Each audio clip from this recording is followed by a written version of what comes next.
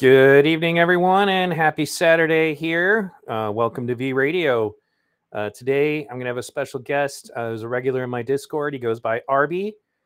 He holds a master's degree in health sciences, and we're going to go over WPATH. So WPATH is actually, I'll just let him explain that part, honestly, but if this is your first time checking me out, make sure you go to hy.page/VRadio. Where you can find all of my various ways to watch the show, which includes Rumble, Odyssey, BitChute, etc. I implore you to please do this because I have a feeling that because my content is very similar to some of my friends who've just been outright deleted from YouTube, that the likelihood is, my days here are probably going to be numbered. So I'm hoping not, but make sure that you also have me on all those other places. The other thing is, if you go to hy.page/VRadio, you can join us on Discord, Telegram, etc. And it's really the only way to know for sure when I've gone live. Every time I go live or post a new video, I post it to all of those mediums. So it's the best way to be really sure that you know when my new stuff comes out. So I'm looking forward to today. A little bit of announcements about going on further. So MacBags contacted me again and is actually still willing to come on. I guess the problem is that they said now they don't have a headset. So again, I'm not going to schedule that one until I know for absolute sure, but the conversation with MacBags may still take place. Tomorrow night at 6 p.m., we're going to be doing a review reaction watch show of the film Murder, Spies, and Voting Lies. Now that we're allowed to talk about election fraud again on YouTube, we're going to be watching that film with you guys. Me and my co-show host, Liberty Unleashed. We'll be doing that together to discuss the realities of previous elections that have had anomalies, and what the implications are for the future. I've also reached out once again to Clint Curtis. If you guys have ever looked on my channel, I have a video of a man testifying before Congress on the fact that he had been hired to specifically write software that would rig elections. So it's the same guy. He's actually been on my podcast before, but that was before I made the transition to YouTube. So I'll be hopefully meeting with him maybe the following week on Liberty Unleashed, meaning the co-show with me and Liberty Unleashed. If you haven't subscribed to Liberty Unleashed, please make sure that you do so. It's one of the featured channels here on YouTube. I want to thank everybody for showing up today. Please take a second and share the stream.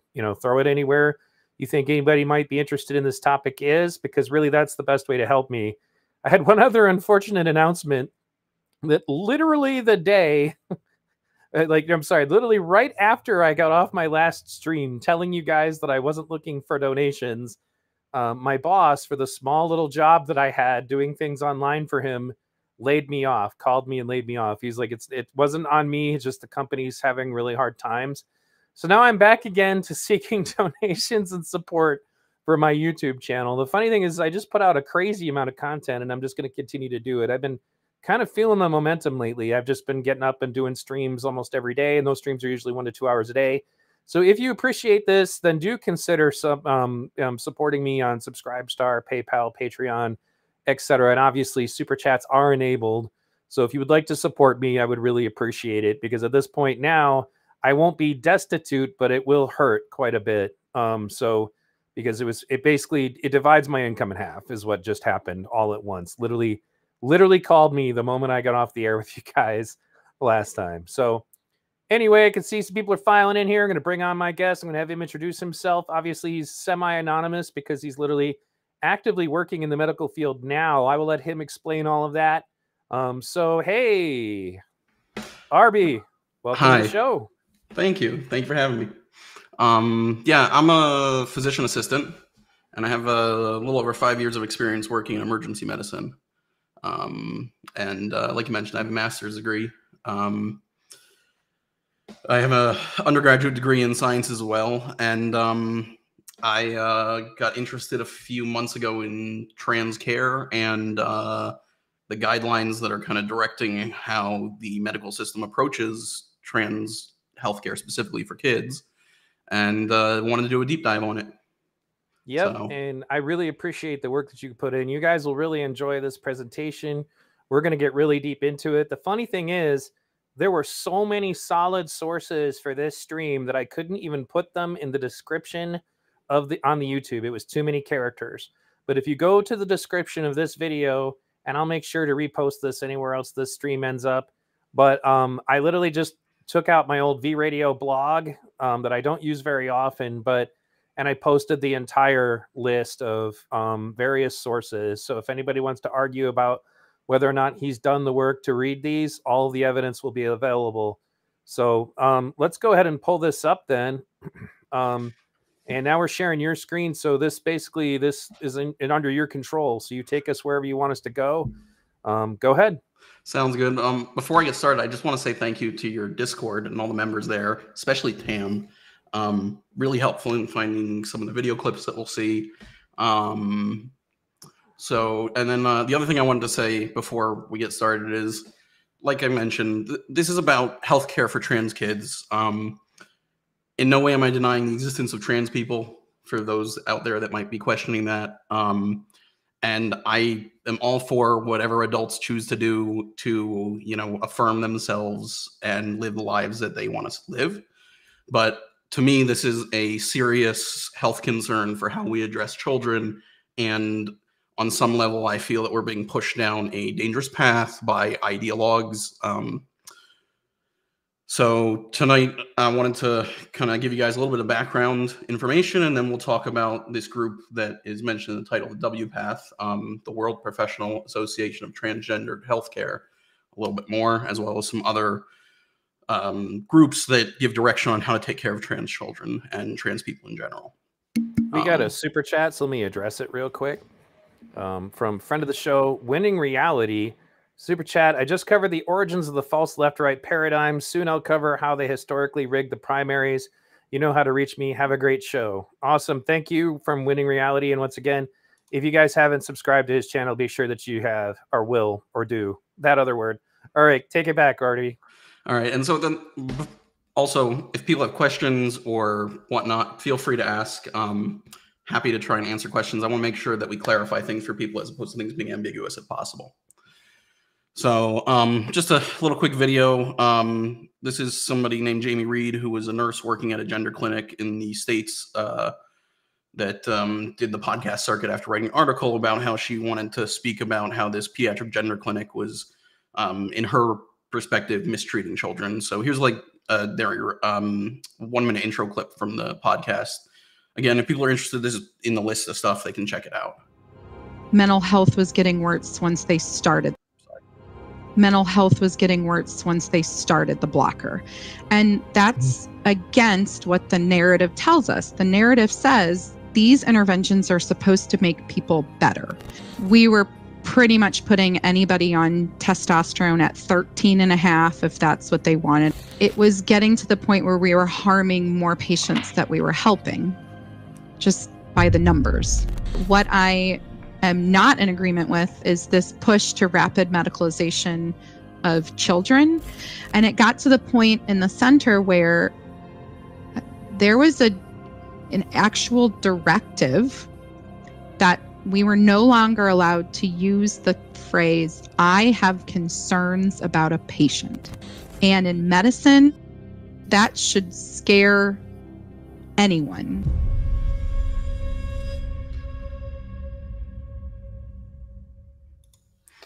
So, what's driving the care that she's describing? We'll kind of get to that.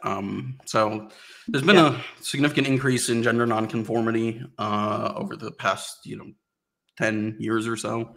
On the left, you see a graph from Gallup polling of LGBT identification based on generation by adults.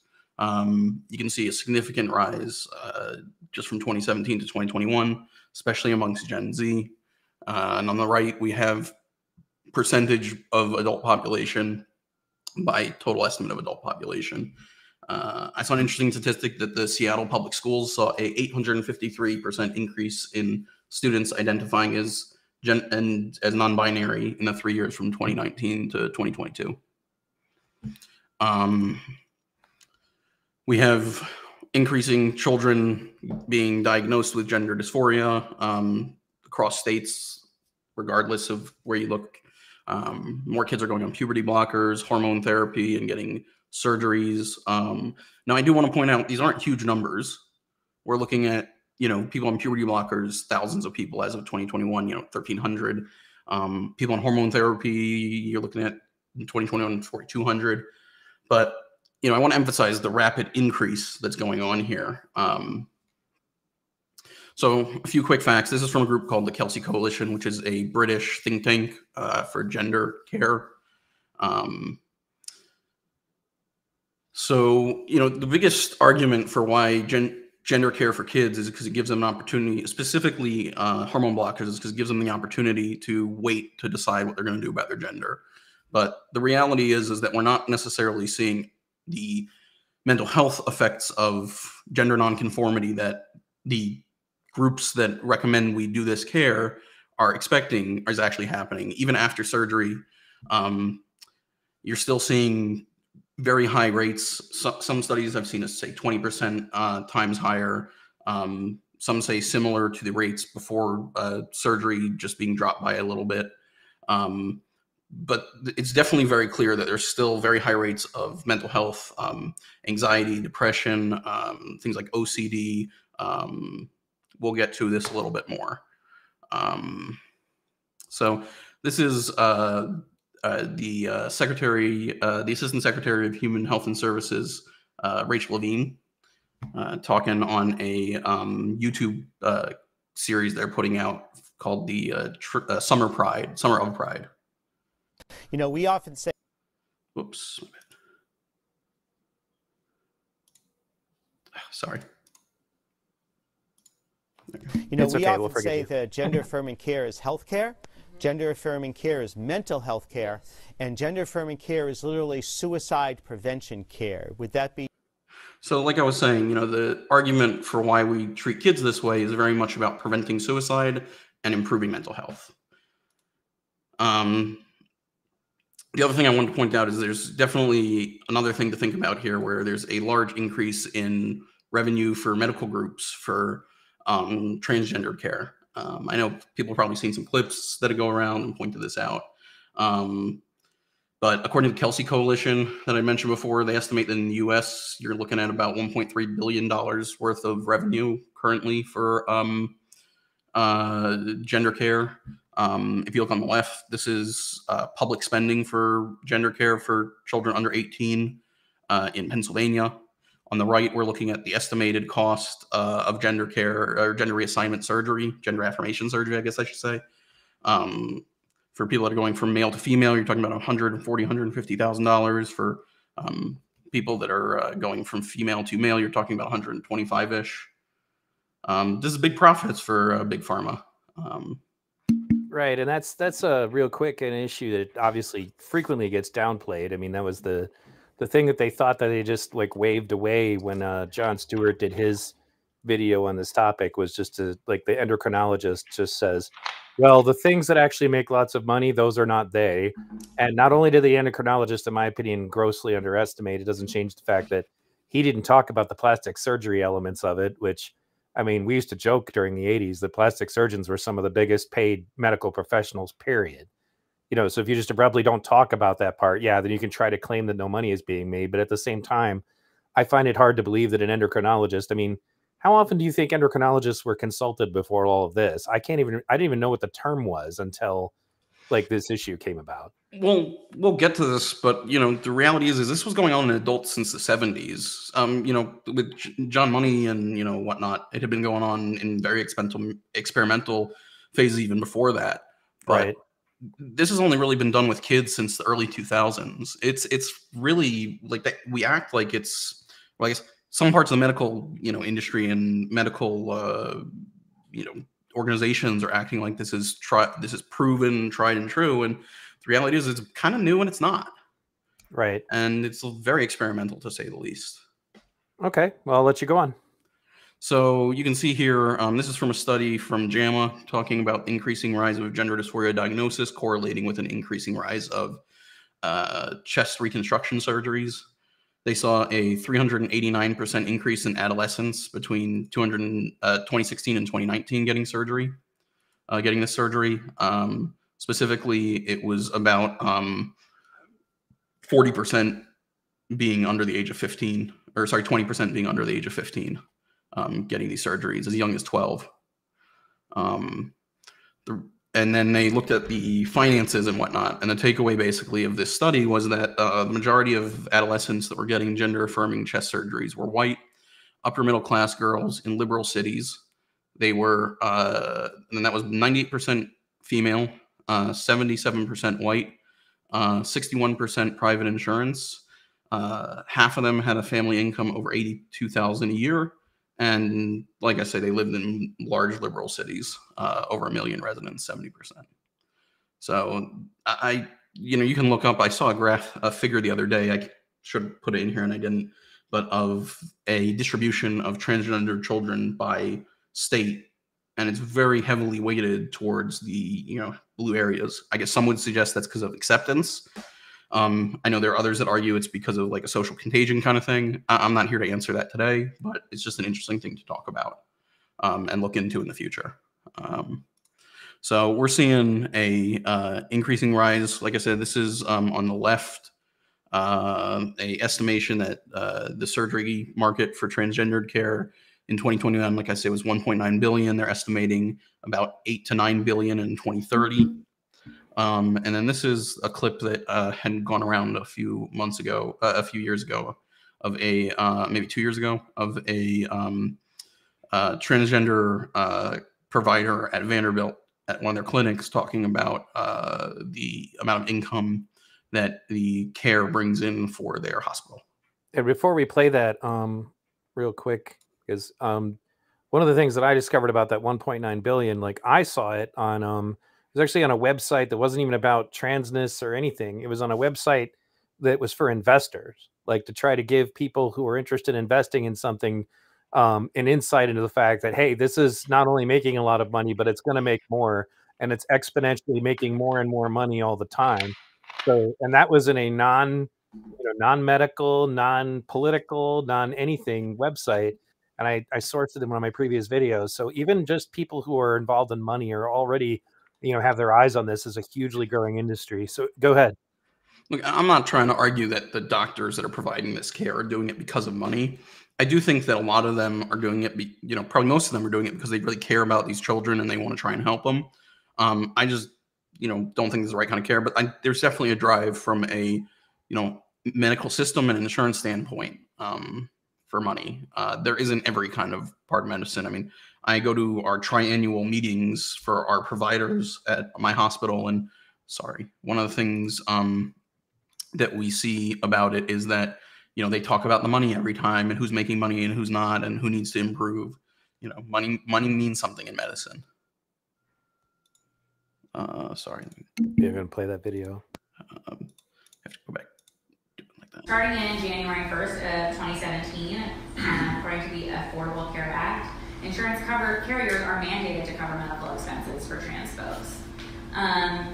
Some of our BUMC financial folks in October of 2016, starting a couple of years ago, put down some costs of how much money we think each patient would bring in. And this is only including top surgery. This isn't including any bottom surgery. And it's a lot of money. These surgeries make a lot of money. So female to male chest reconstruction can bring in $40,000. A patient just on routine hormone treatment, who I'm only seeing a few times a year, can bring in several $1,000s. That requires a lot of visits and labs. It actually makes money for the hospital. Now, these I got from the internet, but it's from the Philadelphia Center for Transgender Surgery, which does a lot of surgery for patients. And I just want to give you an idea of how much these bottom surgeries are making. And I think this has to be an underestimate. This is for a vaginoplasty. They're quoting roughly around $20,000 for a vaginoplasty, but that doesn't include your hospital stay. That doesn't include your post-op visits. That doesn't include your anesthesia, your OR. So I would think that this has to be a gross underestimate. I think that's just like the surgeon's piece of it, which anybody who's ever been in the hospital knows that that's like 10% of it. And then the female to male bottom surgeries, these are huge money makers. again, I think this has to be an underestimate that they're quoting around $20,000 for a phalloplasty. There's been different things that I've read that said it could be up to $100,000. Dr. Winokur, who's our surgeon, says that there's entire clinics where the entire clinic is supported just by their phalloplasties, and that is like a fraction of the surgeries that they're doing. These surgeries are labor intensive, they require a lot of follow-ups, they require a lot of OR time, and they make money. They make money for the hospital. So this is a few different countries' gender clinics, major gender clinics, and their referrals over time. In the top left, this is the Tavistock Clinic in London from 2009 to 2019. Keep that clinic in mind. We'll talk about it a little later. But if you forget, it's not a problem. On the top right, we have the Canadian referrals for their entire country from 2004 to 2016. Now, again, it's 1,000 people, a little over 1,000 people we're talking about in 2016. Keep in mind, it is cumulative how many people total we're talking about that out of each year. But, you know, the increasing rate, that's the thing that I'm trying to, you know, get across there. In the bottom left, we have in the U.S. Over here, Fenway Health, which is part of Boston University, if I remember correctly. And then in the bottom right, we have the Australia overall for their clinics. So, you know, there's been this crazy rise, and there's been a lot of people getting involved in care. And now we're starting to see that there's been some things going on that are, you know, questionable. So this is a story out of the UK about a doctor who had, you know, his license suspended because of issue with 24 patients that he didn't treat properly. The most controversial situation was one in which he had prescribed puberty blockers to a 9-year-old girl that wanted to be a boy after a 20-minute Skype call in which they actually spoke to the patient for 10 minutes with no physical exam. You know, and again, these people are doing this because, yeah, I mean, it's crazy. They're doing this because they believe, or at least what they're saying is they believe that if you don't do this, these children are risking committing suicide, and you know, they're going to end their lives. That's one of the things about like the Emma Vigeland conversation was she was saying, well, these parents are, you know, going through a process, and they're being told, and you know, this is about parent rights, and parents, if they have a plan with their doctor, should be okay. And like what she wasn't communicating very strategically is that we don't have a lot of evidence that this is even effective, and that these parents are not being told, hey, this might work, you know, there may be some complications. They're also being told, you either do this, your kid is likely to kill themselves, you know, as if parents are just making perfect informed consent decisions, you know. But anyway, go ahead. No, I mean, it's questionable if children can even understand the decisions they're making. And, you know, people from the groups that we'll talk about as WPATH, you know, they've even brought this up as well as being a questionable thing that we should be doing, because, you know, there's a lot of negative long-term side effects from this treatment. And, you know, our people really have the capacity to make those decisions at these young ages. But yeah, the calculation that a lot of these doctors are making is the risk of suicide outweighs the concern of side effects of issues. Right. So I wanted to give people a little bit of a basic science understanding of how these actual puberty blockers work, and how we diagnose gender dysphoria, and how we track puberty. I've noticed in discussions that I see people having, you know, that are lay people, there's a lot of confusion or misinformation, and I want to try and clear things up a little bit. So first thing I wanted to just talk about briefly is that these medications that we're talking about for trans kids, these puberty blockers, they're medications that are prescribed for something called precocious puberty. Precocious puberty is where a kid starts going through puberty earlier than they should. So I'll play you a little news clip about a kid with precocious puberty here real quick. She's also a talented singer who loves musical theater. Mia's got Wizard of Oz coming up, and she did actually make it as a munchkin, even though she's taller than Dorothy, but you know, she's really excited. The fact that Mia is taller than most of her peers is nothing new. That's because she has an unusual condition known as precocious puberty. Precocious puberty is an umbrella term used to describe early puberty. Most patients have central precocious puberty, or CPP. CPP begins with the hormonal release of gonadotropin-releasing hormone, or GnRH, the same chemical that instigates a normally timed puberty. Central precocious puberty from a chemical perspective is usually the same as what occurs in normal onset of puberty. It's just that the timing is different. A child with precocious puberty can often look 3 or 4 years older than their actual chronological age. Most are taller than their peers, and sometimes even seem to act more mature. All of this. So something I wanted to just mention here real quick is that, you know, there's definitely some psychological and social consequences associated with precocious puberty. One of the major ones is that because these kids, you know, are older and essentially appear older and on a mental level are, because of the hormones maturing faster than their peers, they're often ostracized and treated differently. You know, the same token, I just had this thought that, you know, you take a kid that's transgendered and they're put on these medications and now they're less developed and, you know, they have less mental development than their peers. It's going to only worsen the situation that's going on with them from a mental health standpoint.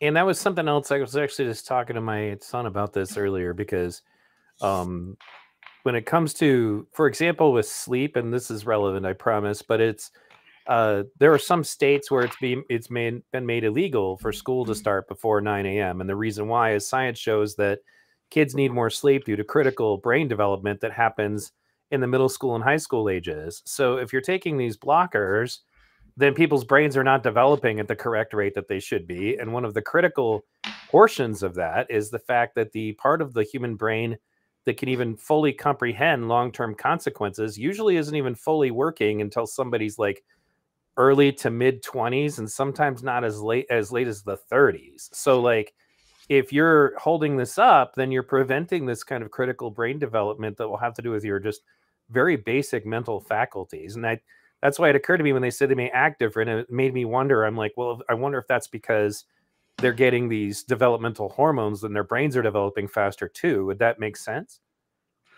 Yeah. I mean, at the end of the day, you know, your logic systems don't kind of completely solidify until you're about 25. So if you delay the ability for yourself to go through puberty, from what I've read, it seems to, you know, impact that as well.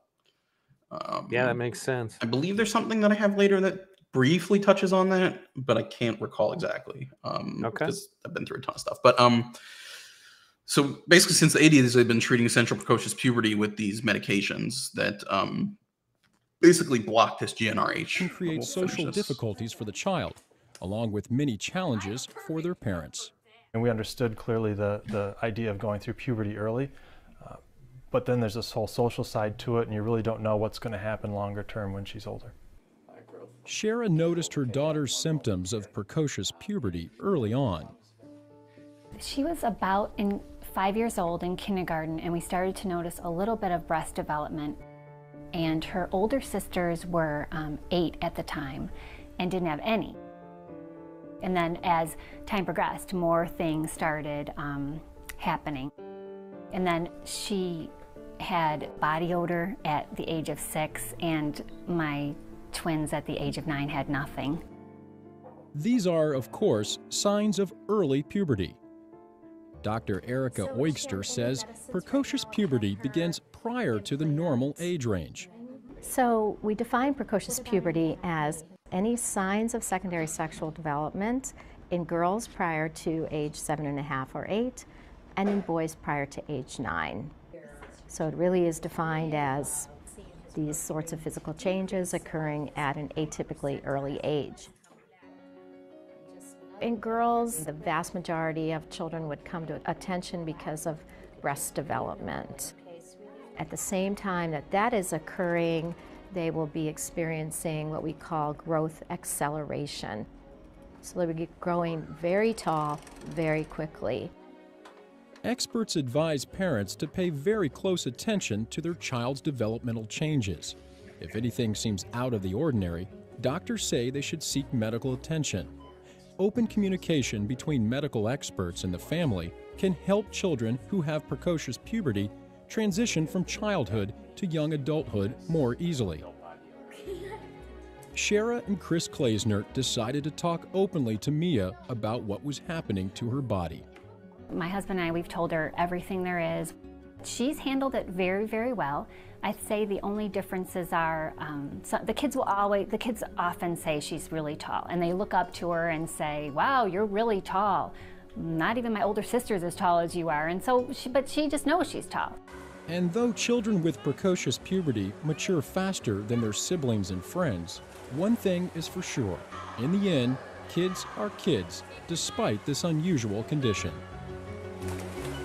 So we treat it because if they don't treat it, kids end up shorter than their and less developed than their potential, because their growth plates will fuse sooner. But they're basically on these medications for about 2 years most of the time. So the way we track puberty is through something formerly called Tanner staging, but it tracks the sequences of pubertal milestones, which track secondary sex characteristics. So puberty starts with something called adrenarche, which is where the hormones from the adrenal glands start being produced. These are either androgens, which are masculinization hormones, and so both sexes, girls between the ages of about 6 and 9, and boys between the ages of about 7 and 10, start to get oily skin, which causes acne, body odor. You get hair in your pubic region and underarms, which you can see is tracked at average ages about 10 for girls, with breast buds and onset of puberty for both is about 11. And then you get gonadarchy, which is when you start to produce this hormone, GnRH, that we've been talking about. And so you get this like bursting release of GnRH, which starts usually between the ages of 8 and 13 in girls, and 9 and 14 in boys. And that's when you start to see secondary sex characteristics forming. Breast buds, testicles and penis start to grow. The parts of the vagina start to grow. That's about where Tanner stage 2 is. We're going to talk about Tanner staging in a bit. So on the next slide, I think we have Tanner staging. Well, let me make a quick point, because this actually came up during I think it was the Elma Vigeland conversation too, but was like, as you just pointed out, they're only on these hormones for a very short period of time. And I've heard people make this argument before. Well, we know that they're safe because we use them for precocious puberty. I'm like, yeah, but for precocious puberty, you use them for a couple years. You don't use them for the person's entire life. Like, so we don't have long-term studies on the effects of those things. And I'm sure at some point during your presentation, we'll also be discussing the fact that it's not just this pause button that you can just as easily turn off, that it has other complications, right? Yeah. Look, these same medications are prescribed for a few other specific health situations they're approved for.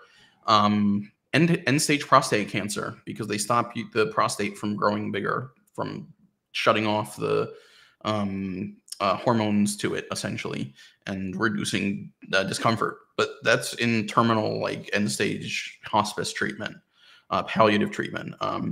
In breast cancers, for treatment for different reasons, but for a max of 18 months most times, because of side effects. So to pretend that there's not side effects using this stuff in kids is, silly.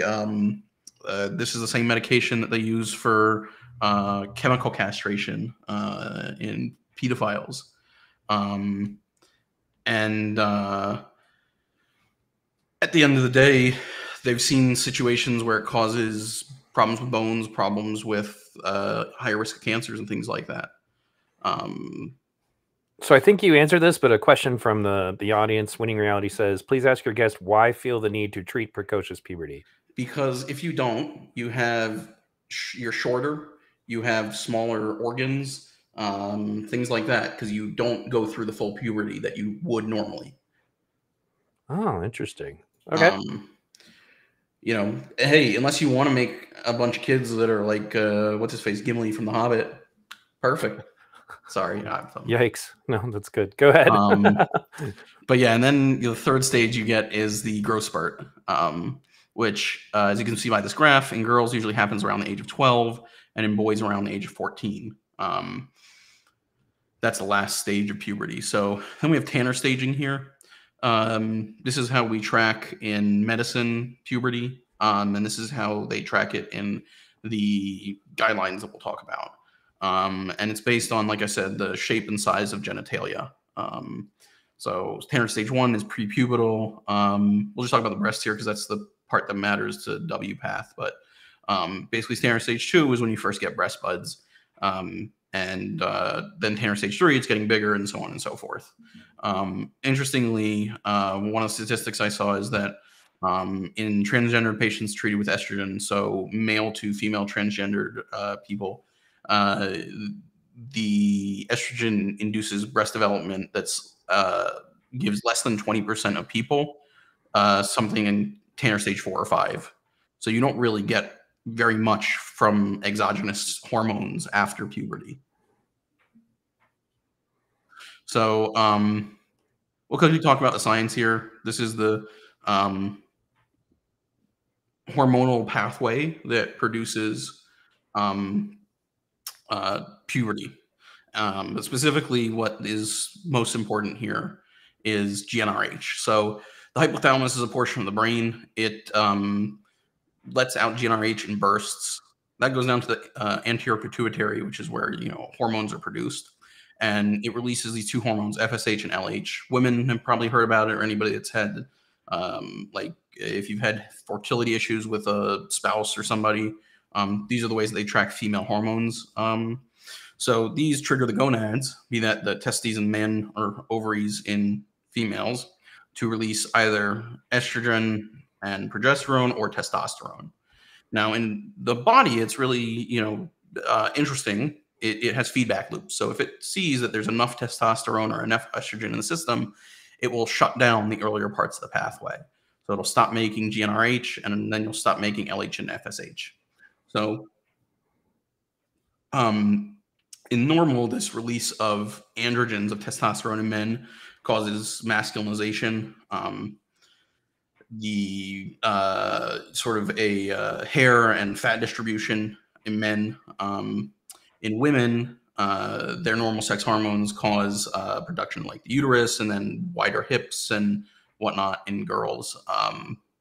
Now, hormone blockers, they come in and they block GnRH essentially. But the way that they do that is by giving a big burst of GnRH, which shuts down the system because you have so much of it, it overloads essentially. Not exactly, but basically. So like I was saying, these are prescribed normally for about 12 to 18 months. And it's well known that they have side effects in long-term use for reduced bone density. They lower the potential of height in prepubertal children that are on, and it causes weight gain. It can cause, if in the long-term use, fertility problems. Now, I will say, data shows that cross-sex hormones are protective against some of these side effects. So if you are transgendered and you're on hormone blockers, going onto the opposite hormones or the hormone replacement as soon as possible is the best thing to do to protect yourself from side effects. But the groups argue that it's not a big deal, and it's not as serious, and you can stay on these blockers for an extended period of time despite the side effects. People have probably heard of Lupron. That was the first one that was approved by the FDA in 1990. Right. And then this is from a paper on central precocious puberty overall, and it's saying, the recommendations are to consider starting girls on it that start puberty before the age of 6, or boys before the age of 9, and treat them until about the age of 8 in girls, until about the age of, it's not in this quote, but about 11 boys, and then to stop once they reach 10 to 12 or 12 to 13 and they reach the height that they're looking for. We have a point of clarification question from the audience. Suzanne X9 says, V-Radio, my boy hit puberty very early. He's not short or have any form of stunted growth, so I'm confused by your guess. I asked for clarification. They said apparently he started puberty at 9 years old. That's normal, and there's a difference between being on the early end of puberty and like really starting it before your body should. So 9 is the lower end of normal for boys. Got it. But some people are delayed too, and you know, whatever. We don't need to talk about that. That's not so important for this. Right. But yeah, this is a little table I put together, just kind of going over some of the medications that are used. And the point I really want to get across here is that a lot of the puberty blockers are used off-label. So spironolactone is this medication. Sorry if I'm being really loud. I tend to. No, you're fine. You're fine. So spironolactone is a generic medication. It's been around for a long time. It's used as a diuretic. It used to be. There are better ones now, but for people that had kidney problems or heart problems, to help get fluid off. They found it was used for that it block hormones, so they started specifically male hormones. So they would start using it in women that had PCOS, polycystic ovarian syndrome, which would cause hirsutism, which is a masculinization, you know, growing hair and things like that. It's used off-label for the male to female transgender adults in conjunction with estrogen and or progesterone to block, if people keep their gonads, keep their testes, to block the testosterone. Now in kids, we're talking about these medications under the black line, under the solid black line. And these are all very, very similar to Lupron. We're going to talk about a few specific ones in a sec, but the point I want to make here is that they're basically, like I was saying, prescribed for breast cancer, endometriosis for 6 months total, and prostate cancers primarily. And then off-label means that the medication hasn't been approved for that use by the FDA, but it has been approved for use for something by the FDA. So doctors have something to rely on, like medical studies or a set of medical recommendations to use it in this setting so that insurances can cover it. Yeah, as John Jackson mentioned in the chat, it has been used for high blood pressure too. Although I don't see a lot of people on it anymore because it's, you know, again, they're better medications. So there are some of these medications that are prescribed for central precocious puberty, like Lupron, which these are depots. They are like birth controls that go under the skin in the upper arm. We're going to talk about this one called from a group called Endo Pharmaceutical, Histrelin and Vantas.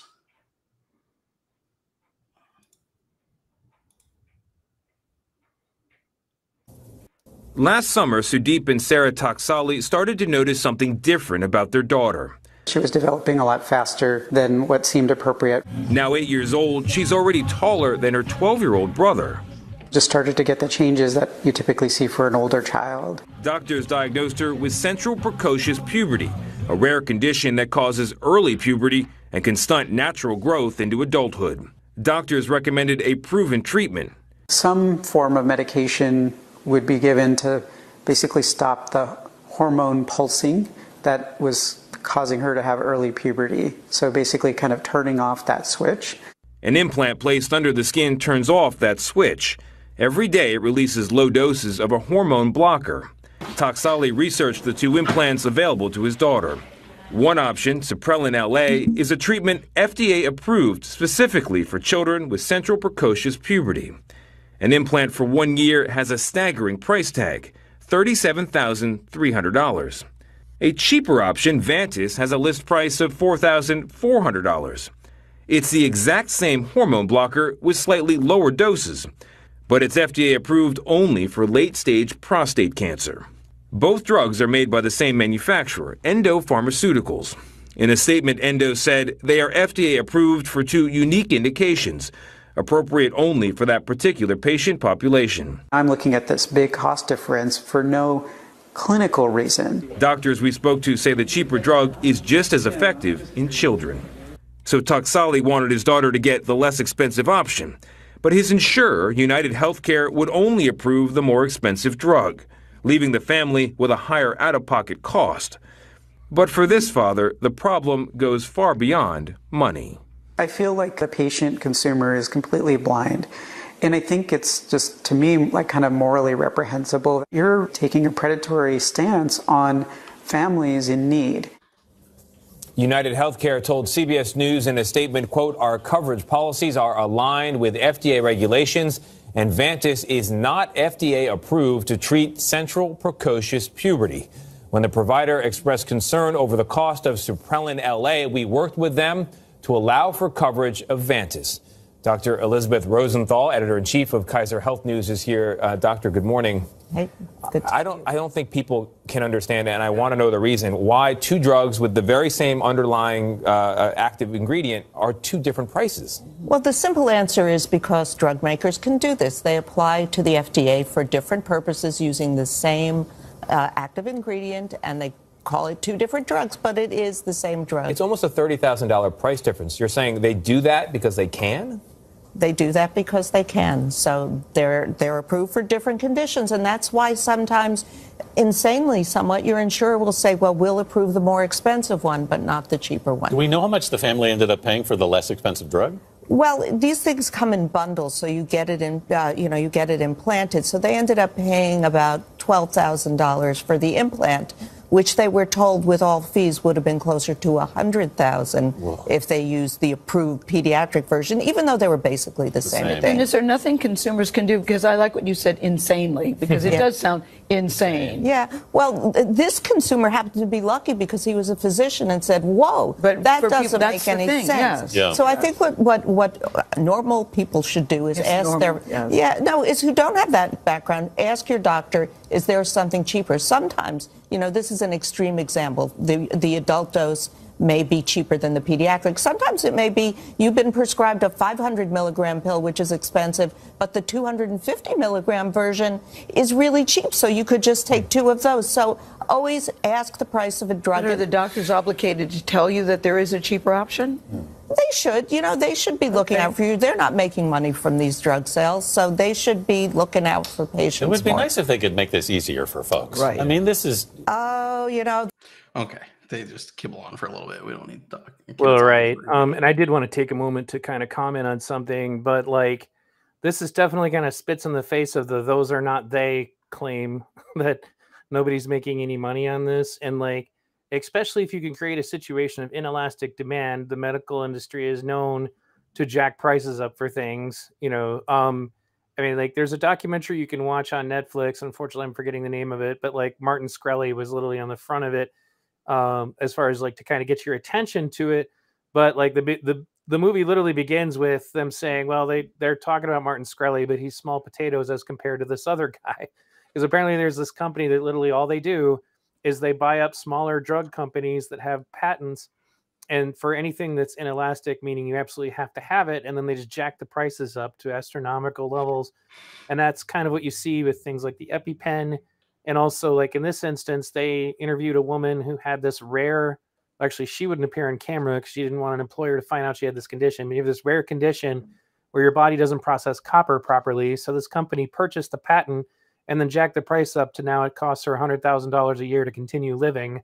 And her insurance company currently is stuck in having to, deal with it. But she doesn't want an employer to know in the future that if she ever tries to change jobs, nobody's going to hire her if she's got this huge cost of living. But the drug, there's no reason for it to be charging that much. And that's why when people say, how do they justify these prices? Well, it's probably a lot easier to sell something to a parent if you tell them, well, your kid is to take this, so they're going to commit suicide. But go ahead with whatever you were going to say. No, it's beyond me.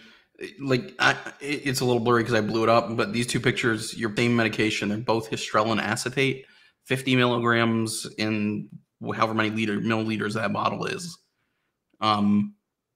You load up an implant. That's the implant kit on the left. You put it under the skin. The Vantis lasts for either 6 months or a year, depending on which implant you get. And the Suprelin lasts for 18 months or 2 years. I can't remember. 18 months. Yeah, 18 months.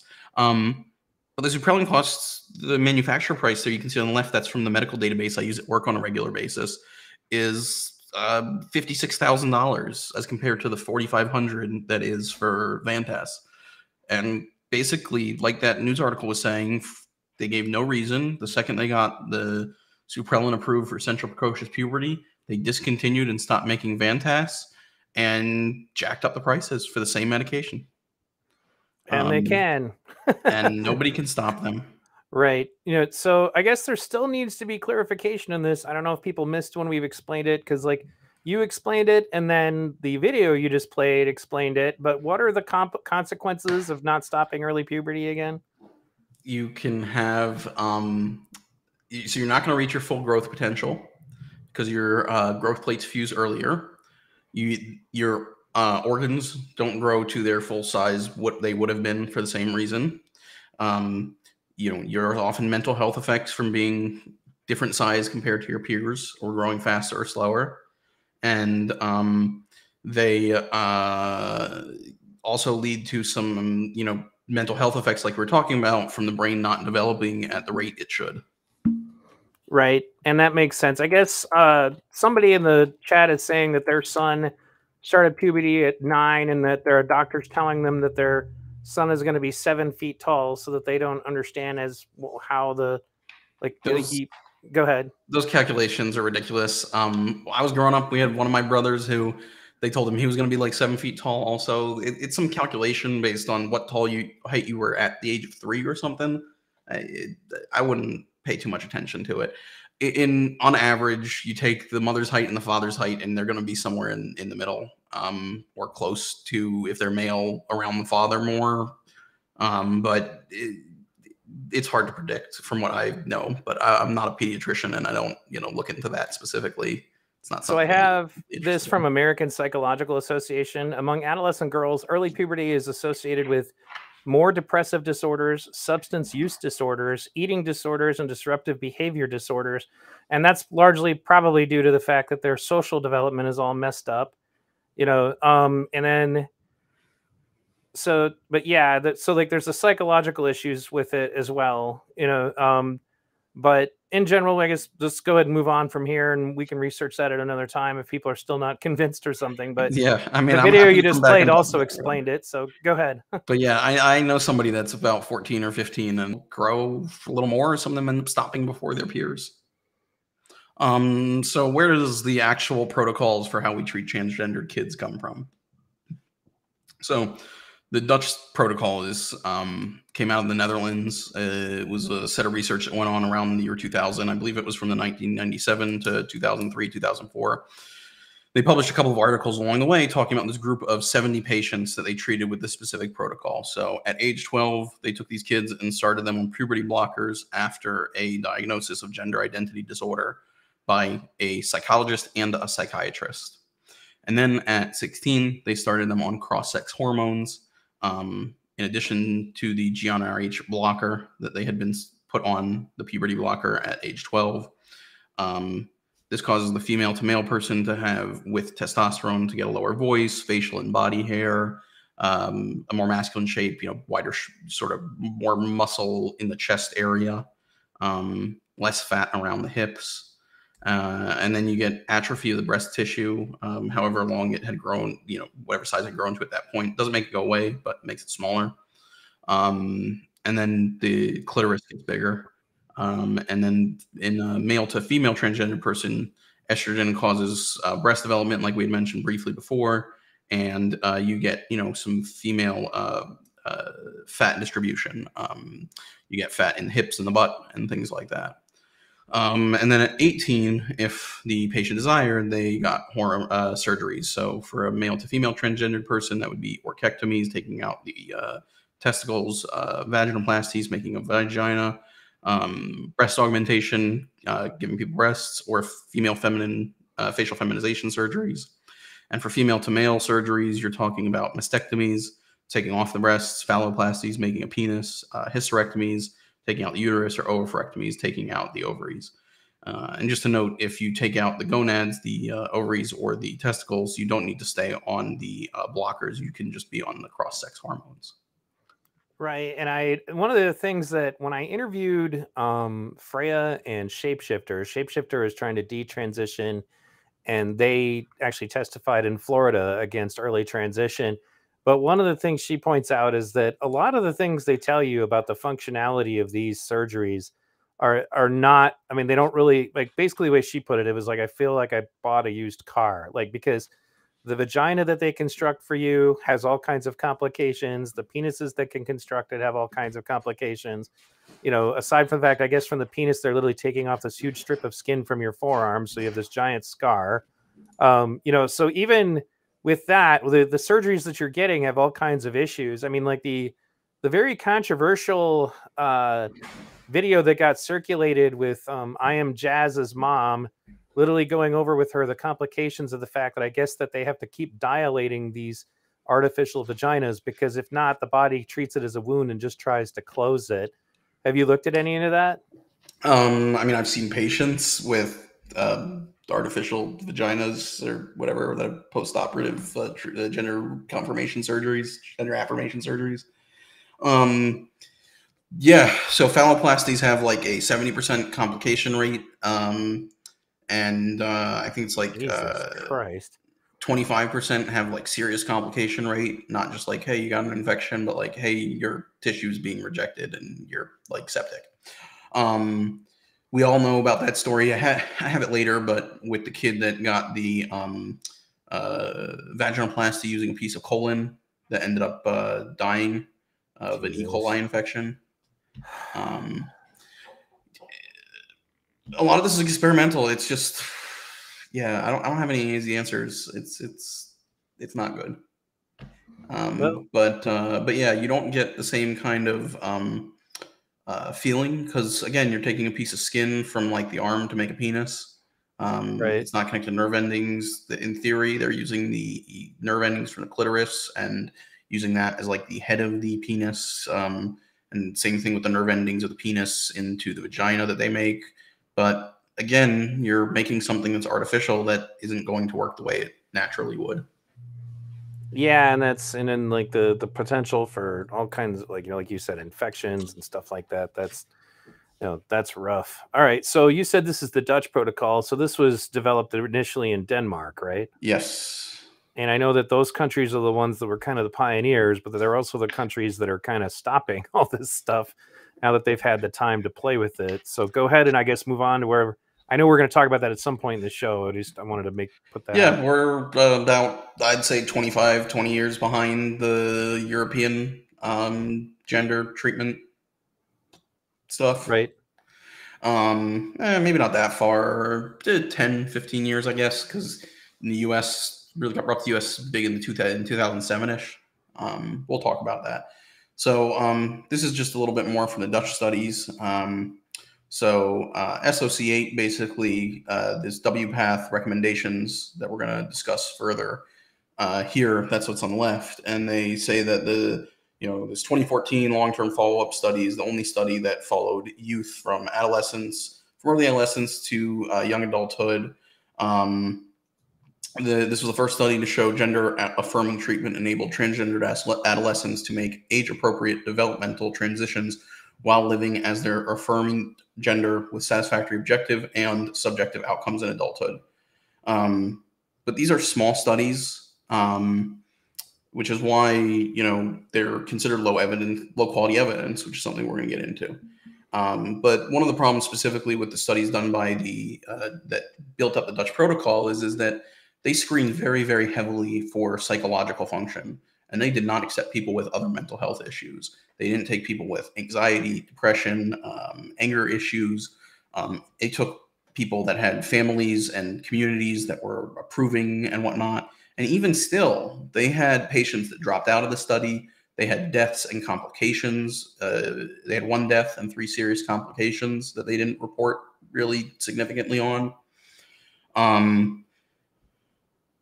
But again, they took people and then only looked at them a year and a half and then 3 years after surgery and after treatment and showed that they were still functioning well, but they took well-functioning people to begin with, which is not what's going on today. So this on the left is from the medical database we use at work, looking up Lupron and whatnot.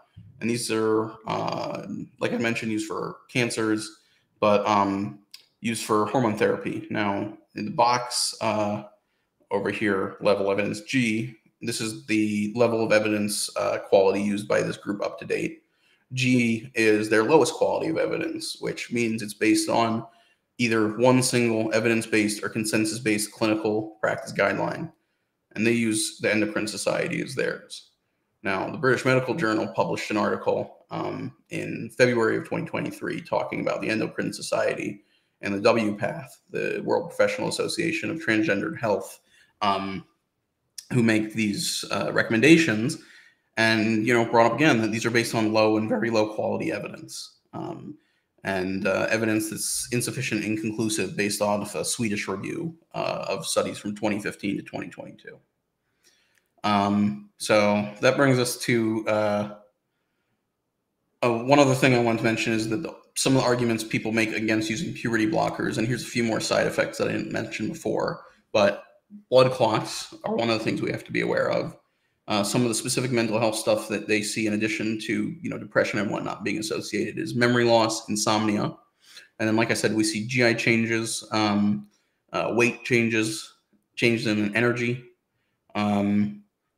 and hot flashes, and then if you use them for long enough, osteoporosis and cardiovascular issues. And one quick thing I wanted to point out, because I know that when the Crenshaw video that I did, the doctor that was trying to argue with him said, we're misusing the term low quality evidence. And I had looked up what low quality evidence was. And like one of the things that it stated was that this means that any treatment that we may have assigned because of this may literally change at any time. Is that an accurate statement? Yeah, well, one of the problems that you see is that these are based off of very few amounts of data points and patients, and they're not randomized controlled trials, which is our highest quality of evidence. And so it's really experimental, and it's a ongoing process of figuring out what the best information truly is. And I think that that's another thing that's really important, folks, is that when you're looking at stuff like this and somebody just cites you studies, make sure you go check out the studies yourself. Like, because in many cases, they'll pass something over that has like a really tiny, number of people that participated or things like that. Because they'll just throw the citation up, assuming that you won't go bother to go read it yourself. And obviously, RB did that, and we made available all of these to you. But I'm just saying, in general, just because somebody throws a study at you, you should probably go look at it. I remember he was Crowdsourced Politics. He's in our Discord all the time. He shared a study that supposedly says that the brain scans of trans individuals are closer to the gender as they identify as. And I looked up the list, was like, so this is 8 people. Like, you just showed me a study with 8 people. Like, that's extremely small, to the point of being insignificant, and it's not nothing, but it does mean that I think we need to see a lot more. And the problem is that, so as you pointed out, the standards of evidence here are extremely low. And then all these organizations are just going ahead and jumping in with feet first with well, let's get into the extremes of changing their hormones and then cutting off body parts and replacing them with unfunctional body parts. And as I keep saying to people, if you were an evil genius who hated queer people, wouldn't it be an interesting trick to convince them that what they really need to do is to sterilize themselves? So anyway, go ahead. Yeah.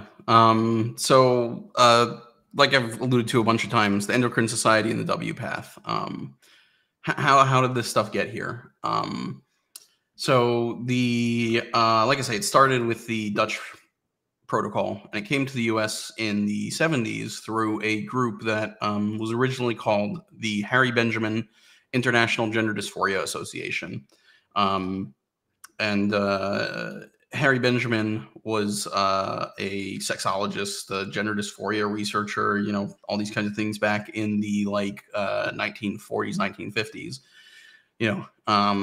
and he started this group with the funding from a patient of his named Reed Erickson. And they were basically the first group in the US to put out any information on taking care of transgendered people. They first started putting their stuff out in 1979. The British Medical Journal, in an article that I was reading, basically said that the WPATH became the standard of care because nobody else was doing it. They were quoting a California-based psychologist who's a former WPATH board member named Erica Anderson. And she basically said that professional organizations in the U.S., quote, looked heavily to the WPATH and Endocrine Society for guidelines because there was no one else giving those guidelines or recommendations. So in the early 2000s, they changed their name from the Harry Benjamin International Institution for Gender sorry, I can't remember I have to look it back up. But they became the WPATH, the World Professional Association of Transgender Health. And in the early 2000s, they started making recommendations on taking care of kids. And in 2007, an endocrinologist named Norman Spack, who worked at Boston Children's Hospital, got the Endocrine Society together to write the first clinical practice guidelines based on the Dutch research. Quick aside, sorry, I got distracted, but I was going to say about you talking about evidence. So another project I'm working on is some stuff on box office revenues for Disney. And I saw a quote on Wikipedia that a movie had a $14 million marketing budget, and it quoted nothing. It was just a made-up stat that I could find nowhere else on the internet from all of my searching. So yeah, definitely go look up everything. Please hit up the bibliography that I posted. Enjoy. Have fun. Right. So based on the WPATH recommendations, you see places like Planned Parenthood that are saying, you know, what to expect on your first visit and beyond. In the second paragraph here, in most cases, your clinician, and I should state, this is for people 18 and up, or 17 and up with 17 to 18 with parent permission, or 18 and up. But they say in most cases, your clinician will be able to prescribe hormones the same day as your first visit. No letter from a mental health provider is required. All you people out in California, that's California Planned Parenthood. But yeah, I mean, again, I don't care about adults. I think there should be more exploration of what's driving these thoughts and ideas, and you know what's going on exactly. But you're an adult, make your decisions. This is the informed consent model that's going on, which is part of it.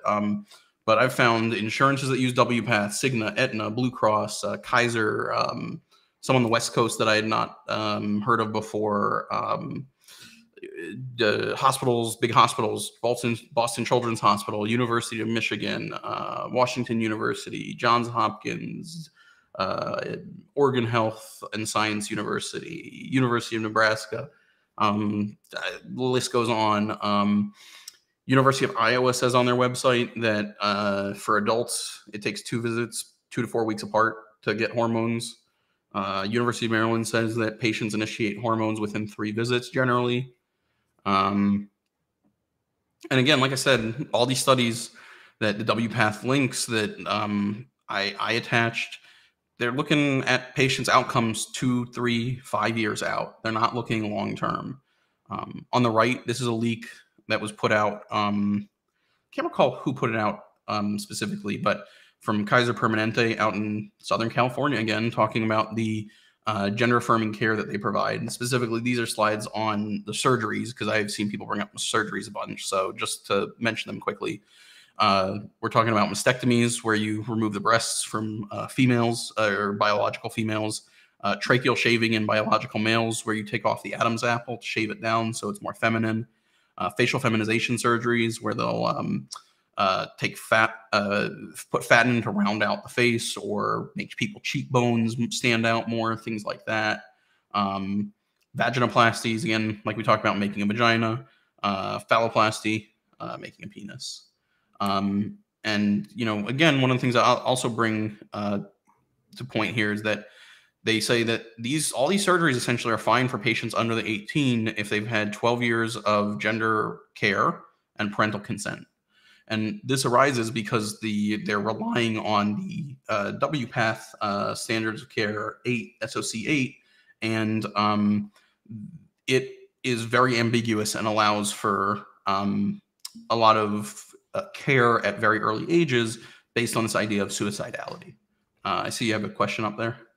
Yeah, super chat. Do hormones have euphoria hiding brain issues? I know that when you take testosterone, it feels pretty fantastic. And then what ends up happening is that, because this is like Corey Mason's mother/father described the first time they took testosterone as this great euphoria. And anybody who knows what that feels like, what they interpreted that as is, oh, this is what I've been missing my whole life. Now I'm normal. When the reality is this is just the effect of testosterone. Do you have any comments on this question? Yeah, definitely testosterone. There's no doubt that it makes people feel stronger, less anxious, more quote unquote like powerful. Although it's not like an aggression but more like centered and okay with themselves. So I need to, again, this is something I would like to look into more. If people enjoy this, I can happily do more research and come back with more stuff along these lines. But this idea of rapid onset gender dysphoria in young girls that have autism spectrum disorder and neurodivergence. It's something I am very curious about and want to look into. And one of the arguments I've seen in my brief exploration of that idea is that something that's going on with these girls is that putting them on testosterone is causing them to feel further affirmation, because it's settling out some of the anxieties and depressions and other unhappiness that girls go through because of normal puberty. So it ends up just becoming a situation where we're medicating for, problems of normal puberty, but also they also state that a lot of these people have comorbid mental illnesses. So if anxiety is one of their mental illnesses, you put them on testosterone and they suddenly feel like $1 million and they go, oh, that's what the problem was. I was just the wrong gender, and what are the effects of estrogen? Do they have emotional effects too?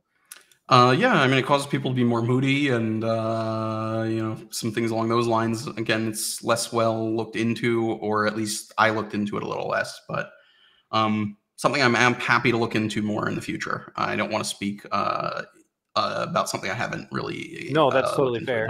That's how we like to do things on V Radio. So there's definitely there's things that I do like in my day-to-day work and dealing with general internal medicine that I could speak about, but some of these more nuanced things would be something I'd have to really research a little more. Right. Especially in something as complicated as endocrinology. Right. Yeah. No, for sure. So our next section, we're going to get into a little bit of some more specifics about examples of different groups relying on WPATH and some different people starting to talk about it.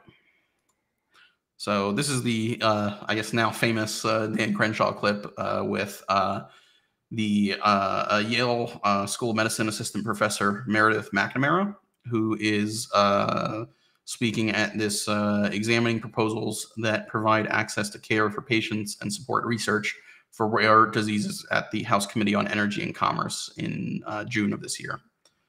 I don't understand personally, I didn't look into this, but why the House Committee of Energy and Commerce is overseeing transgender care, unless they oversee Health and Human Services, but whatever. I think it has to do with what this because I watched the whole thing. And by the way, if you're watching this, I have this entire thing on my channel, at least the parts that are edited down specifically when it came to trans affirming care. But it had to do with the funding for, apparently some of these hospitals get extra funding to help educate certain doctors.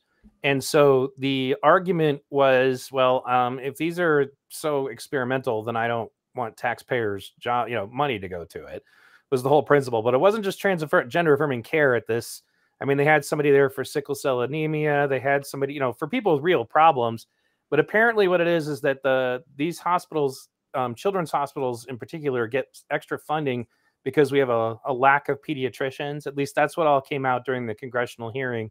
And you guys can watch the full hearing edited down specifically for the conversations of gender affirming care on my channel. I also have a stream where I pause it periodically and comment on it. You can watch it in either format. So go ahead.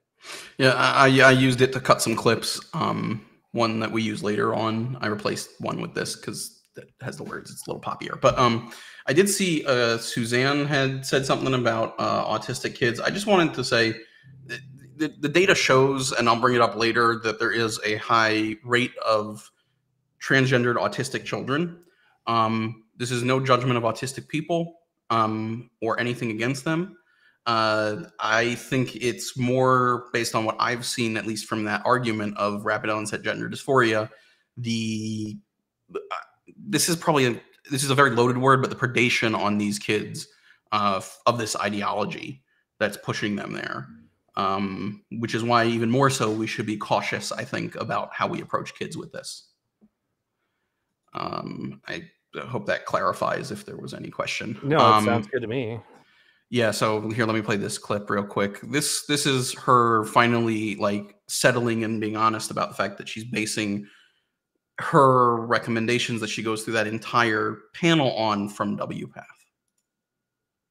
When you're talking about permanent physiological changes, do you not agree that you might want extremely strong evidence of the benefits? And there is no systematic review that states that there is strong evidence of benefits. Sir, are you aware of how the quality evidence grading system works and how it's applied? Yeah, we've read through it. That's why I'm citing these journals. The British Journal of Medicine looked at 61 systematic reviews with the conclusion that, quote, there is great uncertainty about the effects of puberty blockers, cross-sex hormones, and surgeries in young people. Journal of Endocrine Society came up with the same conclusion. Even the American Academy of Pediatrics, they all cite the lack of evidence. Tell me a journal that has done systematic reviews that cites different evidence, that cites strong evidence for benefits of these therapies. The standards of care were developed based on extensive... You're not telling me any journal, you're not telling me any study. Don't say standards of care. Yeah. So... tell me one.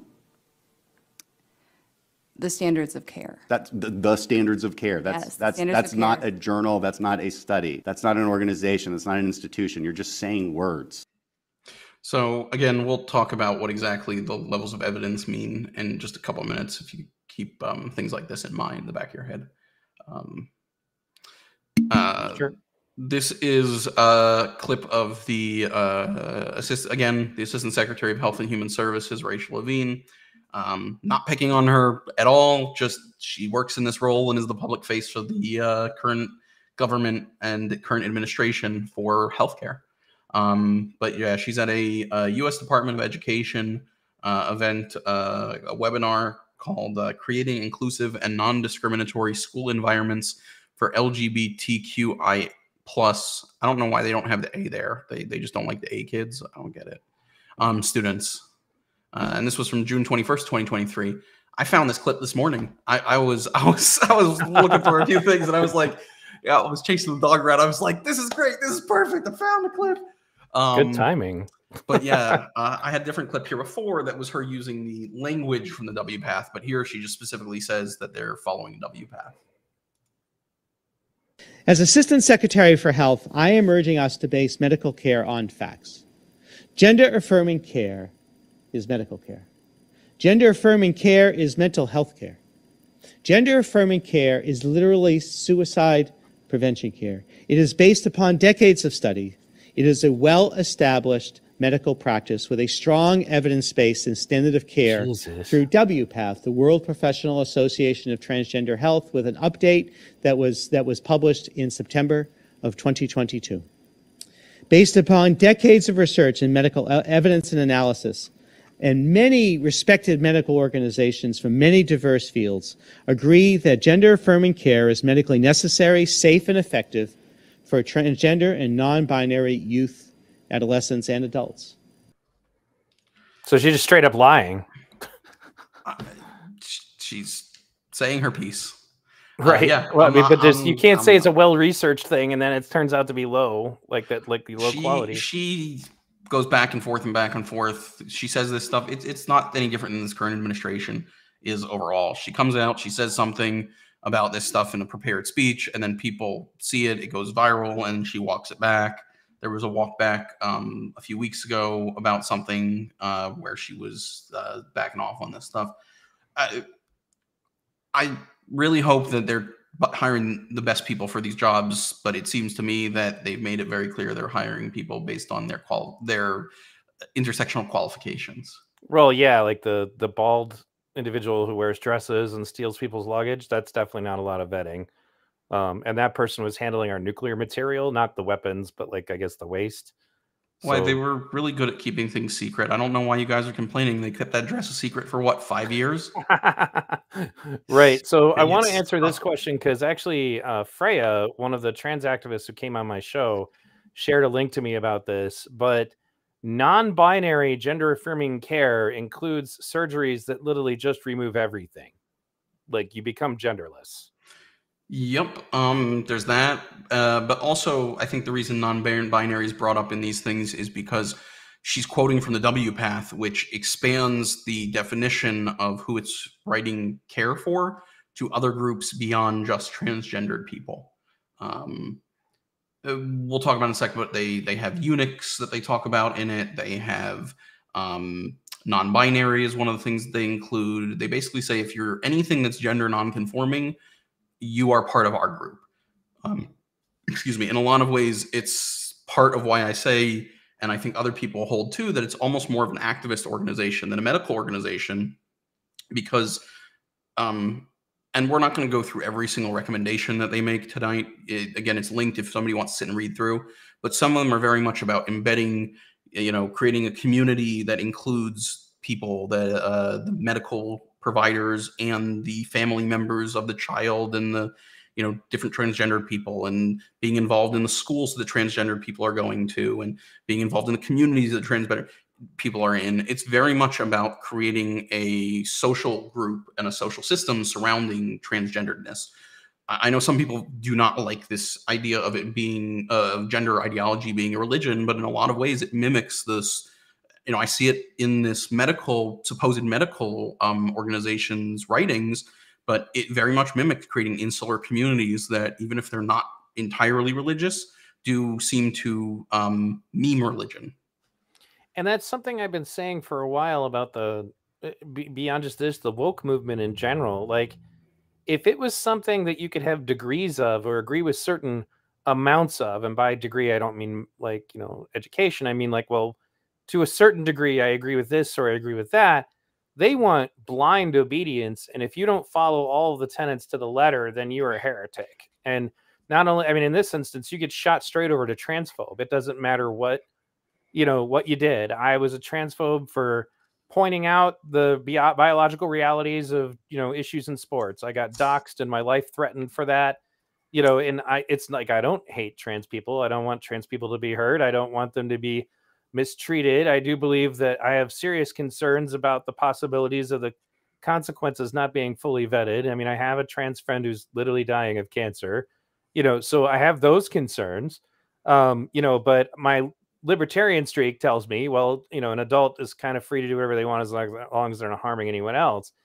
But my main point is just to say that they don't want any deviation at all. If you don't go along with all of it, then you're immediately the whole other opposite thing. And that's why I compare it to a religion, because if it's a religion, if you break any of the 10 commandments, then you're a heretic or, basically a sinner. There is no degree of that. You can't keep the other 8 and be fine.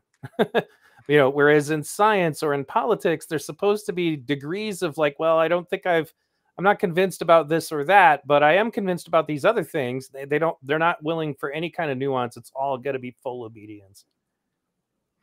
Yeah. I mean, I too, like, I had somebody in my family member who has passed away from old age, but that was transgendered when they were alive. And it was never an issue for our family. I have people in my family that are, LGB, and it's really not a problem. For me, this is all about how we address children with these issues. It's really unfortunate that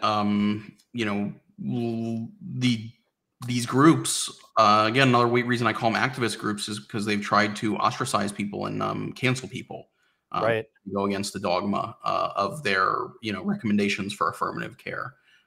Recommending a non-affirmative care model of treatment. There's a few others that exist.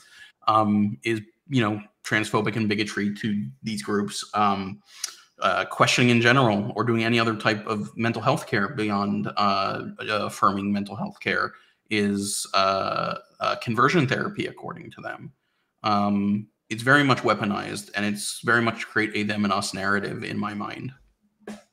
Right. As Assistant Secretary.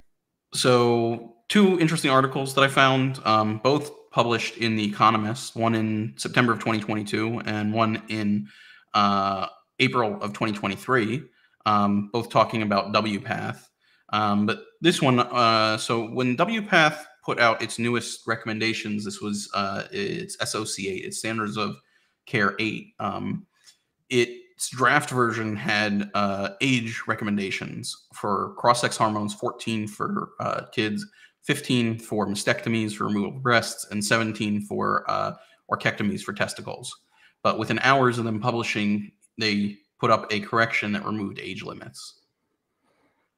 Which caused a bunch of people to leave the group and a bunch of pediatricians and whatnot to say, look, it's just this organization right here.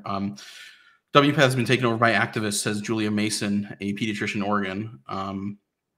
The professional organization of people who they say they adhere to the Hippocratic Oath, and then they go on to talk about how they're doing affirmative care.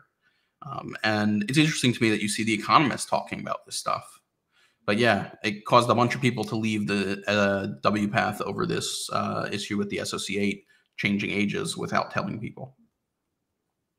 It's and interesting like I said, that could just kind of get slid under the radar. But yeah, continue. They chalked it up as a mistake. Right. They said that the publisher made a mistake and printed the wrong version of it. So I'm gathering that you find that highly unlikely. I do. I mean, no. I think that they meant to take out the ages. Oh, that's yeah. I mean, I think it was a mistake to publish it. I think they had a version of it. I think the way that a lot of these things end up working, so I looked into it some more, and the authors of this section basically said that they had the ages in, and from when it got approved to when it got published, for some reason they don't know why, the overall group that sees the final decision making took out the ages. So, same with an ethics portion that was written but never published. So do you think, I mean, obviously we're looking at a situation where do you feel that, I mean, like, that would be an interesting question. So that was the age limits were in there originally, and then they're suddenly not. Like, so somebody put them in there and then somebody took them out. It wasn't an oops. It's not like, somebody's cat walked across their keyboard and then, put that in. Somebody, like, so that leads you to wonder, so who's arguing about that behind the scenes? You know what I'm saying? Yep, I understand completely. Yeah, I have no idea. I think these are all things that we should look into more. And, anybody that, like I said, people from Discord were very helpful in finding stuff for this. Anybody that wants to help look into these stuff more, I have some books I'm interested in reading about this stuff. I'm open to looking into it because it's fascinating to me how we got here and where we go from here. This is the other article from The Economist. This is the April article, and it goes through just in general transgender treatment for kids. But specifically, I wanted to note the highlighted sections where it talks about the Endocrine Society and the World Professional Association for Transgender Health, WPATH. If you ever hear somebody say standards of care, this is what they're talking about. But they reviewed the Endocrine Society stuff, and they said, based on the Endocrine Society's review, it focused on side effects, which it found weak evidence for, showing that there's none. WPATH, for its part, did look at the psychological effects of blockers and hormones, but it found scant, low-quality evidence. Despite these findings, both groups continue to recommend physical treatments for transgender or for gender dysphoria and insist that their reviews and the resulting guidelines are sound. So, yeah, I mean, like I say, there's definitely some pushback starting to happen, and groups like The Economist are open to writing about it. I think that's a really good thing. And as you said, The Economist. So that brings us back to, is this a matter of like, so who's going to capitalize on this? Who's going to, profit off of this, essentially? I mean, these articles weren't. The Economist doesn't only publish about financial stuff. These were just reviews about transgenderism in general. There's also, if you look through the news articles that are on that list of things that I sent you, to post a whole list of Reuters did a bunch of deep dive looks into this stuff with kids in that's an interesting article series. I just think that because it's a topic that will sell in today's market, news are interested in spending money looking into it. All right, so what's next? Okay, so this is a little bit of a longer clip. It's about 8 minutes, I believe.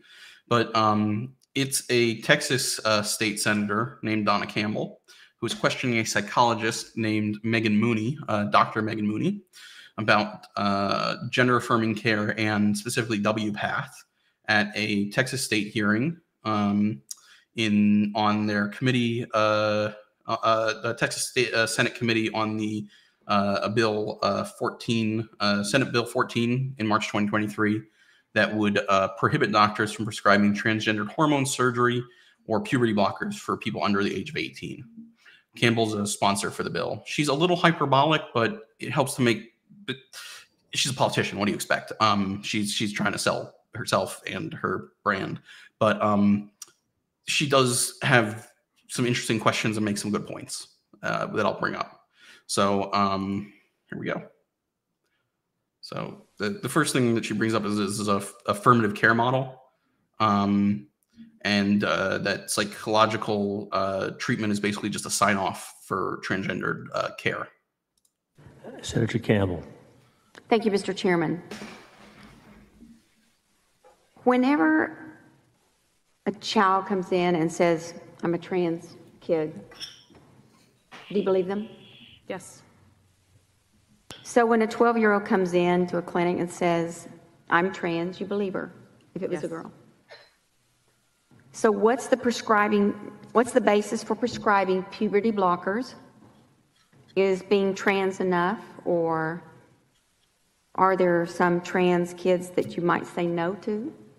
I'm not a prescribing physician, so I can't speak to the... Yes, but you are the one that is there to either sign a paper that says they've had therapy and it's okay to put them on... Senator Campbell. Oops, sorry, I didn't mean to restart. Thank you. So I just wanted to pause it a sec because I was going to point out this. The WPATH, one of the things that it talks about that we're not going to go in detail about, but it does mention, is that where it's legally required, you should get diagnoses that are necessary and whatnot. So in some states, you can get gender affirming care with no additional diagnoses. In some states, you need gender identity disorder as a diagnosis. In some states, you need diagnoses from multiple psychiatric or psychological evaluations saying that you can start this stuff. So it's very different in different places. But the WPATH basically suggests that you should do this affirmative care model in a multidisciplinary center so that you can offer all these different services, endocrinology, psychiatric care, and whatnot, but from an affirmative standpoint. Right. And the funny thing is that in the dialogue that I'm seeing on Twitter, now they're trying to say that you can be transgender without having gender dysphoria. And I'm like, okay, so then what is it then? Right. Mm-hmm. Anyway, go ahead. That is there to either sign a paper that says they've had therapy and it's okay to put them on medications, right? I am there to say that they meet criteria for clinical distress. So they see you, they get to you because you're a known expert. So they're referred to you, you see them, you believe them, you sign a form, they take it to the doc and they're able to they've had the counseling and they're able now to get the medicines.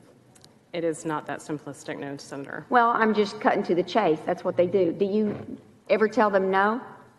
Do you ever not sign one? If they say they're a trans child, do you ever not sign the form that would allow them to get therapy from a physician?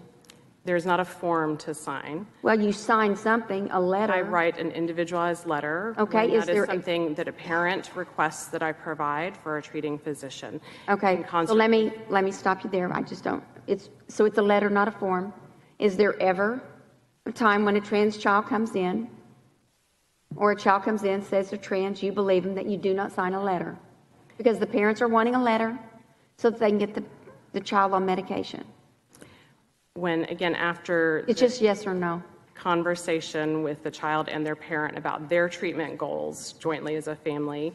And if I judge that in what I know from psychological science, that's in the best medical interest... I really don't need all that. But your decision is based on the child believing the child is a transgender child.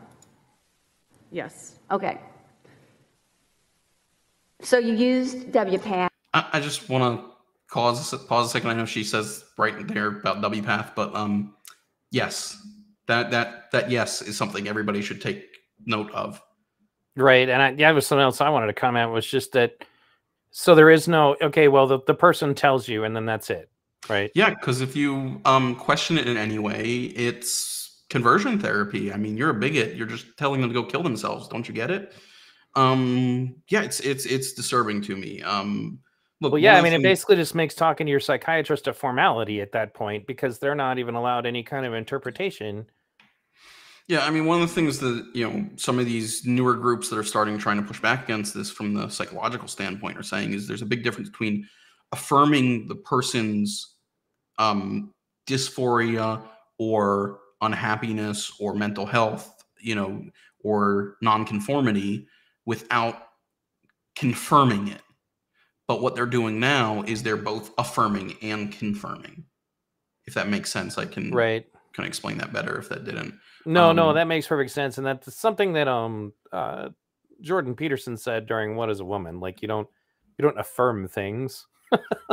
Like that's not how this works. I mean, go ahead. You can affirm that somebody is in distress, that somebody has feelings that are worth exploring, that they. But just take their word for it and give them a diagnosis. We don't do that anywhere else in healthcare. If you walked in and said, "Oh, I have a gallbladder problem," we don't go, "Okay, go cut it out right now." We go, "Where are you hurting? Let me push on it. Let's ask you when it hurts, how it hurts, what causes it to hurt less, what causes it to hurt more." We don't just do things when you walk in and say, "I want you to cut my foot off." We don't go, "Oh, let's do it." We go, "Oh, your foot's fine," or "Oh, you've got a gangrenous foot. I think we should cut that off."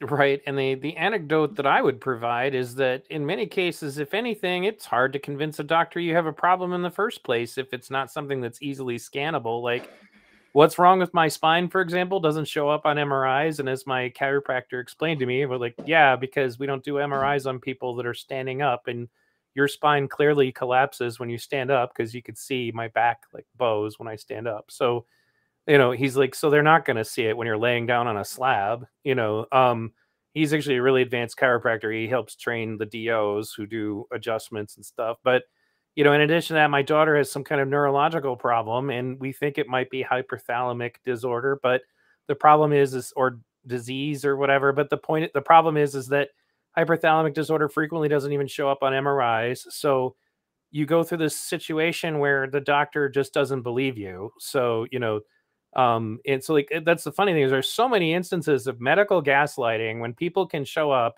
and have real physical problems and then be told that there's nothing wrong with them. But in this instance, all I got to do is tell you I got something and then we're done. Like that's crazy. 100%. And here's an anecdote from my life of how this sort of shows up.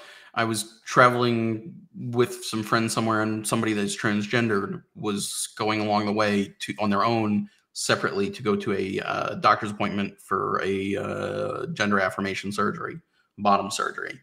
And on the drive home after dinner, they would not stop talking, going on and on and on about how upsetting it was that this doctor required them to get mental health clearance for surgery. Right. And I, did not want to get involved in this conversation, but ultimately lost my cool and got, didn't get upset at the person or, whatnot, but couldn't stop myself and felt the need to interject and explain to them that, this is an insurance requirement because insurance doesn't want to get sued for letting you do something that you didn't really want to do. And then claim, well, I was not in my right state of mind. And B, insurance wants to create some hoops so that people that aren't super motivated will, give up eventually. And they do the same thing with bariatric surgery, for example, which, we definitely know there's a lot of evidence that is very high quality that shows that bariatric surgery and weight loss bariatric surgery works very, very well for weight loss, and that weight loss very much reduces risk for a whole bunch of, health issues. Right. And I actually I'm in line for that myself. And you have to go through psychiatric evaluation before they'll give you that. Yep. And it ain't going to be I showed up and said, yeah, I'm fat. Well, not giving medical advice, but the one piece of advice I always suggest to people, or the one thing I always say to people, because I'm not allowed to give advice, but about bariatric surgery is keep in mind it is a tool. It is not a magic bullet.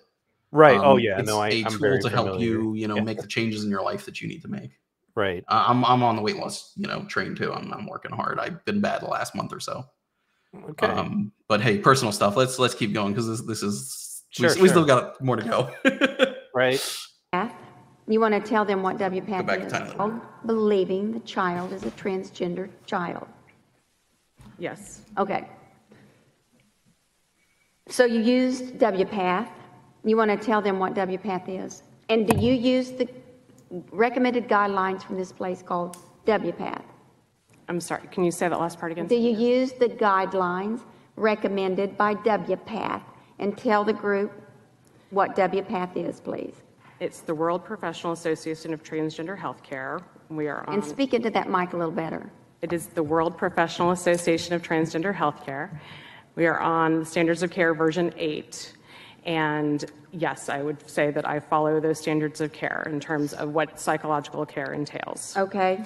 And members, this is, I call this, I do believe it's an activist group that is presenting itself like a medical group, and I know it's mixed with different professionals, and they provide guidelines, but I have not seen, I'd like for you to share with us the research that you say you read your magazines, your journals all the time. I'd like to see research, true research, not just what somebody thinks, not what they've just seen in their practice, not anecdotal. I'd like to see research because the European countries have all, Sweden, Dutch, UK, Finland, all, and I'm leaving somebody out, have all not found enough medical evidence, psychological evidence to support therapy with transgender therapy. They've not found that. They have found do you believe there's comorbidities? I think you did say they come in with additional DSM-5 diagnoses, correct? Yes, ma'am. So if they come in with those, are you directing care for if they're depression with an anxious mood or an eating disorder? Are you taking care of that before you recommend gender-affirming care?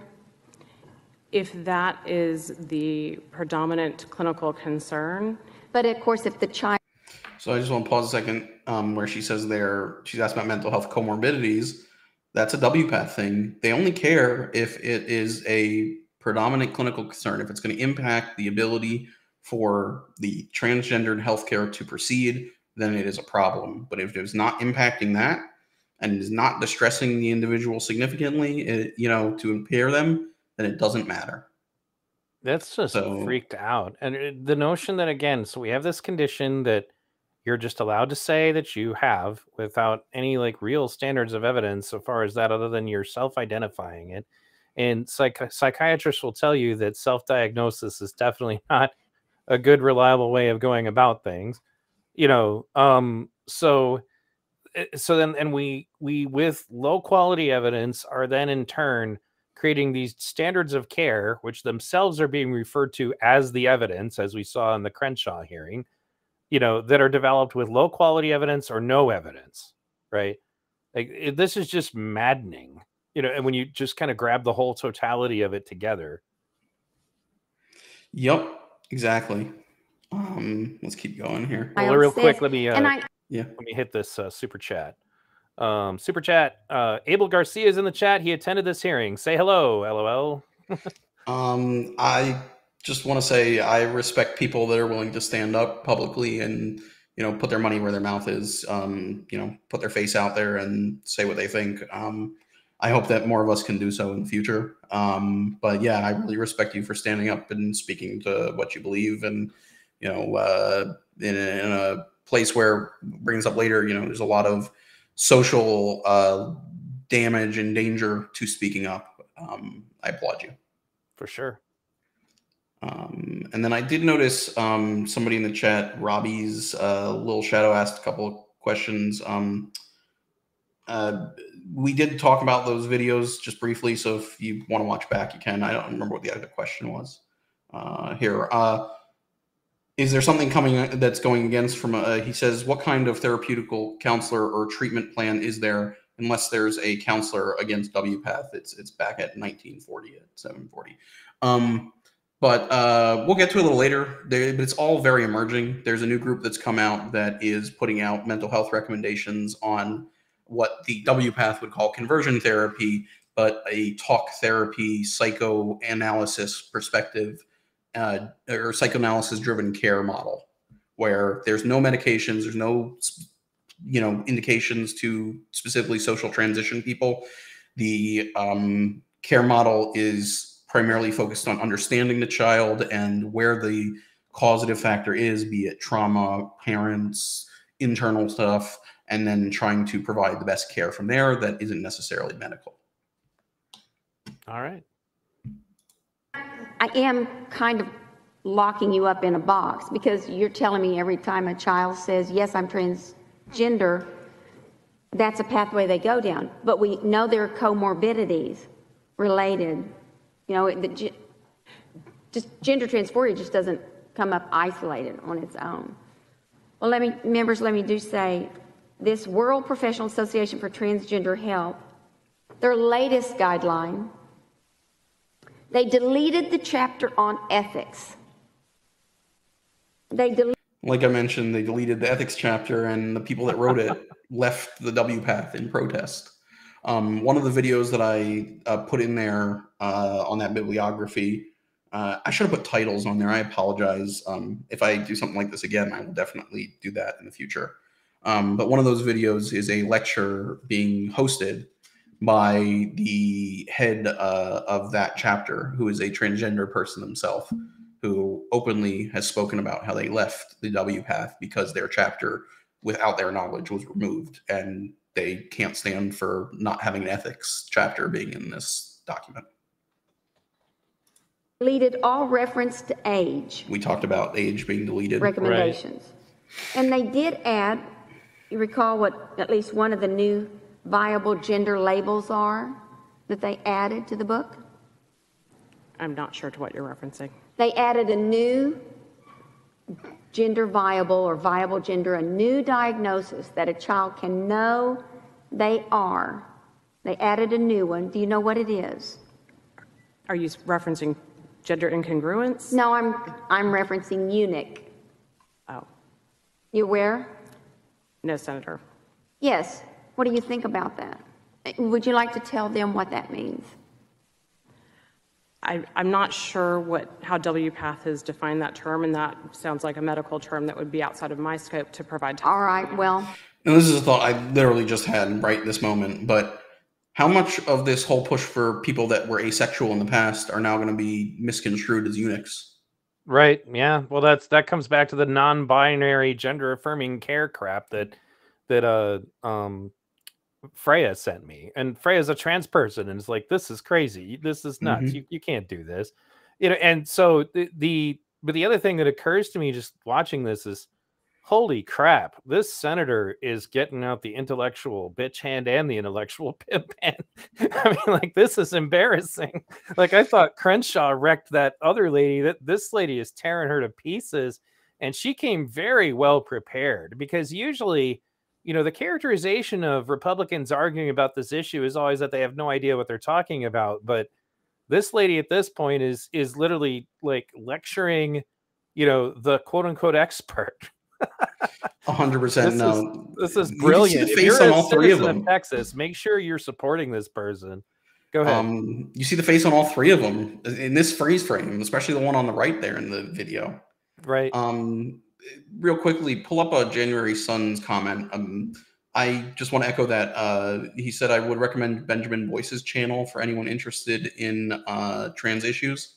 Right. Benjamin Boyce has a wonderful channel where he interviews clinicians, transitioners, detransitioners, really valuable series of interviews that he's been putting together for a number of years that I think will be, if anybody goes back at some point in history to look back at this period of time, I think he'll be very valuable. He would also be, the other thing, folks, I would tell you to recommend is that it's been a little while, but go back and watch the documentary about what happened to Brett Weinstein at Evergreen State College, because you'll get an up close and personal to just how mentally ill the situation really is. And it starts off slow, but by the time you're in the thick of that documentary, it's like watching The Crucible. It's just a full-on insane witch hunt. So, I mean, it's not relevant to this necessarily, other than the fact that Brett Weinstein has these concerns about trans healthcare. Happens to be, evolutionary biologist. So he's actually a scientist, but he pointed out that the same thing regarding, vaccines is that you can't make any kind of long-term statement about the safety of anything if it has never been done long-term.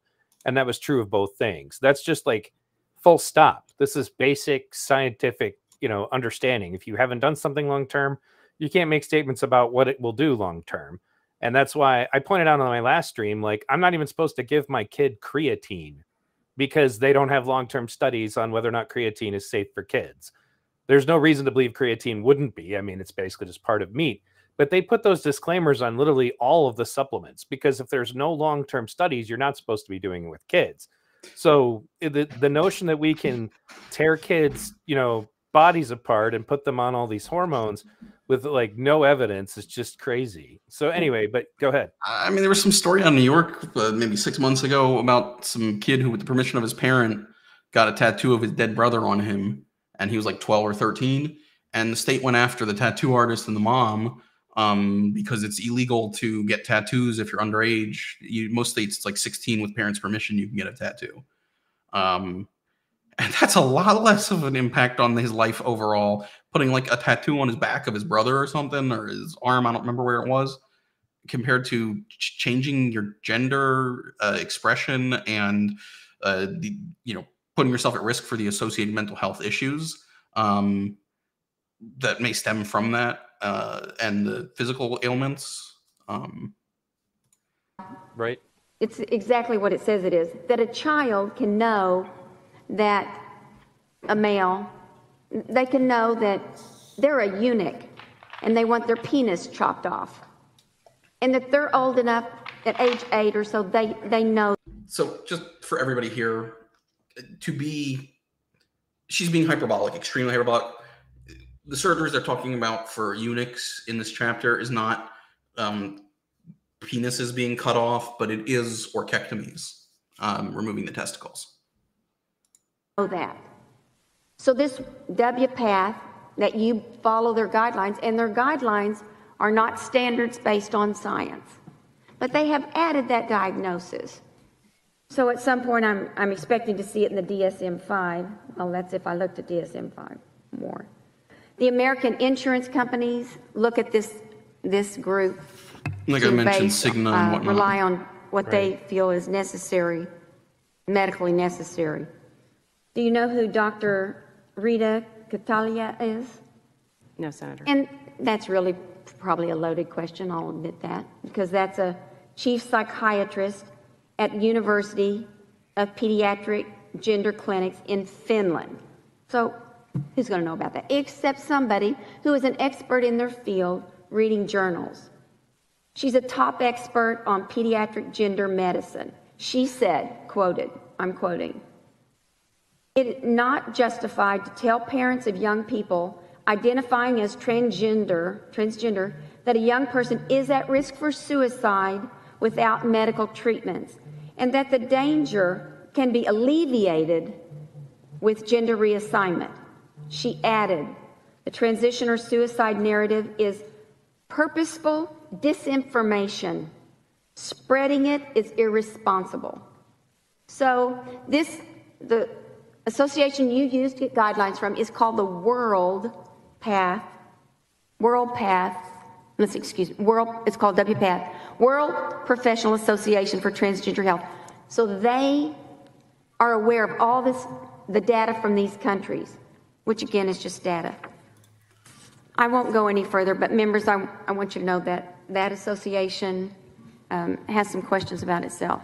Thank you, Mr. Chairman. Man, imagine if she had to pronounce the old version of their name, the Higgadadogo or whatever, that I can't even remember, even though I've seen it a million times.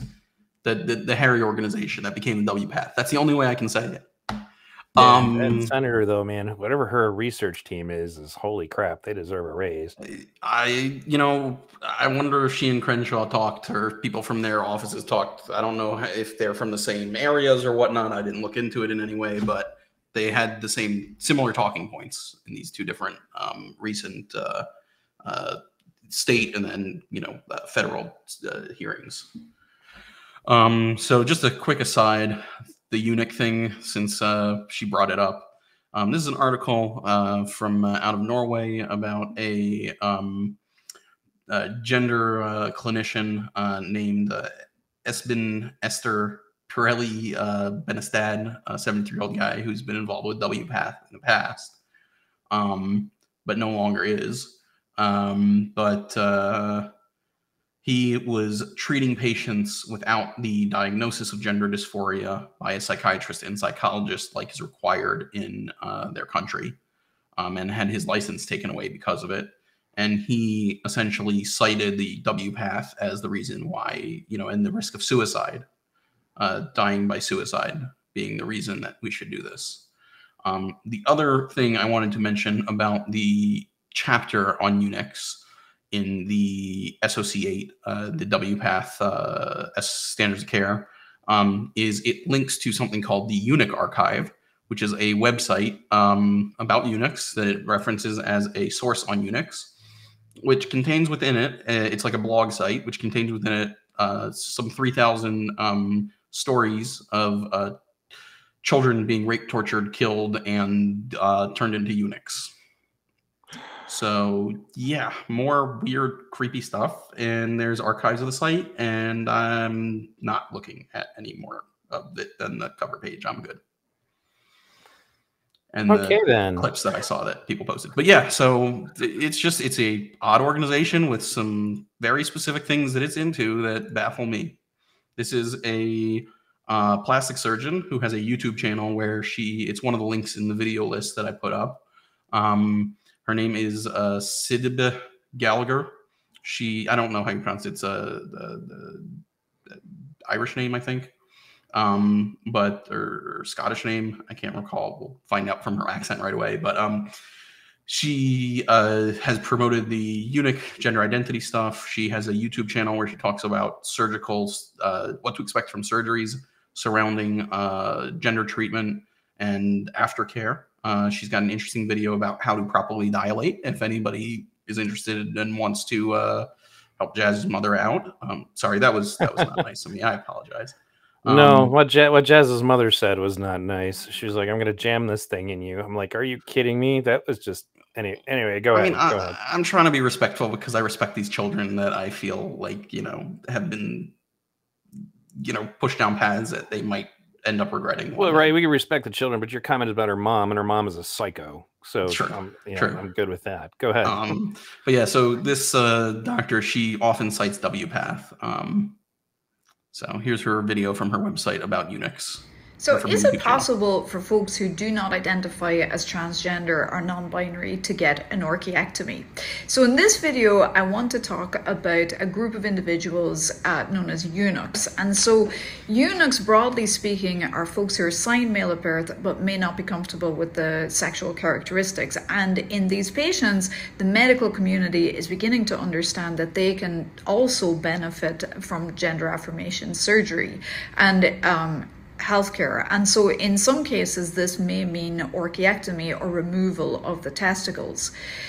This group of individuals had an entire chapter devoted to them in the most recent guidelines, the WPATH, the World Professional Association of Transgender Health Standards of Care Guidelines. It's a group we don't know much about, but we need to improve on taking care of. So traditionally, in addition to people now who just don't identify with a gender or whatever, historically it was slaves that were being shipped from Africa to the Muslim caliphates to be soldiers and warriors and whatnot. And anyone that was around your women, I remember that, like bodyguards for women, they would make them eunuchs. Yep. So, man, why did she have to Concern be in a medical- beautiful girl with an Irish accent? That's not fair. I'm sorry. Watch her give a talk on the surgeries, and you'll lose interest very quick. Yeah, that would probably help. Keep going. Community was that if we do remove the testicles and therefore there are only very small amounts of sex hormones circulating, what sort of health problems would this cause? And we know from certain studies which are done in orchiectomy patients, or where we remove the testicles for folks who had prostate cancer, it's a treatment for prostate cancer, that they had osteoporosis or bones that weren't dense, or sometimes cardiovascular problems, sometimes mood problems, loss of libido, that sort of thing. However, it is possible. This is not any different than putting somebody on hormone blockers. You're taking away their hormones, which is causing these secondary effects. Right. In this case, we can talk about it, but in the case of hormone blockers, suicide. Right. Possible to substitute with small doses of estradiol or testosterone itself, and it just depends really on the needs of the patient. This is a group that have been really neglected by the medical community. It's a very interesting group. We need more studies, but we are beginning to recognize that some folks do need orchiectomies who do not necessarily identify as transgender or non-binary. Yeah. So is it possible? Keep going. This is a quote from the director of the Belgian Center of Evidence-Based Medicine, CEBAM, Patrick Venkrinkelsven. I'm sorry, I'm an American. Dr. Patrick. So he says, what you're doing is pure experimentation on children, or is a pure experiment on children without any significant evidence for it. He goes on to say that medicalized gender-affirming treatment approach for minors with gender dysphoria is not evidence-based, and states that while there are some good elements to the WPATH SOC 8 guidelines, the recommendation for puberty blockers being not evidence-based, in his opinion, if he had reviewed the WPATH guidelines at his group, the CEBAM, then they would have tossed it in the bin and never would have implemented anything like it. Unbelievable. So here's a good spot if people had questions or anything. We're going to go into the guidelines briefly, and then after we go through the guidelines briefly, I think we maybe take a quick break. Yeah, that's totally fine. I mean, we've been going for 2 hours, so we need a break. That'll be fine. I'll entertain them while you do that. And this is the Endocrine Society guidelines. And this is one of the other societies that Jon Stewart and everybody else rattles off when they say, all of these major medical organizations agree with this. So go ahead, and then we'll take a brief break for station identification. Yeah, I'll let you know when we get there. So, yeah, exactly. They point to the Endocrine Society. And the Endocrine Society is a group that doesn't just do transgender guidelines. They do a ton of other guidelines. And so they are a very well-respected, evidence-based group. And part of the thing to recognize is that if you see on the left in this red box, they openly talk about and rate their findings. And on the right, they discuss definitions that they use for things, where the WPATH doesn't do any of these things. The Endocrine Society's guidelines are 35 pages, direct to the point, giving clear medical instructions on what you should be doing to treat these patients. Whereas the WPATH is 260 pages of gobbledygook. No, it's not all, but 260 pages of, just excessive words to justify its ultimate perspective that gender affirming care is life-saving. And, I could go back and pull up Rachel Levin, but saying all those specific things, that it's medically necessary, life-saving treatment. Because that's really the argument that they're making. The argument that they're making is that the mental health side effects are so significant that we should do these things. So here, V brought this up a couple times, where we're talking about the evidence quality. So there are 5 things that go into rating the quality of evidence. Number 1 is the risk of bias in the individual studies that they're using. Number 2 is the consistency of the results between studies. So if you can repeat a study, does it, show the same results? For example, the study that the Dutch study, those studies, they've been trying to repeat them a few times and they have not shown the same results. And the argument for why they haven't been able to, again, is because the Dutch study did a very good job of screening only for patients that would likely be successful. The directness of the evidence or indirectness of the evidence. So, for example, if children are who we're talking about in the patient population, but the studies are in adults, are they actually applicable? That's very important here with the trans care and puberty blockers, because there's limited studies in kids, especially in the care for transgendered stuff, use of puberty blockers, like compared to central precocious puberty. The next thing that they rate based on is imprecision. So how well the statistics were analyzed in the studies that we're talking about. And then publication bias. Was there bias in the way the studies were done or the way the studies were, put out there? And so this gives you a high or low rating, anywhere from high, moderate, low, or very low. And so when you're talking about high grading, you're talking about something that is very high on all these scores, giving you high consistency or high confidence that this effects are close to what you're testing, as compared to like a very low where there's little confidence that the true effect is substantially different from random effect or whatnot. Things specifically that would lower the quality of evidence would be, like I said, bias, inconsistent results, and there's a grading system for how many levels it lowers or increases. And then things that increase it are things like the magnitude of the effect. So how significant the effect that you're finding is statistically. Are there confounding factors that, would impact the observed effect? And, one of the things that specifically with trans care that plays into this a lot is the number of patients in studies. So, and I don't remember what number you said, but you quoted a study, but I've seen studies where there's 22 people that the WPATH uses as mental health care, improvement. I've seen ones with 50 people. I've seen some of the larger ones were like 300 to 500 people, where half the people fell out during the study and they didn't bother looking into it anymore. Well, the ones that I looked at in particular about trans athletes in sports, some of them had very small, like as in literally one of the ones they quoted the most literally only had 20 trans athletes in it. And then another one literally that they quote all the time was a study that said that they had looked into the transgender guidelines of all these major sporting organizations, and that therefore they could find no evidence that transgender people had any kind of an advantage. So it was a study looking at other, like, basically other, sporting organizations' ways of dealing with the problem, and that somehow through that meant that there was no advantage because I say so, which is absolute horseshit. So, but all right. So how long of a break do you think you need? Is 5 minutes? Oh, no, good? I want to, or is there more you want to we can keep going just a little bit longer, because what I'll do is there's a summary page I have with the recommendations. When we get there, we'll take a break, because I know we're at 2 hours, but we should be able to get there pretty quick, because we're going to fly through some of the next slides pretty quick. Got it. So I just wanted to point out that the WPATH, this is not the WPATH, this is the Endocrine Society's guidelines. You see these markers. These refer to the quality of evidence. So 2 is a low quality evidence. 1 is a very low quality evidence. All throughout, it's 2, 2, 2, 2, 1, 2, 2, 1, 2, 1. And these are just part of the guidelines recommendations. But right. Again, and it's just a selection. This is the treatment of adolescence on the left, the surgery on the right. We're not going to read through them all. It's not that important. I summarize it at the end, or where we'll stop in a sec, but for a little bit. But and I'll need like 5 minutes, not long.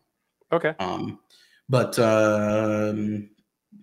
they actually report this. You'll see in a sec. SOC 8 from WPATH doesn't discuss this type of stuff.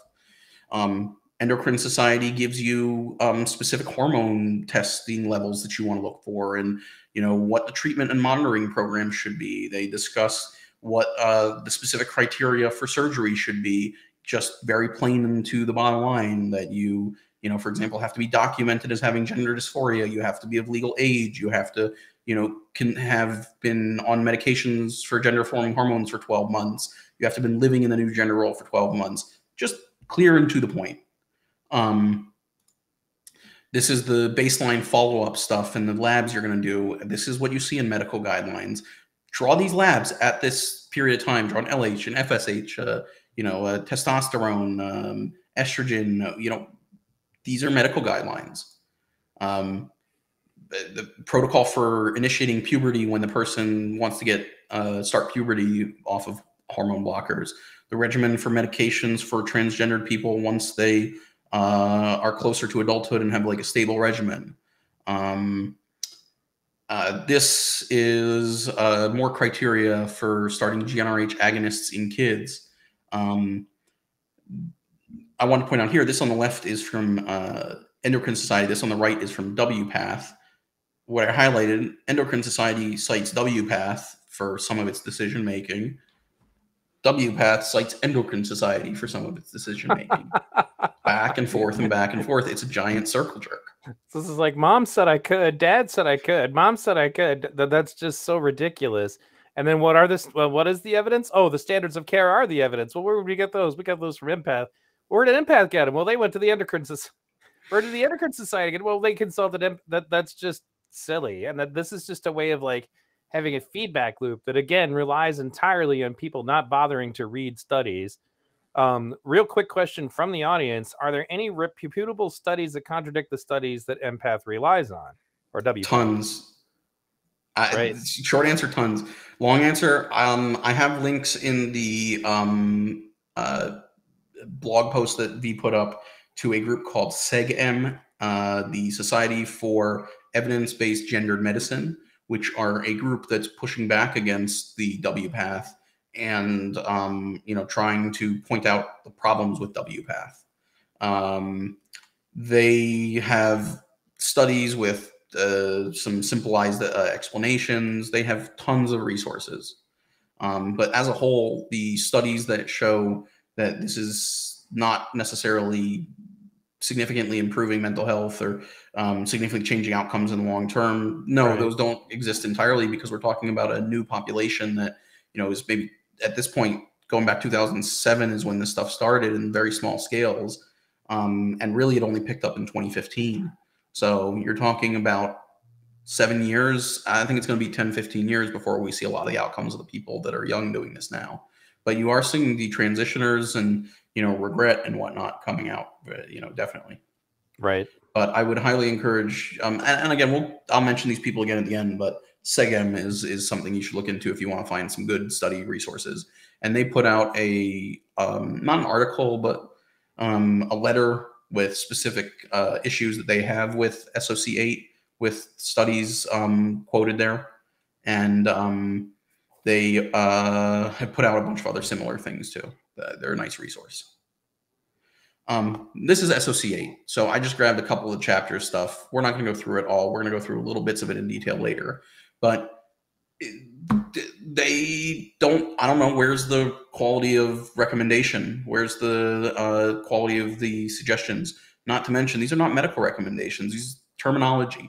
We recommend healthcare professionals use culturally relevant language when applying SOC8 in different global settings. Where's the definitions like we had in Endocrine Society for what the terminologies actually mean? Nope. Instead, we recommend healthcare professionals use language in healthcare settings that uphold the principles of safety, dignity, and respect. We recommend healthcare professionals discuss with transgender and gender diverse people what language or terminology they prefer. Patient-driven again.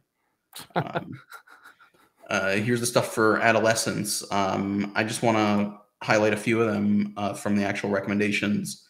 So one of the things that it says is 6.4, which I didn't blow up, but it says that you should, here we can go back real quick. I can read it. We recommend that healthcare professionals work with families, schools, and other relevant settings to promote acceptance of the gender diverse expression and behavior identities of the adolescent.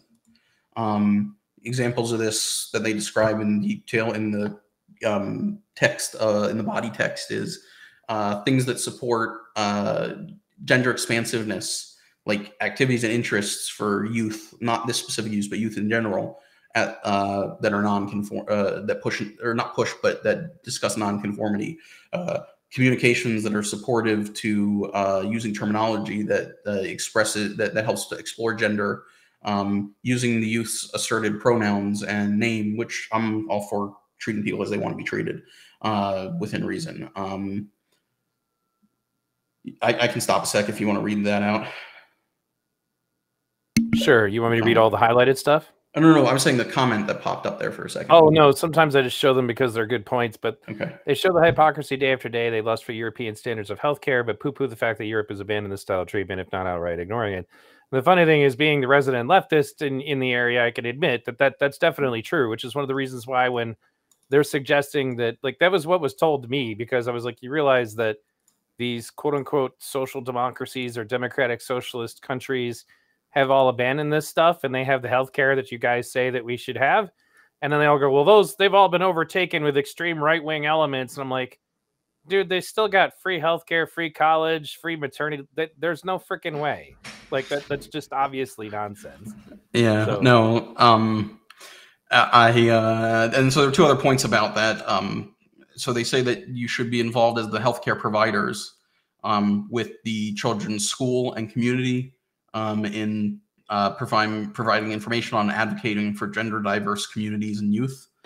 And then the other thing that it says, since I know you've been on the whole book thing, Right. is that you need to be inclusive of non-binary experiences in daily life, which include things like reading materials and curricula such as books, health, and sexual education classes, that and assigning essay topics that move beyond binary thinking and help to frame better LGBTQ trans identities. Oh my God. And then it says also that you need to be be part of helping to facilitate inclusive bathroom access. And again, this is coming from a medical. Non-binary. Do they get a non-binary bathroom? No, that's called a tree out back. Oh but no, in all seriousness, I mean, but that's what I'm saying. Like, this is, to me, as a healthcare professional, reading these as healthcare guidelines, I look at this and I hear you're telling me to go be an activist. You're not telling me to be a medical provider. And I understand saying you need to advocate for your patients for their mental health, but at some point you're going and inserting yourself into a child who is not yours school, even as a healthcare professional, oversteps a bound, if you ask me. Yeah, inserting yourself into a child definitely oversteps boundaries in of itself. Within the application that you're referring to, though, it's definitely a problem, especially because, again, all of this stuff is not based on any kind of studies. It's all based on, like, well, we have these low quality studies. We have these studies that involve very tiny amounts of people. We have these studies that we can't replicate. We have, like as you pointed out, they tried to replicate the Dutch study, and then they couldn't. That usually is supposed to be an indication. Okay, well, then that means you shouldn't be going by that, right? And so then the Dutch abandoned this whole thing, and then they're still trying to go by something that they can't replicate. There's a huge replication crisis in lots of different aspects of science. When you have replication crisis in medical science, now you have a real frickin' problem. Like, it's one thing to have replication crisis in sociology and psychology. If you can't recreate a medical study, then what the hell? So anyway, go ahead. So this is adolescence is where it talks about starting kids on puberty blockers, because in the SOC in WPATH's mind, children are until you start puberty, and once you have visual signs of puberty, you become an adolescent. So just to point out here real quick, 6.12 is where they go through the care recommendations, but 6.12a, the adolescent meets the diagnostic criteria of gender incongruence as per ICD-11 in situations where a diagnosis is necessary to access healthcare. Again, like I said, they only care about the diagnosis of anything specific in the setting of it stopping you from accessing healthcare, not in the setting of coming to a clear diagnosis for the patient. It's part of the affirmative care model. The other thing I want to point out with this statement is gender incongruence and ICD-11. It's not relying on the DSM-5, because the DSM-5 says you have to have mental distress from the gender dysphoria. You have to actually have dysphoria. Whereas ICD-10 just says that you have to be not in line with your assigned sex at birth. So this is more underlining the point that WPATH is making, that they don't see transgendered as of itself as mental health, which, again, I don't necessarily disagree with them on that sense, but they use that as a way to blow off mental health treatment that I think needs to be done to help solve the underlying problems that are driving people. And that doesn't mean that some people as an adult may not choose then to go through with gender affirming treatment, and that might not be the best treatment for them. 6.12b talks about the experience of gender diversity and congruence is marked and sustained over time. In the body, they talk about how, they don't necessarily, you don't have to have expressed that historically. You could have felt it before, but just never expressed it, and now you're expressing it. So they use that as a way, in my mind, to push people into treatment very quickly. Right. Even though the guidelines say you need 12 months worth of, some of them say 2 years worth of gender dysphoria before you can as a kid. Let's see what else. Again, mental health concerns, if any, that may interfere with diagnostic clarity, capacity to consent, and gender-affirming medical treatments have to be addressed. Again, they only care if it stops you from consenting or gets in the way of treatment. They don't care about treating the mental health in and of itself. They say adolescents need to be informed about reproductive effects, including potential loss of fertility and fertility options. It's really easy for a 12-year-old to say, oh, I don't care if I ever have if I can't have an orgasm or if I can't have kids. Right. But they might not feel that way when they are in their 20s and they meet somebody, or 30s or whatever, and meet somebody they want to have a long-term relationship with and build a life with. That's exactly what the detransitioner, who I feel bad for forgetting their name, the one that Jordan Peterson interviewed, said, was that when they were, at that age, they're like, well, I don't plan on having kids anyway. Like, like somebody at that age has any idea, there's no freaking way, so, but yeah. And then, like I said, they say when you hit Tanner stage 2, you can start puberty suppression. That's when you first notice breast buds, when you first notice the beginning, first early stages of puberty, putting people on medications. Marcy Bowers, who's the president of the WPATH currently, there's a clip later that we'll look at briefly of her discussing how people with Tanner stage 2 can never achieve orgasms and things like that because they don't reach the level of sexual maturity for that to happen. And you have kids that are making these decisions, not understanding what that means.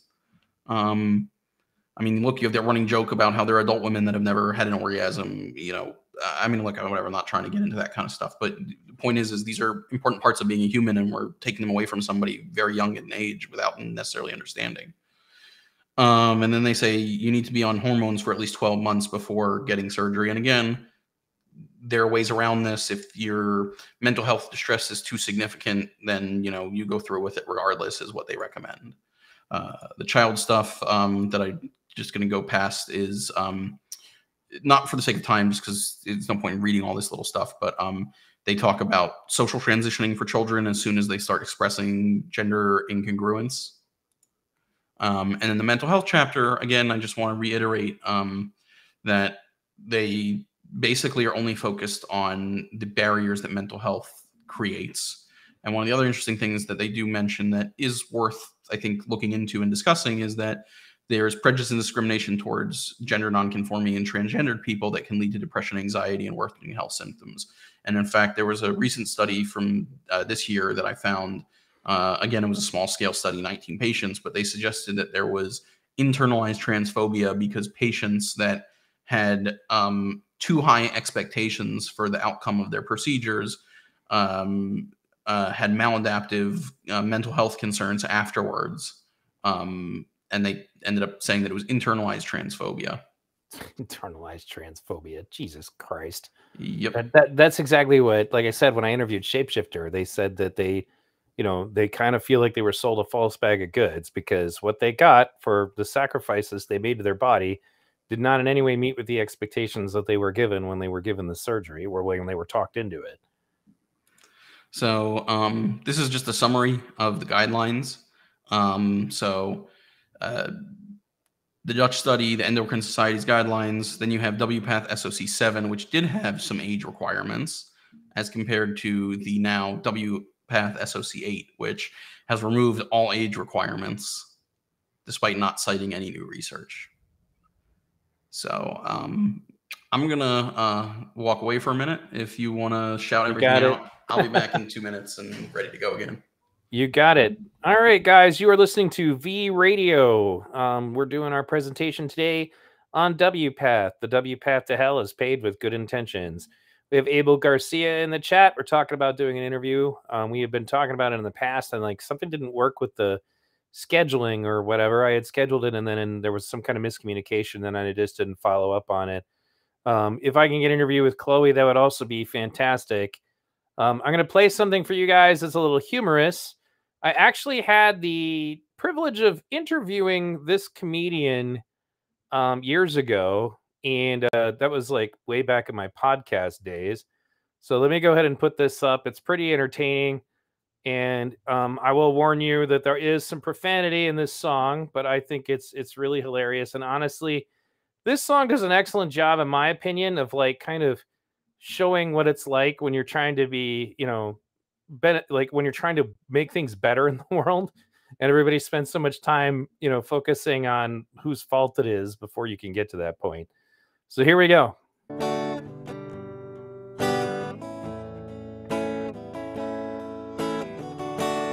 There's never been a time. There's never been a time. There's never been a time as fucked up as this.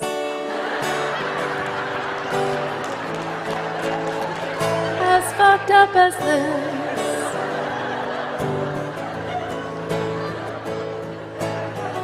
I didn't fuck it up. You probably didn't fuck it up. But they, whoever they are, they fucked it up. Now it's fucked up.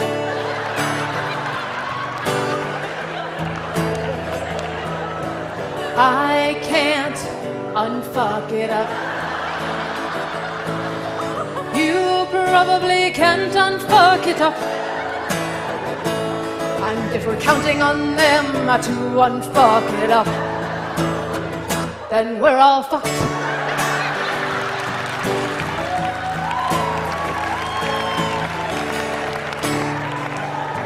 Okay, now here's where you come in. You don't have to sing, just turn to the person next to you and ask them nicely, did you fuck it up? Go on, ask them. How about you? Did you fuck it up? Now sit back and look at them and say, cause you look like someone who could have fucked it up. Now it's fucked up.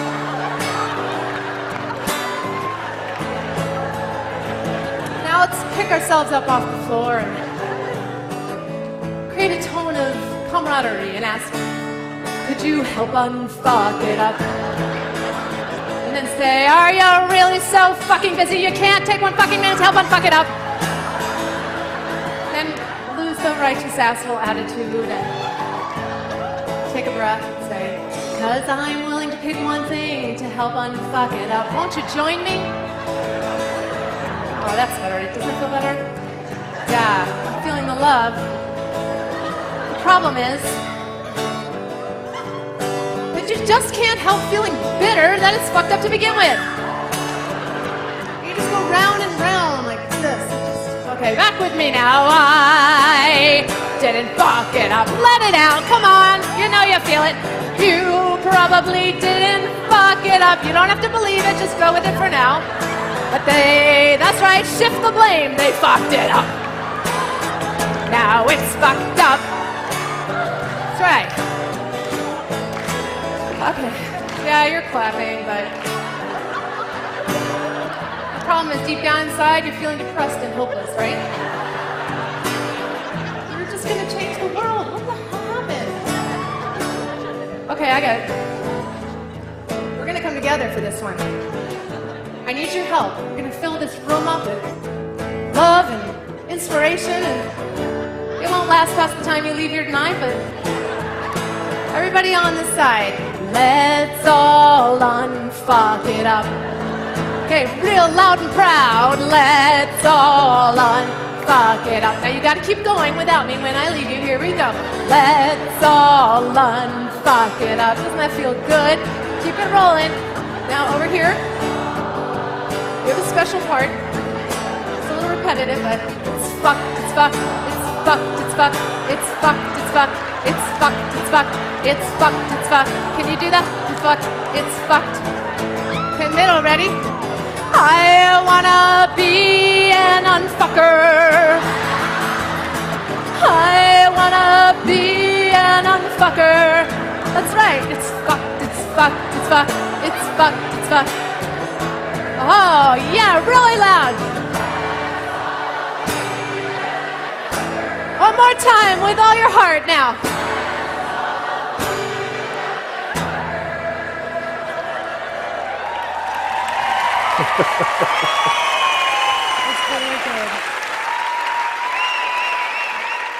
So that was Katie Goodman. Again, I got to interview her a long time ago. I don't know what happened with that video because I was playing it and you should have seen her on stage, but I mean, you still got to kind of enjoy it regardless. I don't know if there's some kind of copyright block on it or something I'm not familiar with, but anyway, yeah, that was Katie Goodman. That video was made a long time ago and I interviewed her in my old podcast back in the day. So, but I think the parts that she did of it that were particularly interesting was just how it's always like about, you know, essentially through the whole process, you're trying to figure out who fucked it up and you're putting more energy in that than you are into actually fixing it. It's like, you know, so I'm being asked to unfuck people in the chat. I'm afraid that will cost at least a $10 super chat. So I don't come cheap. And by the way, as far as my credentials, I do have a PhD in oral gynecology. Right. So with that said, Arby, we're back. And I'm going to bump us off the screen, but they'll still be able to hear us. Let's continue. So we're going to, from here, go into a few specific critiques of the stuff the SOCA does. So one of the things that they open up in, this is from chapter 1, is expanding the definitions and using non-standard terminology. So they openly state, you know, in this document, we use the phrase transgender and gender diverse to be a broad and comprehensive as possible in describing members of many varied communities globally of people with gender identities or expressions that differ from the gender socially attributed to the sex assigned to them at birth. So that's one of the things I wanted to point out, you know, that I've mentioned before, is they're really trying to expand who we apply these terminologies to in this medical care to. Not to say necessarily that everybody that is gender diverse needs medical interventions like hormonal care, or surgical care, but that's how they describe it in here. So it just keeps expanding to include more and more people so that they can make more and more money. And I think, you know, like I say, it's also a social acceptance kind of thing. The larger your group is, especially when you create a group that's based on a victimhood class, you know, then create insularity based on that. The more people you recruit, the you know, more power you have.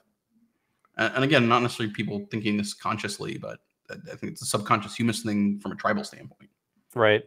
And the other thing I wanted to mention here is that, you know, like I say, they talk about gender being socially attributed to sex assigned at birth. It's interesting to me that we live in a time where people want to put labels on everything. I thought we were past the point of labeling at some point. I grew up in the early 90s. I'm in my 30s. I thought that, you know, we were past the point of seeing labels on people and everything. Except these people are coming along now and they're saying, look, you're using the toy of the opposite gender. You're interested in wearing the clothes of the opposite gender, or performing the bathroom habits of the opposite gender, or wearing your hair the way of the opposite gender. Like, that means you're the opposite gender, as opposed to, hey, that just means you're a kid who wants to play with a toy or dress, you know, a certain way. What happened to just accepting individuality instead of trying to frame people as what we want them to be? Sorry, that's just side point my own kind of perspective on this socially attributed portion of all this. No, and also, like, just like we were talking about, I think before we did this show, is this is some 1984 newspeak, rewrite the terminology, control the population through changing what things mean, and the terminologies and the definitions, and like that's just common, unfortunately, right now across the board. And then they want to be able to change. Well, especially like, well, it's healthcare. It's healthcare. It's healthcare. Like, you're going to call it healthcare as if like you're not going to be healthy without this. and it's all based on, you know, honestly, I think there was probably more, you know, like, I'm sorry, there was probably more evidence in favor of cigarettes being good for you back when doctors used to say they were than there is of this. It's just insane. But anyway, continue. Well, on that same point, in chapter 2 of the SOC8, it talks about using gender incongruity, like I mentioned before, from ICD-11 instead of gender dysphoria from DSM-5. A big part of that is that, you know, gender incongruity doesn't require a diagnosis, and it's a very open-ended definition.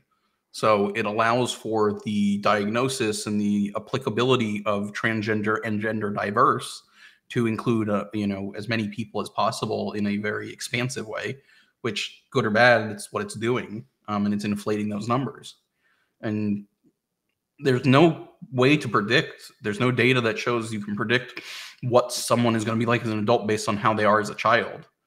Right. And most of the data from trans youth show if you don't intervene at all, they tend to desist. If you don't socially transition, you just do mental health care, they tend to end up being gay or lesbian and desisting. Right. And not feeling those feelings once they go through puberty, and the solution is puberty. Anyways, we'll get to that in a little bit. Sure. Go ahead. But, sorry, I didn't mean to cut you off. No, it's fine. Go ahead. So, and then the other thing here on the right is they avoid non-standard terminology, they use non-standard terminology, which we like to avoid in medicine. So they say it's best to avoid the terms incidence and prevalence, which is what we use in every other instance in medicine for tracking how often you see a disease or a condition and at what rate it occurs. And they say avoiding these and similar terms may preclude inappropriate pathologizing of transgendered and gender diverse people. So they feel that using terminology like persistence or desistance, medical terminologies, are reiterating that transgenderedness is a mental health issue. And they are against that, so they want to get rid of that stuff. So instead, they say use number and proportion, because that doesn't carry the same stigma. It's no different from what happened with the monkeypox, which people rightly recognize that it was in a higher rate in men who have sex with men populations. It has nothing to do with their sexuality. It has to do with how they practice sex, and that's how it was spreading.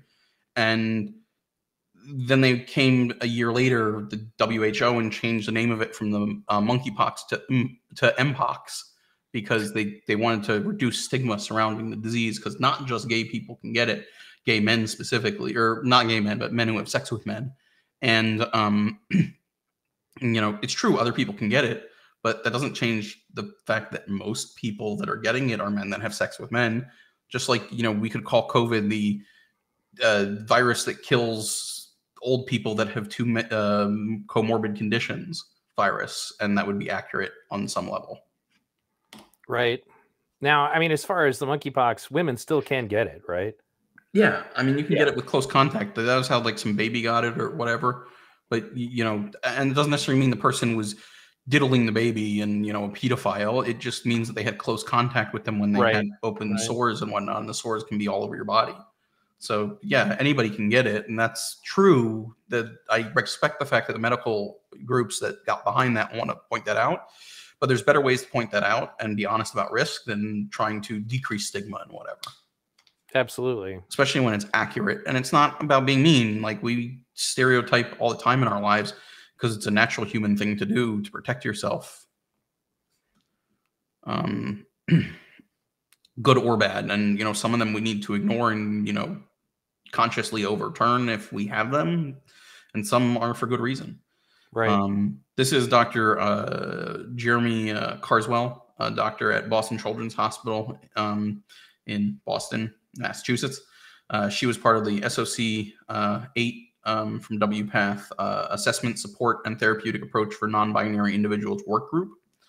And I put this clip here because I just want to point out that she talks about social stereotyping when she mentions that in here that playing with opposite gender toys is a sign of transgenderedness. Oh, God. or gender incongruity? A child will often know that they are transgender from the moment that they have any ability to express themselves, and parents will often tell us this. We have parents who tell us that their kids, they knew from the minute they were born practically, and actions like refusing to get a haircut or standing to urinate, trying to stand to urinate, refusing to stand to urinate, trying on siblings' clothing, playing with the quote opposite gender toys, things like that. There is more and more a group of adolescents that we are seeing that really are coming to the realization that they might be trans or gender diverse a little bit later on in their life. So what we're seeing from them is that they always sort of knew something was maybe off and didn't have the understanding to know that they might be trans or have a different gender identity than the one they had been assigned. So that is a growing population that we are seeing, and that's being recognized as being trans and able to be treated.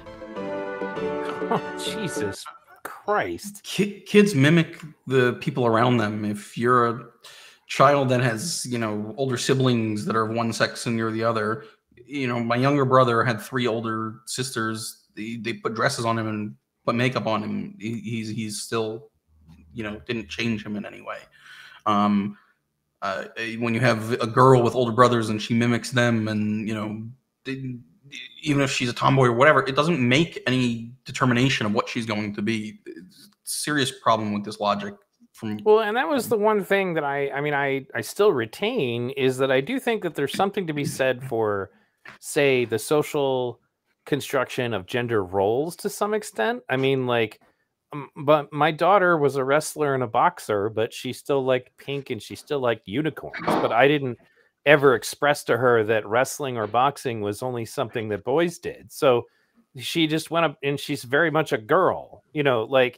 I do think that we do have a situation where sometimes people do associate things, with certain genders. And I think that that is wrong. But the funny thing is, the answer to that is not to say, well, that means you're the opposite gender. It was supposed to mean, well, why don't we just let people decide what they like regardless of what their gender is? That was supposed to be the message of feminism that I understood back in like the 80s or whatever. And I was like, yeah, that's fine. So when my daughter said she wanted to be a wrestler, I gave her all the support she needed. She went on to be a national champion.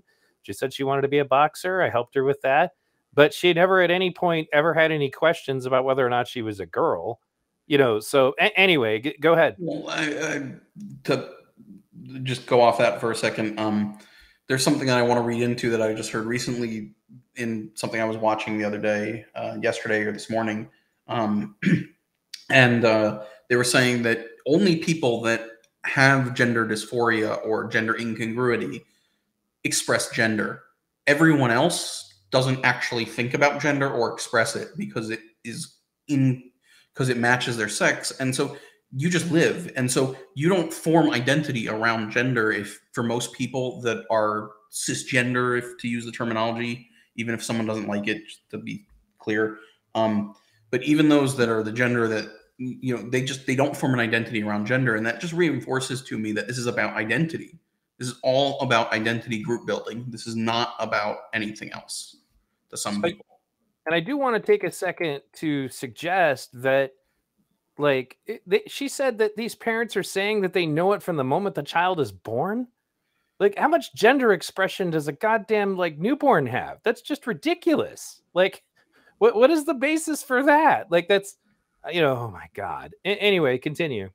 So this is another clinician. This is a lady named Angela Cade Gopford, who is the chief education officer and the past chief of staff for Children's Minnesota Gender Clinic, and she is a pediatrician. She's still practicing, and this is from a TEDx in Minneapolis that she did in October of 2020, called "The Revolutionary Truth About Kids and Gender Identity." But I just took a small clip of where she mentioned social stuff again. They have figured out their place in the world, and they are claiming it. It shouldn't surprise you then that some transgender kids are also claiming their identities as young as 3 and 4 years old. They know the categories. They know how they should feel inside based on their anatomy. And they also know that the way that they see themselves doesn't line up with other people's expectations. From as young as some kids can talk, they're explaining to their parents the truth about their identities. Now, As kids move beyond into the age of 4 and 5, they're starting to figure out gender role, or what does it mean to be a boy or a girl? This is when kids are understanding how they should act based on their gender identities, and they're learning about concepts like boys' toys and girls' toys for the first time, which even if we don't teach it to them, all it takes is one trip to Target to figure out which toys belong to who. And so they're first figuring out. So I take my dog to the pet store, and I let him walk down the aisle and pick out a toy. Right. If he picks out one that's like pink, should I, go through with cutting his balls off? Because I haven't neutered him yet. Absolutely. And and I actually just did a poll about this.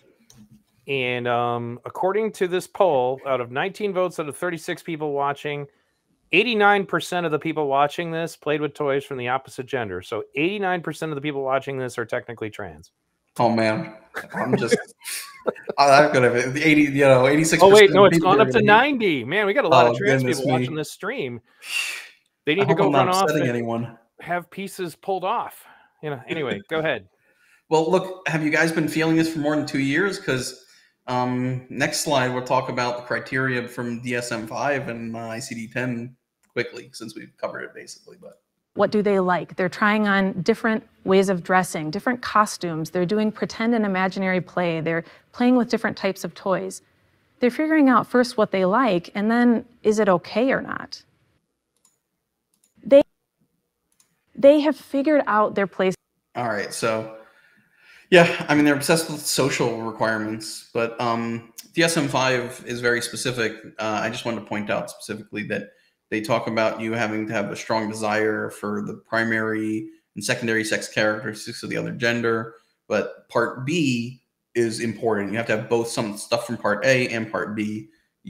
But Part B is that you have to have it affecting you, distressing you, and affecting your social, occupational, or other parts of your life. You can't just feel this way. It has to impact you. Whereas the ICD-10 talks about you needing to have gender incongruence, but it doesn't talk about it having to affect your life. And when you actually look up how ICD defines gender incongruence, they basically just say it's a strong desire for a different gender than assigned at birth. And they also mention in children specifically that it's things like make believe or fantasy play, toys, games, or activities, playmates that are typically experience of gender of the one other than the one assigned at birth. So again, it's all just based off of social gender expression, which, like we keep saying, just express yourself. I don't see why it needs to be in a box. Right. So this is from SOC 8, using their expanded definition from the WPATH of transgender people. They say going in from health-based systems, looking at insurance stuff from medical systems, of the total population, 0.2 to 0.1% of the population in the US is trans and gender nonconforming. Then they say surveys based on adults, 0.3 to 0.5% of the population of adults are transgender, and all transgender and gender nonconforming, it goes up to 4.5%. So we're talking about very small, percentages of the population again. And then the surveys of children and adolescents, transgender is 1.2 to 2.7%. So again, higher, but not very large. And all, goes up to 8%. But interestingly, when you look at like Canada, which did census stuff, which is this bottom one here, they say that 100,815 of the 30.5 million Canadians, happy to candidate and Canadians out there, self-identified as transgender or gender or non-binary. And this accounted for 0.33% of the population 15 years and older from their census in 2021. And they found that the highest populations were Gen Z at 0.79% and millennials at 0.51%, which is significantly higher than the surveys in the US. So basically, I mean, are they suggesting now, obviously, that these are rising? Yeah, but like I say, these are the numbers that the WPATH puts out there.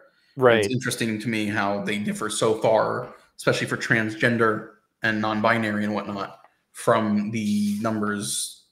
Like I said, Gen Z, we said it was 0.79% for Gen Z for transgender and non-binary. They're saying surveys in the U.S. for children and adolescents, so Gen Z they're saying it's up 2.5 to 8.4% transgender and gender non-conforming. For sure. And so I guess in essence then, bearing all this in mind, what is it that you think is the most relevant point about this? About the numbers? Yes. That it's very low. Right. That we should not be changing so much about society and how we address things based on such a small percentage of the population. Right. My personal opinion. And the thing about that also is that they'll make that argument to say, well, it's such a low percentage of the population, so therefore we should just go ahead and let them join sports. I'm kind of the opinion of, well, no, if this is a problem for such a tiny percentage of the population, why don't the women's rights matter? Because they make up, the 99.9 percentile of women participating in these sports. Go ahead. I don't even think this should be an issue because, again, like I say, based on my review of all the stuff that I've looked at, it seems to me that we should not be pushing kids down this path. And Absolutely. So the only transgender people we should be talking about are adults. And, fine, non-binary, whatever. However you want to express yourself, please express yourself. I'm not trying to step on anybody. But children should be allowed to grow up without sex and sexualization and all that being shoved on them, and identity, and having to ascribe identities and things like that, allow people to figure out their identities. I joke around with my younger siblings who say, oh, I'm finding myself. I say, look in the mirror, and, you're right there. Like, life is about just going through it, and you find yourself along the way, and we change over time. Right. So this is one of the things I want to point out here is that WPATH recognizes that, adolescence may be driven by alternative rewards and alternative motives, but they don't feel that that's an important thing to address significantly or stop because of. And this is the story of a young male to female transgendered girl who is named Sadie Croft, who, as far as I can tell, is still transgendered. I couldn't find any more information on them, but they did a TV piece about them, calling them Josie with their mom. And right. There was a GLAAD published a letter to Obama that she wrote in 2013 that was published in the Daily Mail with the help of her mom. And I'll just read the first paragraph here, and it says, "The world would be a better place if everyone had the right to be themselves, including people who have a creative gender identity and expression. Transgender people are not allowed the freedom to do things everyone else does, like go to the doctor, go to school, get a job, and even make friends." If this is what a child truly believes, that's really sad to me and disturbing. And even if a child has, gender nonconformity, I'm sorry, but in my personal opinion, no judgment on anybody specifically in this situation, but that comes from a parent. That doesn't come from an 11-year-old kid or a 10-year-old kid, 10. It doesn't come from a 10-year-old kid. That comes from a parent, in my opinion. Right, exactly. I agree. So here's this clip. At 10 years old, Josie Romero believed she was born in the wrong body, and her parents have been seeking a controversial hormone therapy that would start chemically changing her boy body into an adolescent girl's. 14 inches. 14 inches? A foot and 2 inches? Yeah. Estrogen treatment is irreversible and would make Josie sterile. But Josie and her mother never doubted it was the right thing until an unexpected conversation happened one afternoon. But on the inside, where nobody else can see? Yeah. Are you a boy or are you a girl? Maybe I'm a boy inside and a girl outside. Really? Yeah, is that true? Only you know the answer to that. So if you wanted to grow up to be a man, yeah, would you tell me? Yeah. Hey, if you wanted to grow up and be a man, you could. I want to be... Sometimes I think I'm a boy, sort of, but I want to be a girl. Yeah. Will you love me if I'm a boy? Of course. I would love you no matter what. I always have, and I always will. It was the first time Vanessa ever heard Josie sound uncertain. I feel like maybe there's a part of you that's afraid to tell me what you really want. What if I said, oh, please don't be a girl? Well, I guess I'll be a boy. No, honey. I need to listen to you and my mom. Well, yeah, you need to listen to me about, you know, what's healthy to eat, and you need to listen to me about what time to go to bed. But you are the one. I have to listen to you. Yeah, well, if you said I need to be a boy, maybe No. I have to. No. For her to have any indecision now, I don't know what it's rooted in, and I really need to find that out. I feel like I'm about to cry. I'm just kind of surprised by some of these answers today. It's the first time you've given them to me. Everything I thought I knew is kind of in question. Had Vanessa's wholehearted, unwavering support of Josie's transition actually pushed her child too far, too fast? The thought of her having made such a huge decision in her life, all based on what she thought I wanted, that would be traumatic for me. Bioethicist Dr. Margaret Moon, who opposes opposite-sex hormone therapy for kids Josie's age, says most 9 and 10-year-olds are not mature enough to participate in life-altering medical decisions. They're not sure of who they are, and they can't really offer their parent that sort of reassurance. Even Dr. Olson says there is no exact science that can determine who is truly transgender. What's missing in the data right now is these exact characteristics mean that this person is for sure going to be a trans adolescent and adult. We don't have that data. Wow, where did that clip come from, man? It's a piece. I have it downloaded. I can find it again. I cut it up, so I don't remember like the beginning, and I had it written down somewhere, but not in the like notes that I have in front of me. So I can definitely for one find thing, it they for openly you, but admit that the estrogen is not reversible. It'll make you sterile. it's one of the Daily Mail articles that I posted. If people look through that bibliography I gave you, they can find it that way easily. No, yeah, for sure. And it's just to me, I was like, wow, that was saying the quiet part way out loud, like get out the megaphone. And I just like the way that parent just like jumped down to like eye level the moment the kid said that. It's like, wow, yeah, you're really into this, aren't you? You're really invested. You know, why don't you just let the kid do their thing? You know, like I don't know, man. That clip was mind blowing. Yep. And like I say, I don't know if it's the correct person, but from what I found, there was an Instagram account that I believe the person did not, desist or detransition anyway. Which I hope they're very happy. I mean, I don't know. This is not the same person, but there was a story I saw of a person who was one of these trans kids that was being, pushed at one point by the news, who jump 5-7 years later and they're doing OnlyFans porn. Yep. No, I did a whole thing about that. It was Corey. There you go. Link the V Radio video. Get it going. That's right. You remember Corey Mason? Yep. I have a whole video about that. It's actually got about 5K views now. It's one of my biggest videos. Nice. And unfortunately, my video was doing that laggy thing during it, but I got the good presentation. But anyway, go ahead. So this is a study from 1991 showing that mothers of boys with gender identity disorder had borderline personality disorder. That 53% of the mothers studied that they evaluated in the study had borderline personality disorder, as compared to 6% of the controls that they studied. And like I say, this is a high quality study. It had controls, it had, double blinds. And I mean, they weren't really testing was retrospective, but they had a, blind towards the people. So they didn't know what they were being, who like what category they were in. Right. Yeah.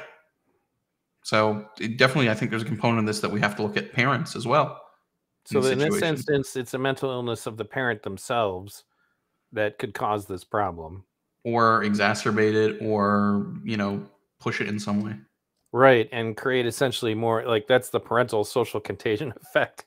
It's not really a contagion necessarily, but And Well, that the parent has a vested interest, like of the I can't pronounce it, Munchausen by proxy or whatever it is. Munchausen by proxy. Yeah, where they're going to get attention, and that's how you end up with these parents who somehow have, well, I've got a trans kid and a bi kid and a non-binary kid. I mean, yeah, I'm sure you do, right? I mean, that was my offensive joke about Megan Fox with her 3 kids.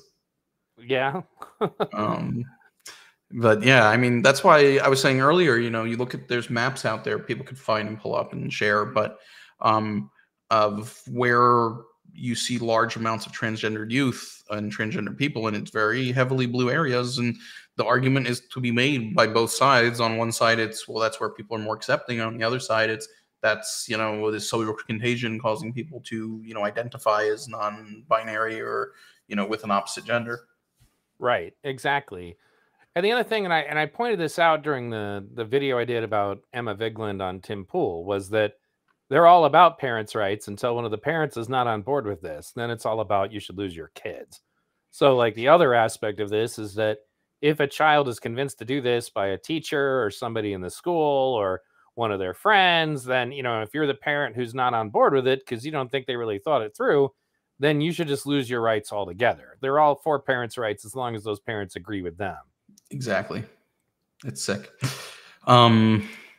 This is Dr. Gordon Guyette. He coined the term evidence-based medicine in the early 1990s, which is kind of the big thing medicine has been into ever since, which I think explains itself, you know, have studies and research and whatnot to back up your medical decision-making. Imagine that. Go on. But yeah, so here's a tweet from him. He calls American guidelines, specifically we're talking about WPATH here. He wrote this, you know, based for the British Medical Journal. He calls it untrustworthy. He says, you know, physicians, policymakers, and families, you know, should heed. Yeah, you know. Yep. No, I mean, that's the notion that we don't. Well, and you just saw the Surgeon General, the trans Surgeon General earlier, the one that Biden appointed, state that this is well researched. You know, there's like all kinds of studies on this, and again, they're just lying. That's so. But if you keep lying enough, if you keep repeating the lie, right, you know, then it becomes accepted, and that's why, like, you know, the video I did where we pointed out why are they panicking about Elon Musk buying Twitter is that science has shown that if you can convince 25% of a population of something, then it becomes the accepted norm of that culture. And that's kind of what they're trying to do. They're just going to keep lying and claiming that it's the truth, hoping that people are not going to do the work that you just did. I mean, because at this point, not only did you defeat the issue, like at this point, the issue is laying there dead, and we are like dismembering the corpse and turning it into fertilizer. There's so much evidence against what's being done here, you know, and no evidence for it, not really, you know, that this is just, it's crazy to me. And I think that it's going to be something that we look back on later in life, you know, like I hope that it happens in my lifetime because I can't wait to see what Twitter's going to look like when all of these people who were pushing this all this time, you know, are proven to be wrong, you know, like it's going to be pretty crazy. Yeah. So to me, the part of the SOC8 that I find most disturbing, you know, we all expect the gender hormone stuff and, you know, whatnot, and whoever has an opinion on that, so be it. If I've changed people's minds on it, wonderful. If I haven't, you know, wonderful. But the thing that disturbs me personally the most is the mental health. So, you know, like I said, they don't care so deeply about treating mental health issues, but they care about recognizing mental health issues, as it says in the part in the red, and in particular symptoms of cognitive impairment, psychosis that could impact the ability to grant consent for gender affirming medical and surgical treatment. That's what GAMST GAMST stands for. Again, they don't care deeply about treating the underlying health issues. They care about consent. This is a pretty hyperbolic tweet, basically saying that they could, you know, take with the new policies in SOC8, you could take patients that are psychotic and hearing voices and trans them or treat them with transgender care. Right. It's a little hyperbolic, but there's some truth to it. They say the presence of psychiatric illness or mental health symptoms do not pose a barrier to gender-affirming medical and surgical trans care, unless the psychiatric illness or mental health symptoms affect the transgender or gender-diverse person's capacity to consent to the specific treatment being requested or affected their ability to receive the treatment. It's all about getting the treatment. It's not about exploring or dealing with the situation or understanding more. And punishing anybody who doesn't go along with it. That's a part of their, 100%.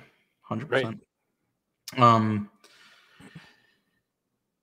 And despite its recommendations, even the WPATH SOC8 itself recognizes that there's high rates of suicidality, suicidal ideation, suicide attempts, self-harm, eating disorders,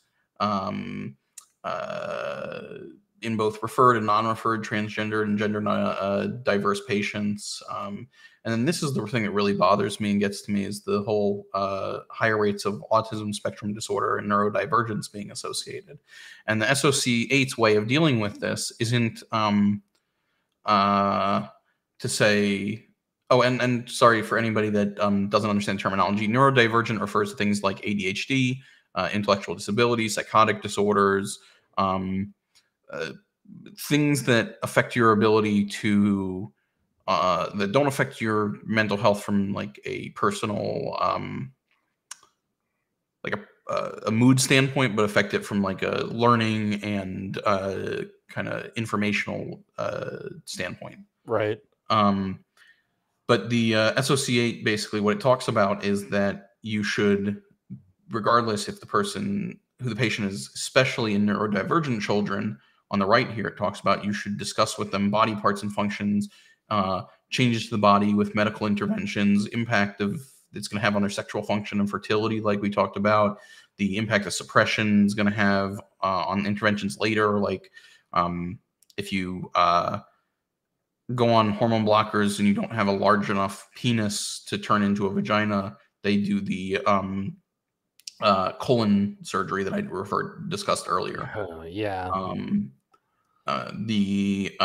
And then acknowledge that there's not a lot of evidence for suppression. These are things they say that you should be doing, but again, when you're doing it in, as it says in the red box here on the bottom right, the discussion should employ developmentally appropriate language and teaching styles and should be geared towards the specific needs of each individual child. So, however you can get them to understand. But again, the less you have to clearly communicate with them, are you sure you're clearly understanding that they understand? Right, exactly. It just gets even more confusing. Thank you, Tam. She found this next clip for me. This is someone named Dan Karasik, who's the lead author of the mental health chapter of the WPATH SOC8. And he's talking about dealing with severely autistic nonverbal patients, about how if they can only communicate, then you need to be able to communicate with them about transition things by doing things like drawing their gender, because this is an acceptable form of consent. Oh my God.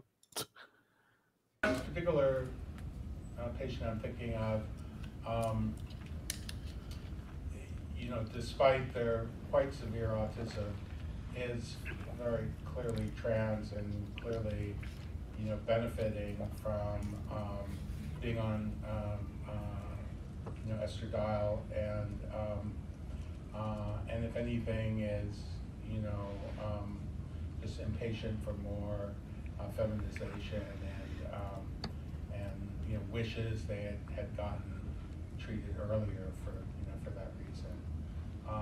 Yes. Oh, I was just thinking to add to that, I think it's really important when we submit an assessment to basically say the problem is with the assessment requirements and that they're very neurotypically designed. That is correct. And that just preface it by, due to that, I used other measures and information to find out about this particular person and essentially educate people around there's different ways of knowing And if we use the standard template, we're not going to find out. We may have to depend on parents, we may have to depend on drawings, but we can't just say, well, until you can be verbal and answer the questions as we have in this assessment packet, we can't clear you. That's really discriminatory. Can't hear that information, consider it an education opportunity maybe for those above us that don't understand ASD as well as some clinicians do. Because even though there was obvious communication in some of the assessments that I did, I still got pushback because there was not enough coming from the person themselves and instead from the parent. So it's very, very frustrating because you're correct. It's very, very neurotypical and it drives me crazy. And I'm hoping that in the future we can change that. Well, it's interesting you mentioned drawing because this particular patient is able to draw her feelings better than to speak them. And so sometimes that can be, and enjoys drawing much more than enjoys speaking, basically. Yeah. And so I think that's a good point to bring up that they're. Okay, and I enjoy playing video games, but I can't video game this information to you. Right. And I don't know enough about autism. It's been a while since I looked at it, but a nonverbal autistic person, I mean, is there, I kind of got the impression that there was a whole bunch of things that were broken in them. So you're going to say, okay, draw what gender you want. And then he also said, well, if they're obviously benefiting from the drug that he listed, how would you even know? Like, how are you communicating with them? Not to mention that, like we've brought up a few times in there, you hear them talk about how mostly it's coming from the parent, especially in these situations. Right. This is from the opening statement from this, from Meredith McNamara from speaking in front of Congress, the doctor from Yale with the Crenshaw clip. She talks about how, the reason we're doing this is because of suicidality. And then at the end of it, I included also a portion from the clip that she mentions that the parents know the kids best, exactly what you were talking about before when you were saying that, when the parents go along with the plan, they're important, but when they turn around and stop agreeing with the plan, suddenly they're the enemy. Right. It is toxic for an adult to tell an adolescent that there's something wrong with them. I'm sure there are many parents in the room and you'd never want your kid to go through that. Suicidality is a debilitating way to endure adolescence. A suicide attempt is a traumatic interruption in a young person's life. Let's be clear. Pediatricians know that life-saving means life-sustaining. When trans youth receive the standard of care, they thrive. They develop talents, they discover their strength. I think that one of the reasons why rates of suicidal ideation over the past couple of years and other mental health harms in trans youth has been going up is because of how they've been demonized. Providers must consult with parents and legal guardians about care that's provided to children. Could you explain to this committee and to my colleagues the importance of informed consent when providing all kinds of medical care to our youth? Absolutely. Thank you for your question, Congresswoman, and thank you for your comments. It makes my patients feel safer. I'm sorry. To interject for a moment, everybody should watch V's video on this. It was very extensive. These were short clips. She pissed me off. I couldn't help it the whole time she was talking with comments like that. Right. You're being the victim on behalf of the victims that I'm sorry. It just bothered me so much. No, that whole thing was infuriating. Go ahead. Parents play a central role in all medical decision-making for minors in the vast majority of cases, and regarding medical treatments for gender dysphoria, it's no exception. Parents know their kids best. They know what they need. We as pediatricians rely on their knowledge of their young person in order to help support them best. In the case of medical treatments for gender dysphoria, the standard of care and the way that care is practiced in this country is with a multidisciplinary team with an iterative over several visits, several months mental health assessment, and long conversations. Yeah. It is toxic for an adult to tell an adolescent. So this is just to show a little bit of receipts. This is a study on mental health from Australia in kids. And one of the interesting things I wanted to point out about this was two things. One, that vast majority of mothers were accepting of these kids. Fathers less so, but mostly ambivalent and accepting to pretty high rates overall. Right. So, when they talk about how families don't support people, that's a pretty low number. You're talking about rejection of about 4 and 6% mothers and fathers. Again, it's a study of 79 people, but still, these are the kinds of studies that we have to work with when we're talking about transgender stuff. But the other interesting thing to me is that a lot of them didn't have close friends and peer groups, which, you know, would be indicative of people that could be caught up in some sort of group that accepts them openly for regardless of situation. Well, and that's one of the things I bring up about these diversity clubs and shit that keep popping up at schools is that when you attend the seminars where they teach teachers how to set them up, they literally tell you to look for the kids who have no friends. Yep. Like that's immediately part of the strategy. Like, and then you got to say to yourself, okay, so now you have a kid who has no friends, and then you pull them into this special club, and then all the special people in the special club have some kind of queer whatever, right? And then you got to ask yourself, well, so how much of an incentive does that give the kid who otherwise doesn't have any friends to figure out that they're pansexual, bisexual, lesbian, gay, or transsexual? Like it creates an incentive at that point to figure out what you are so that you can fit in with this new peer group that'll accept you no matter what, because there's an adult out looking for kids who don't have any friends. 100%. And a few other things this study noted was that the ratio of females to males is 1.4 to 1. 41% have suicidal ideation, 16% have committed self-harm, and 10% have had suicide attempts. And 62 to 63% have anxiety and depression, 35% have behavioral disorders, and 13% had autism. Right. This is a doctor named Erin Baroni. She's a pediatrician that treats patients at a trans clinic at UCLA. She has a TikTok in which she calls herself the Queer MD. UCLA on their website talks about how they use the WPATH for their care treatment recommendations. With the bone density concerns and fertility issues, again, we don't see these as things that are contraindications to treatment or something that really impedes treatment. We, just like we do with all, I think, medical things, is try to outline what we might be monitoring, risks, benefits, reversible, irreversible things, and really have a thoughtful conversation about things.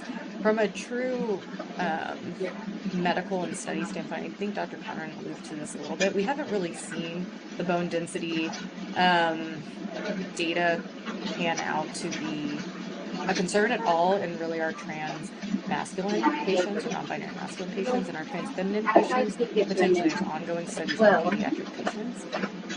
But like I was kind of alluding to before, we somewhat expect that when somebody is going to have more, their body's going to be more similar potentially to folks that we associate certain health risks for, we kind of are just putting people in different categories. So I don't know if that completely makes sense, but that's the way we frame the context of the conversation. And again, suicidality is a real thing, not functioning in school is a real thing. We're really always taking into account what is happening for the individual in the room and how some of these interventions and affirming things we can do are going to help that person function better, while also knowing, the effects of treatment. So one of the problems that we have here is that there are studies that show that there's high rates of suicidality and suicidal ideation amongst transgendered people, but there's no indication from the data that the lack of treatment causes the suicidality. Right. Correlation doesn't necessarily mean causation. So there's lots of other things that could be playing a role here. This next clip that we're going to look at on this next page is from a Swedish documentary called U-Turn on Trans Kids, the Trans Train. It's in my links. It's a 5-part or 4-part series talking about why and how they're changing. Trans training's great. I've watched a lot of it, and yeah, keep going. So this is a few-minute clip, so go for a little bit, but talking about suicide and mental health. Mental health in the general public. There are many suicide attempts. We have plenty of figures on that. And if there are cases when it is judged likely that a person will be helped to have a good life through gender-affirming care, then they should be entitled to it without being hampered by the law. This is an extremely important issue, getting this legislation in place. There are transgender people who try to take their lives. One study shows that 40% of young trans people have tried. Those are terrifying numbers. This can be a matter of life and death. How many take their own lives while waiting to get to you? We have a very long queue. It's 18 months. And we don't go looking for people who disappear from patient records. But we would find out if somebody had died by suicide, if that person didn't appear, or from the referring psychiatric ward. So I've never heard of anyone who died while waiting to get here. The bill refers to the 2014 inquiry, which states in 5 places that young transgender people take their own lives while waiting for surgery, but there is no source given. Where does this data come from, and is it true? We talked to doctors and organizations that participated in the inquiry. Per-Anders Rydelius built up Sweden's treatment for gender dysphoric youths. I'm not personally aware of any such cases. But you know that the inquiry also included special interest organizations, and that may be where the information came from, those organizations. I'd say it's more likely that some would have taken their own lives if they hadn't received gender-affirming treatment. Whether this was specifically linked to sex reassignment surgery isn't something I can answer.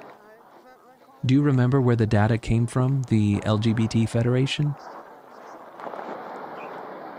I really don't know. It might have come from them. The Federation tells us in an email that there are cases in which families said that a suicide was partly due to lack of treatment, but we can't find support for this in the inquiry. That young people take their own lives while waiting for surgery. So why is it in the report? The investigator, a professor of public law, refers us to the secretary, Therese Backman. I can't answer that. I can't recall that it was linked to the surgical procedure. Because it does say in the section on the minimum age for surgery that young transgender people take their own lives while waiting for surgery. Yes? Why does it say that if you don't have evidence of it?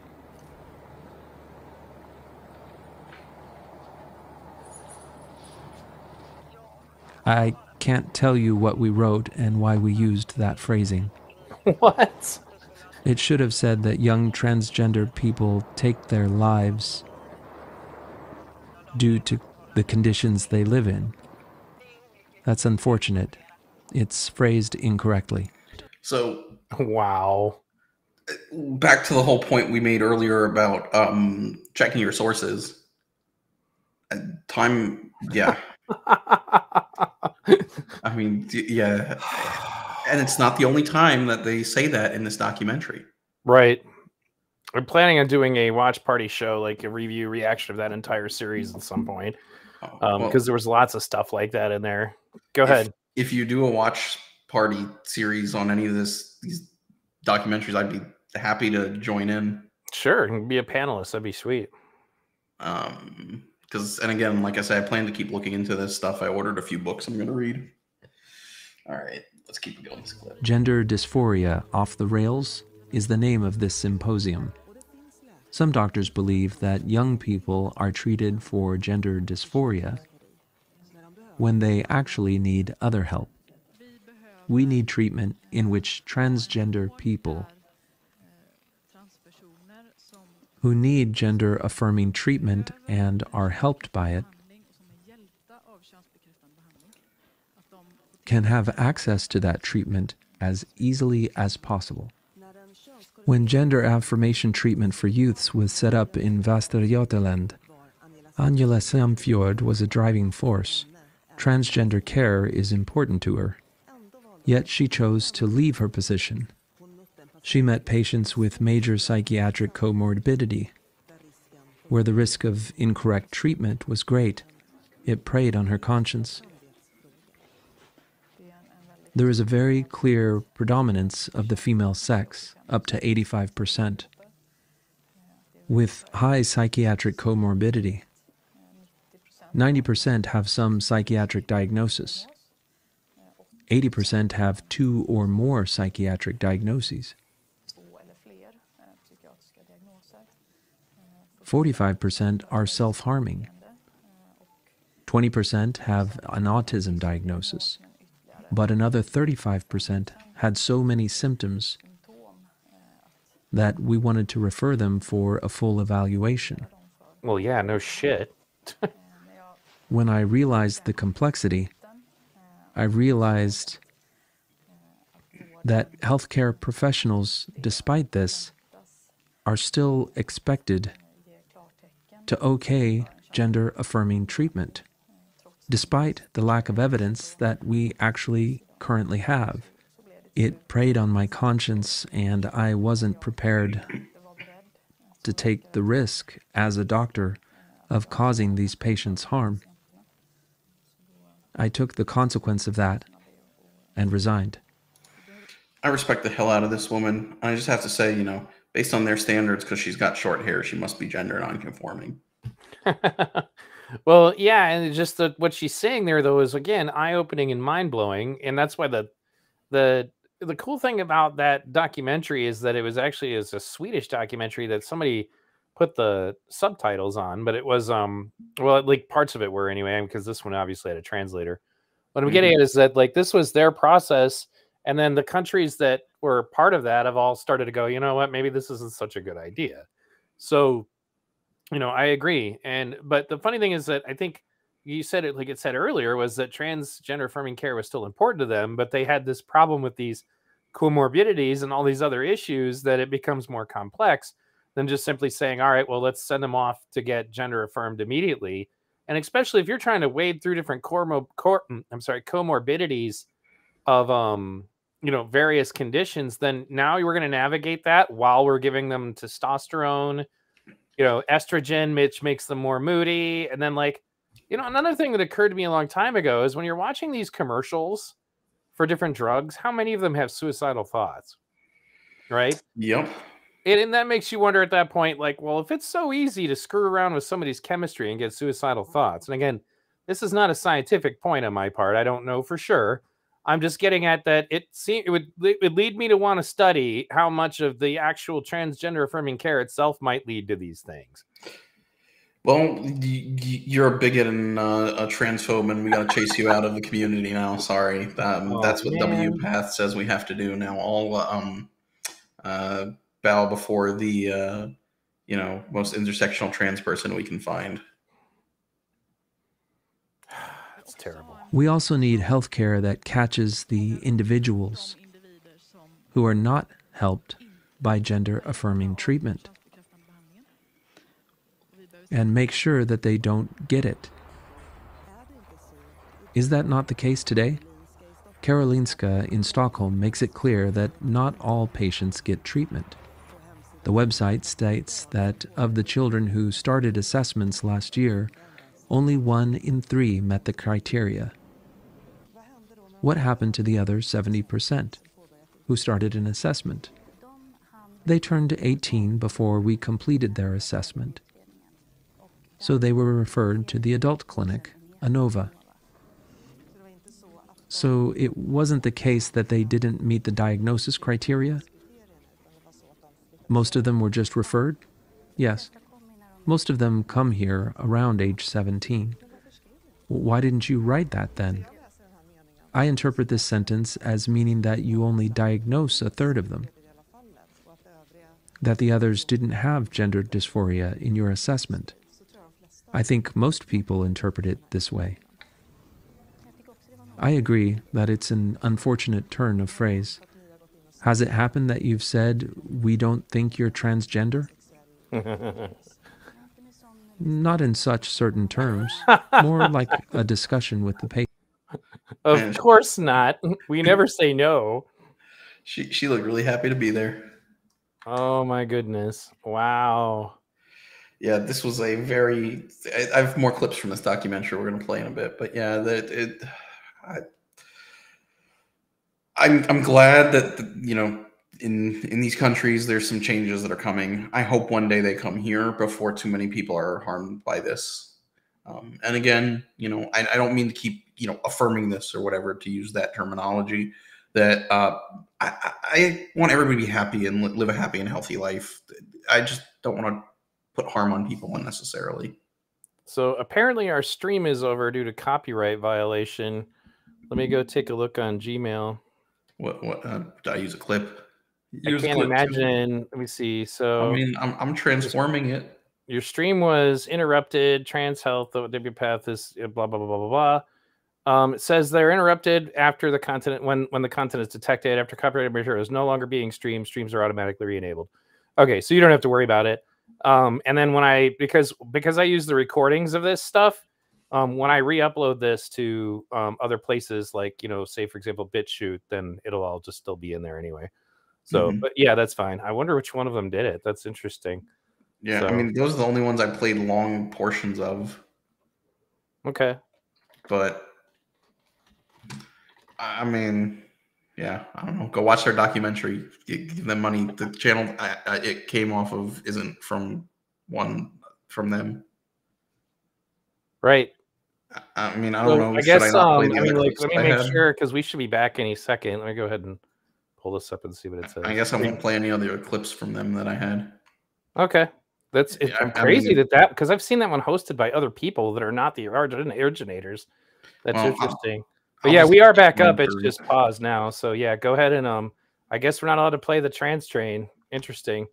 Okay, so but we will do, guys, is you should definitely watch that, and that's all available on YouTube. Yeah, I mean, I can play them through the sections I have, but then it'll be in the recording if you want. It's up to people. Well, if we do that, it'll kick everybody off who's watching live, but Yeah. we can always look at those later. So what else do you have? No. So this is public stuff. So this okay, is go right ahead. from 2020, September 2020. This is a Pennsylvania House hearing. The CHOP Gender and Sexuality Clinic co-founder Nadia Daushin responding about surgery. She's a physician at the Children's Hospital of Philadelphia. That's what CHOP is. Surgery, as it's called. What age does that generally happen? And also, what about bottom surgery? What ages are we looking at? And then in terms of surgeries, as I mentioned, top surgery is the only surgery at this point that the major medical professional organizations are recommending that there be no lower age limit for that surgery. And so in general, though, most youth who are having top surgery are over the age of 16. And I provided 2 references in my testimony to published studies which were about the benefits of top surgery. And then this is a clip of her talking about, she says in it, age is a number, where a child's cognitively and socially more important is more important than the exact number of their age when talking more. about What would be the kids. youngest that you would have referred a patient for either of those surgeries? So for top surgery, we have referred, and again, we don't recommend the surgery. This is based on over time working with a young person and their family and what decision seems right and developmentally appropriate for them, that they would be sometimes receiving a letter of support or a referral to a surgeon as young as age 14 is probably sometime between 14 and 15 is the youngest. But again, like I said, the majority are happening closer to 18, more between 16 to 18. And again, I think it's really important to remember that age is a number, but as an adolescent medicine and developmental specialist, we know that where a child is cognitively and socially is more important than that exact number of their age. What would be the youngest that you...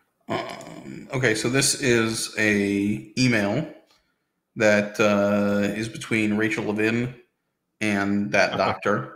Of course. From 2017. She says, Rachel Levin sends her an email and says, and it's to somebody else as well. I don't recall who Linda is, but good afternoon. I know we have discussed at USPATH, that's the US portion of WPATH, the possibility of gender confirmation surgery for young people under 18 years of age. This could include top surgery for trans young men and top and bottom surgery for trans young women. Is there any literature to support this protocol? And this was when she was the Physician General of Pennsylvania. Right. And so they respond, "Hi, Rachel. I am not aware of existing literature, but it is certainly happening. I think we've had more than 10 patients who have had chest surgery under 18 and as young as 15, and one bottom surgery 17."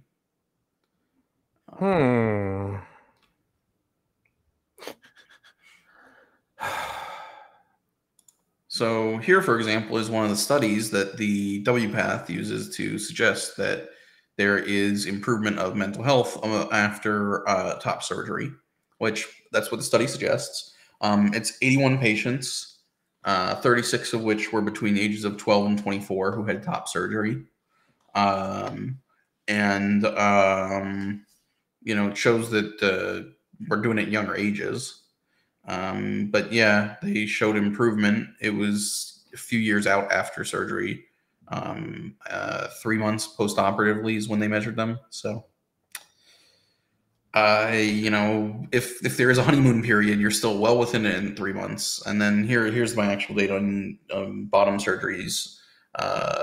For bottom surgeries, phalloplasties, 64% have complications, and then for 25% have complications with the flat.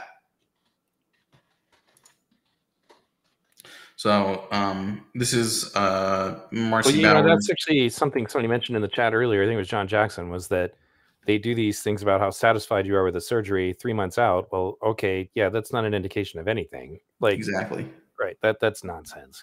Continue. This is a clip from the doctors. The following of Marcy Bowers, who's the president of the WPATH, and Deborah So. Program contains mature subject matter. Viewer discretion is advised.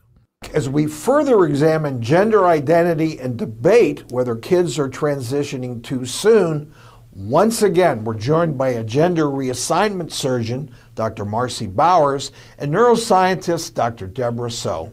Dr. Bowers, don't you have concerns about the reports that kids as young as 12 are crowdfunding for cross-sex hormones?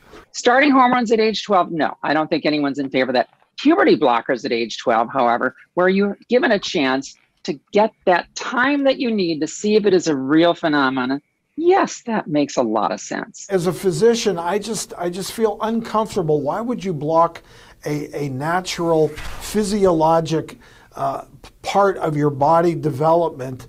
Let it play out. Purposely stopping puberty, to me, just doesn't make sense physiologically. Yeah, that's a good point, Dr. Owen. I think the answer lies at the intersection between what's the emotional and psychological harm that's being done to your child who's having this gender dysphoria and is really struggling figuring it out, versus what are we doing from a biology standpoint with these hormones being interjected into their bodies at that pivotal age where they're about to get the surge. Dr. So, let's bring you back into this. What is your take on transitioning with hormones at a young age? As a former scientist, I operate based on the data. We do not have long-term data for this intervention in this population. We do have data to suggest that there are some differences associated with puberty blockers, including less bone density. In one study, it showed that there was reduced spatial memory. And this does not alleviate symptoms of gender dysphoria, does not improve psychological functioning in these children. For me, I would have less of an issue if this climate were less political and children, upon reaching puberty, if they could get an appropriate assessment and proper therapy, a clinician decides that that's the right choice for that child, I would have less of an issue with that. But we're in such a highly politicized climate right now. The clinicians who are skeptical of this are abandoning the field. They're not working with these patients because they don't feel they can do their jobs properly. I speak to so many of them. That's very toxically masculine of her, to cut someone else off and talk over the, Well, yeah. I'm just saying.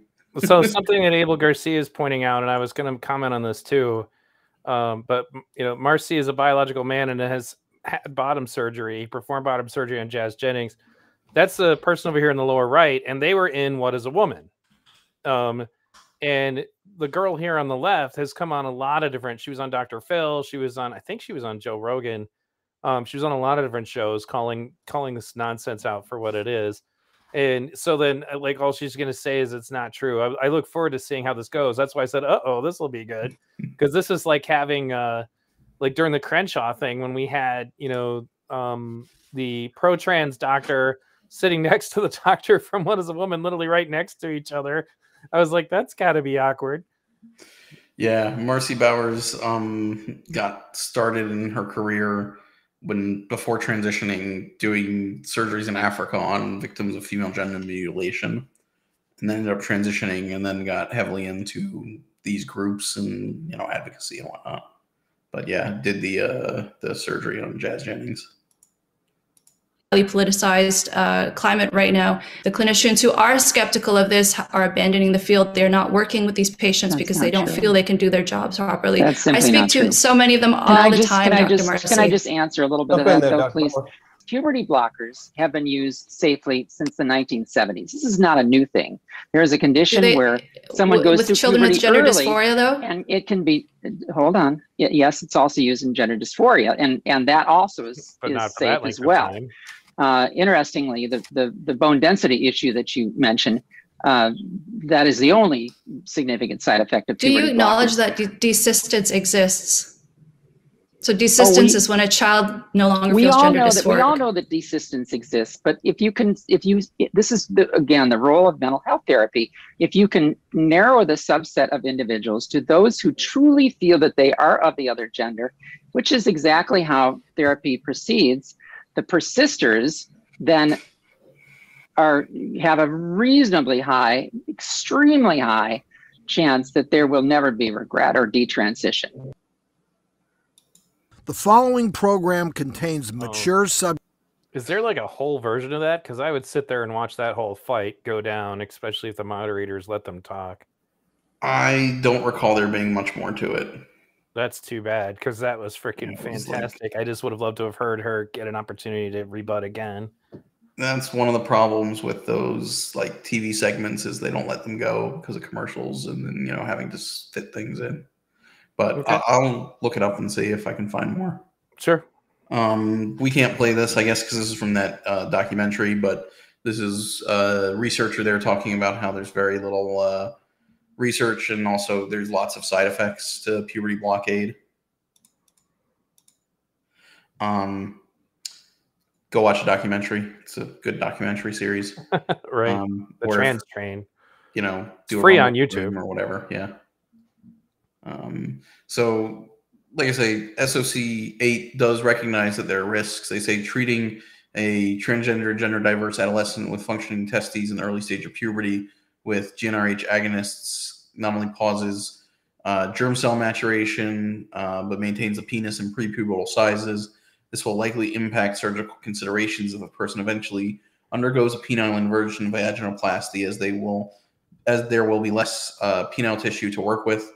In these cases, there is an increased likelihood of vaginoplasty will require a more complex surgical procedure, for example, an intestinal vaginoplasty. And, you know, this is that story I kept mentioning. Yuck.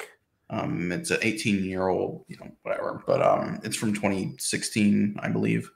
I mean, I think the rates are not super high, but the number of these being done is not super high. So, you know, Yet. Exactly. And Yet. I just see it as, again, you know, it's E. coli. You're taking a piece of intestine. You know, we can clean this stuff up, but one few E. coli, you're suppressed already because you're on immune suppressors. Sometimes, well, I guess for the surgery, not necessarily immune suppressors, but you're on antibiotics and stuff. You've gone through a lot of trauma. Your immune system's going to be, you know, under stress. Easy to get infections. This is Rachel Levin again. This is her talking about at an event in oral history with Rachel Levin in 2019 at the annual meeting in Washington, D.C. in March 2019 for some group, transgender group. I don't recall which, but I have a YouTube link. I could, you know, look it up. Sure. She talks about how if she had transitioned young, she wouldn't have her children and can't imagine her life without her children. So, you know, it's okay for her, you know, for kids to not have this opportunity, but it's important to her. It was very different because for many reasons, professional and mostly personal reasons, I transitioned over 10 years. Okay? Most people don't take that long to transition. First of all, young people are not willing to do that anymore. And, you know, I mean, I don't know if I was 15 now, I don't know if I would have taken so long, but again, when I was 15, what were you going to say and who would you tell and how would you possibly express that? But so the language started about, you know, and that was now 20 years ago when I kind of started this journey. And it was starting to become more in culture and the internet and support groups, etc. So, so I took a long time. I don't regret any of that, but I have no regrets because if I transitioned when I was young and I wouldn't have my children. I can't imagine a life without my children. And so every experience led me to here. And so how could I regret that? That's only laughing because I'm sad about it. Honestly, you're right. That's incredibly ironic because, again, they're pushing for this kind of transition, and the issue of that making them sterile is something they just don't want to talk about, right? And it's a very real thing. And, you know, I obviously can't imagine my life without my children either, you know, but we're letting these kids who, honestly, I mean, the parts of the biological clock, so to speak, that exist, you know, in many cases don't really activate until much later. And I think that, you know, if anything, like your body's imperative to reproduce is pretty strong because of the urge to have sex, but like you're like at a younger ages, but when you get older, it becomes more than that, you know, like, in fact, like I've had the urge, like it's impossible now. I'm past that part of my life, but I'd love to have another kid. Right. And it's not because I'm interested. I mean, not that I'm never interested in having sex, obviously, but it's not even remotely a big part of it. It comes down to the fact that I'd love to have another child in my life. It would be great, you know, and I don't think that that's something that kids are even in a position to understand. And that's why it's interesting to me, because I do know a woman, for example, who very much does not want to have children, and she can't even get approval to do that. Like you can't get approval to become sterile, but if she went ahead and decided to identify as a male, all of a sudden she could get sterilized. Crazy. Right? Crazy. This is a clip of a Dr. Daniel Metzger, who's a pediatric oncologist who at the British Columbia Children's Hospital, speaking at a WPATH-sponsored webinar from the WPATH Global Education Institute, talking about the patients in the Dutch study. Oh, and I should say this is from Project Veritas, from their documentaries. It's about 45 minutes total, if I remember correctly. But I have links in that for that as well. Some of the Dutch researchers gave some data about young adults who had transitioned and reproductive regret, and it's there. And I don't think any of that surprises us. I talk about it, but most of the kids are nowhere in any kind of a brain space to really, really, really talk about it in a serious way. That's always bothered me, but we still want the kids to be happier in the moment, right? On Monday, October 3rd, the American Academy of Pediatrics, the American Medical Association, and the Children's Hospital Association delivered this letter to Attorney General Merrick Garland. Now, this comes on the heels of Project Veritas receiving inside tape from within the World Professional Association for Transgender Health, feigning regret regarding their 14-year-old patients. It's always a good theory that you talk about fertility preservation with a 14-year-old, but I know I'm talking to a blank wall. And the same would happen for a cisgender kid, right? They'd be like, ew, kids, babies, gross. Or the usual stock answer is, I'm going to adopt. I'm just going to adopt. And then you ask them, well, what does that involve? Like, how much does it cost? Oh, I thought you just went to the orphanage and they gave you a baby. No, it's not quite like that. I think now that I follow a lot of kids into their mid-20s, I'm always like, oh, the dog isn't doing it for you, right? Yeah, they're like, no, I just found this, wonderful partner and now we're kids and da-da-da. So I think, it doesn't surprise me, but I don't know still what to do for the 14-year-olds. The parents have it on their minds, but the 14-year-olds, it's like talking with diabetic complications with a 14-year-old. They don't care. They're not going to die. They're going to live forever, right? Pause it for a second. So I think this is literally the exact same thing that is the reason why doctors will not sterilize women who say they don't want to have kids until they have to be like 25. Mm-hmm. This exact logic right here. But go ahead. Yeah, I mean, it's just disturbing as all hell. I think when we're doing informed consent, I know that that's still a big lacuna of that we're just. Oh, and I'm going to cut him off here too. There's a portion of this WPATH SOC8 that specifically talks against the informed consent model. It specifically says, the informed consent model is inappropriate because you're not invested in your patients, basically, is what it's arguing. That you're just getting them to sign some papers so that you're not, so CYA. But there's quotes from Marcy Bowers where she's basically says that, detransitioners and whatnot, well, that's on them. They knew what they were getting into. I have it later, the exact quote. We do it. Now, contrary to Dr. Metzger's own statements, the letter sent to the Department of Justice would consider any criticism or public review of these procedures as disinformation. Providers of evidence-based gender-affirming healthcare and their colleagues are facing increased stress and fear, rooted in an intentional... And we know that the, Biden administration's HHS is relying on the WPATH for its perspective on healthcare for gender-affirming, healthcare. Campaign of disinformation, where a few high-profile users on social media share false and misleading information, resulting in a rapid escalation of threats, harassment, and disruption. Some of the Dutch research. So this is our wonderful, lovely Marcy Bowers talking about Tanner stage 2. Oh, right. The second is was an observation that I had that every single child or adolescent who was truly blocked at Tanner stage 2 has never experienced orgasm. I mean, it's really about zero. These are these are just assigned male at birth, so trans feminine, and it's because they never in their lives are exposed to testosterone.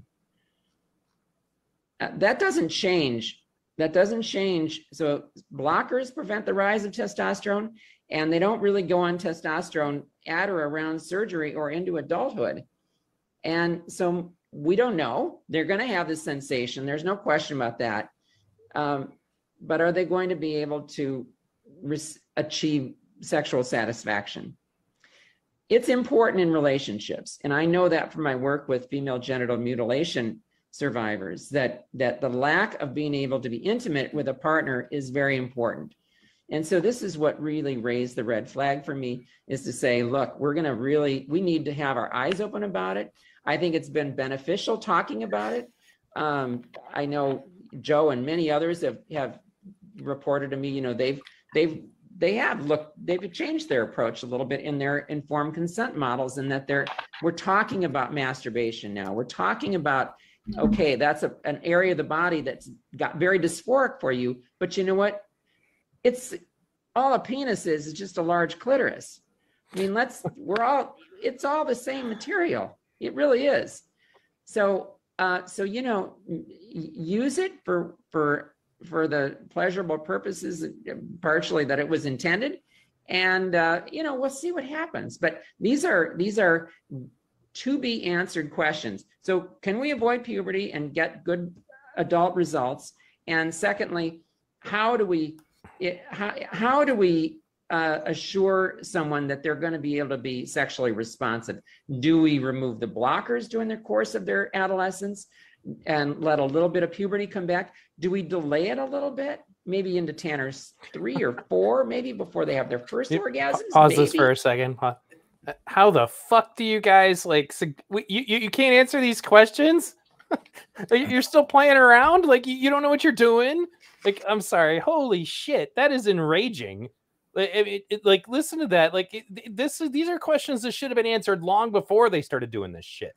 And making it the standard of care. Right. The standards of care. Well, just name me a study. The standards of care. You fucking morons. I'm sorry. Go ahead. You're good. This is the third part that I clipped from this PA hearing, where that doctor from the Children's Hospital of in Philadelphia talked about surgery and whatnot. And this is about the impact of gender-affirming medical treatment, surgical and hormonal care on fertility.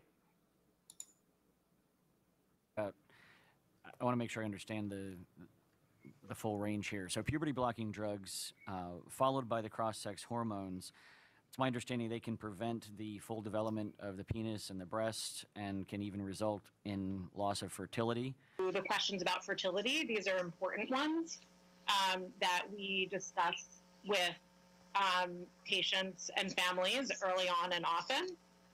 So we certainly have discussions prior to starting puberty blockers and prior to starting gender-affirming hormones, testosterone or estrogen. And, you know, what's interesting is that the field of assisted reproductive technology is rapidly evolving, and our understanding of the impacts of these medications on biological fertility are also evolving. You know, I also want to take a step back for a second to say that you know, transgender youth and their families, just like everyone else, may, you know, are aware of the fact that there are other ways to build families beyond having a child biologically, right? That folks can adopt as well. And many transgender children and adolescents are interested in having biological children, and many are not interested in having children at all, or are interested in adopting.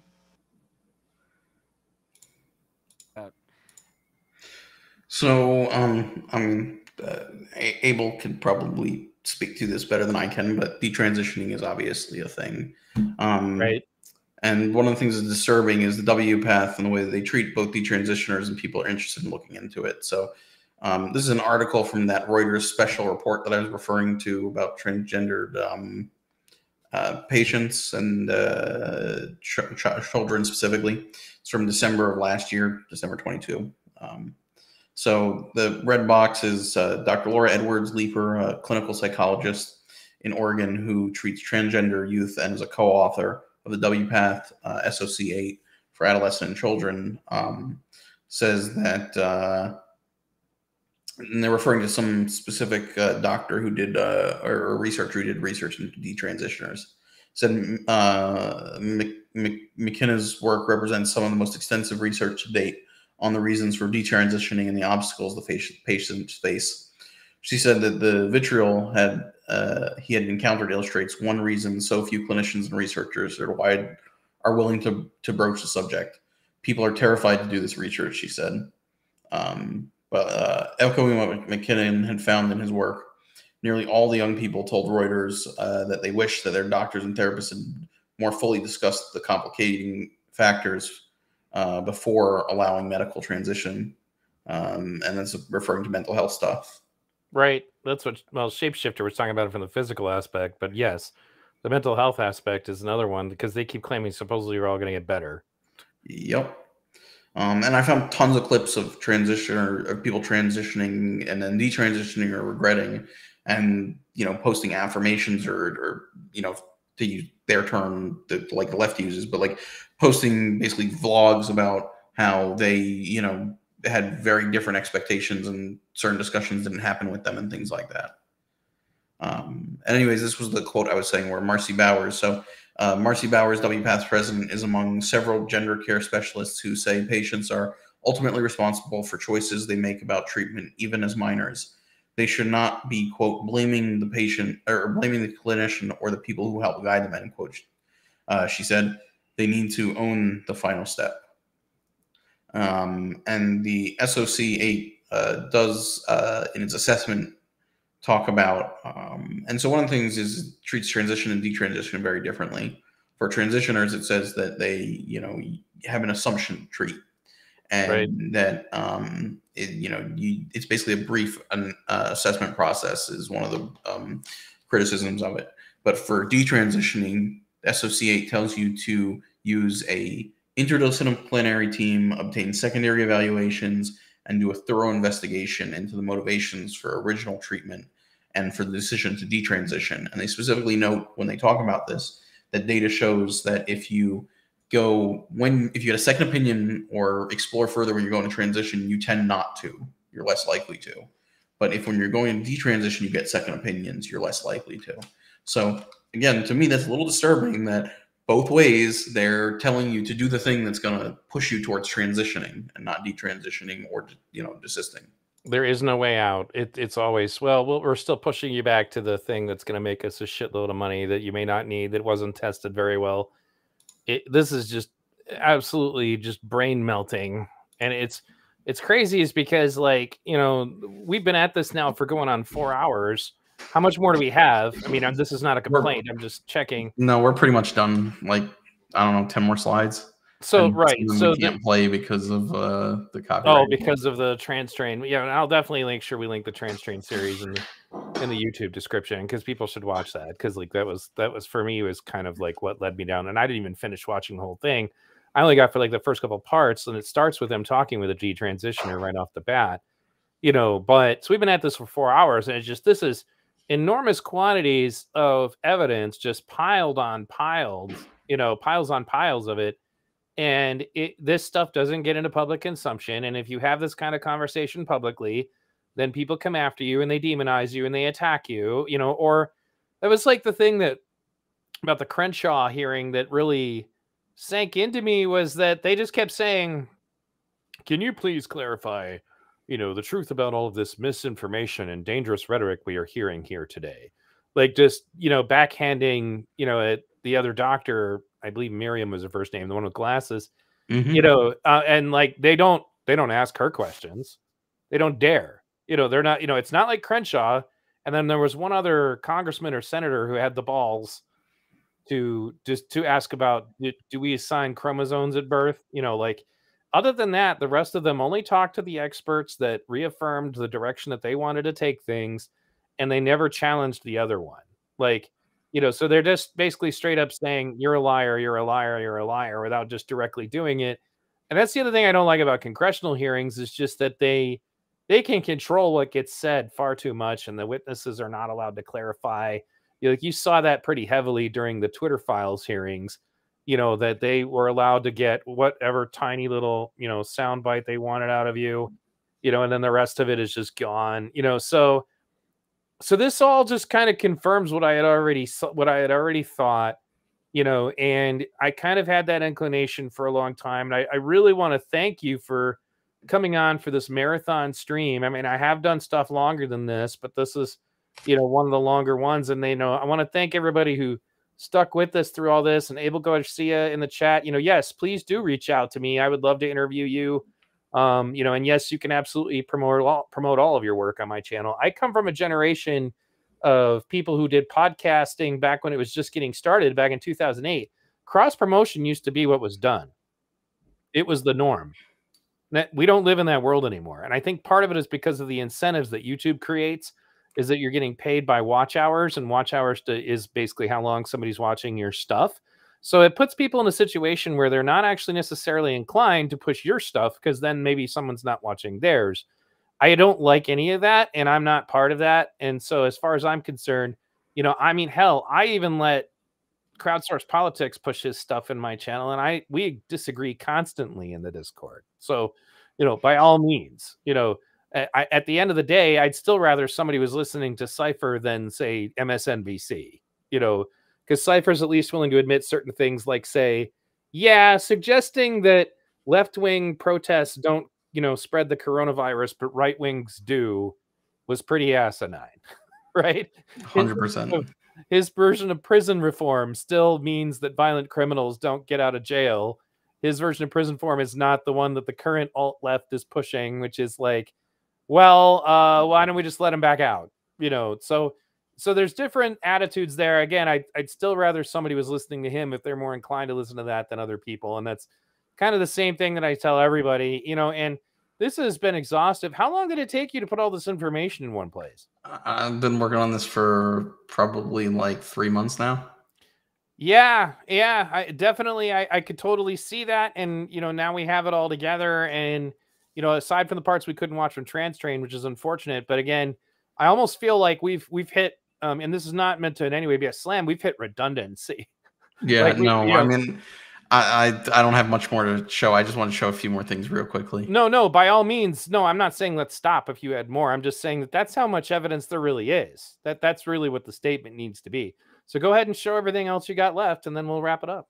Yeah, so this is another clip I can't show, but he's talking about how in the UK they're blocking him from doing research into detransitioners. So this is a pretty decent study that shows that most people that are started on hormone blockers and hormones will persist. This study looked at 627 trans men and 325 trans females between the ages, with an average age of 19, between 14 and 24 and a half at the start of the study.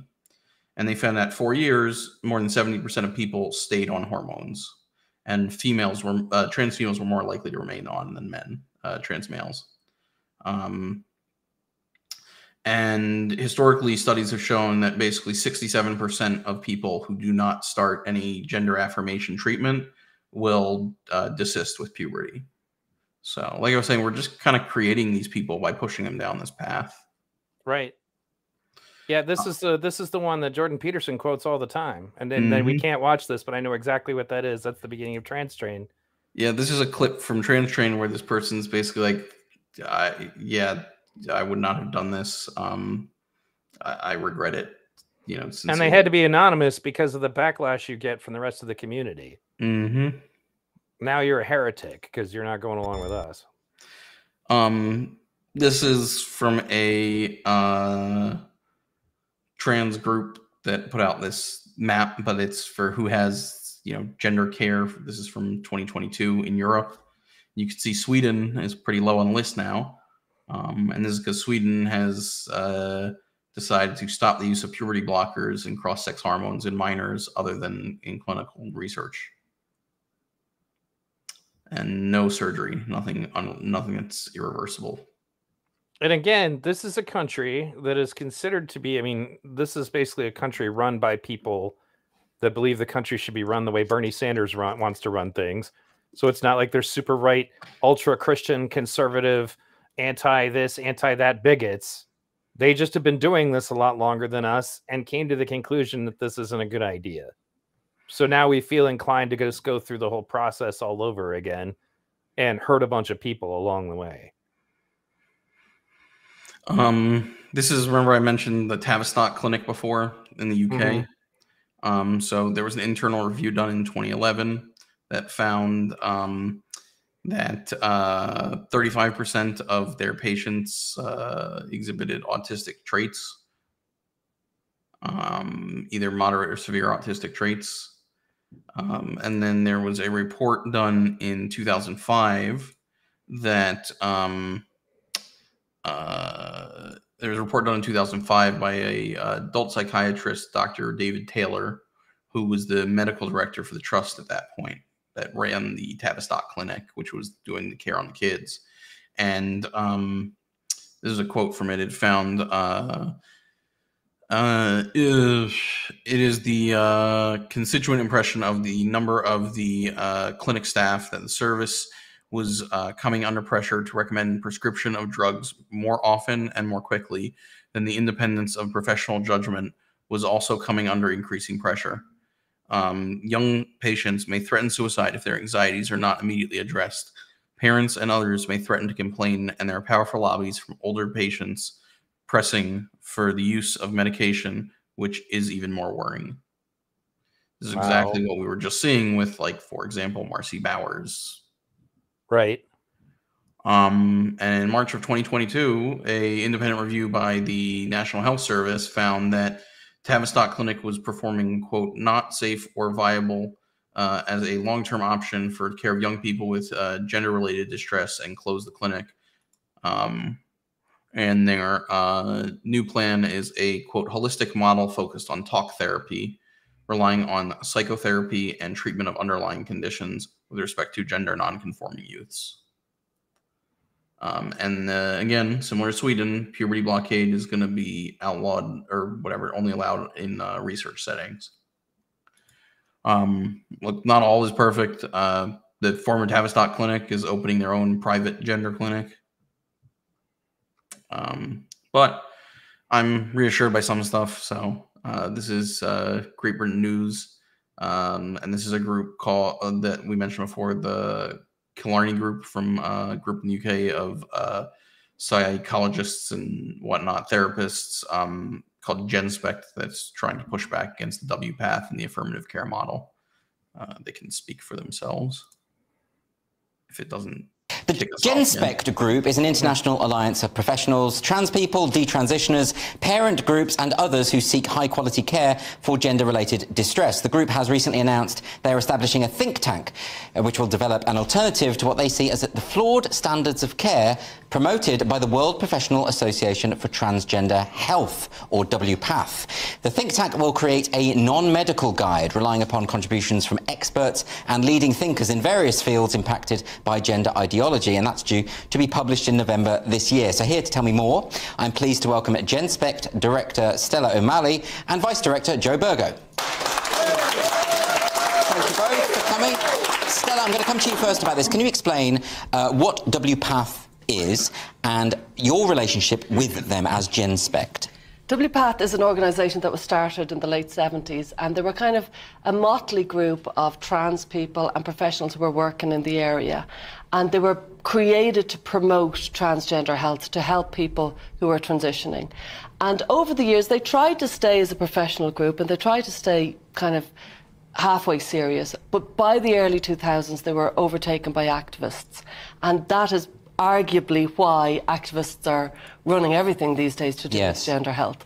And so as we studied it, we started GenSpect as a response to this extraordinary gender ideology just creeping everywhere, from cats to schools to young children who have some terribly harrowing stories, and families are being ripped apart because they're, you know, transitioning too early and they're not able to make these, you know, permanent decisions about their bodies. And so we started GenSpect as a counter organisation. And we realised that not only do we need to have a counter organisation that offers a different view to how you could be gender diverse, and people could be kind of, for example, they could live a very gender diverse life without medicalising. You don't have to medicalise.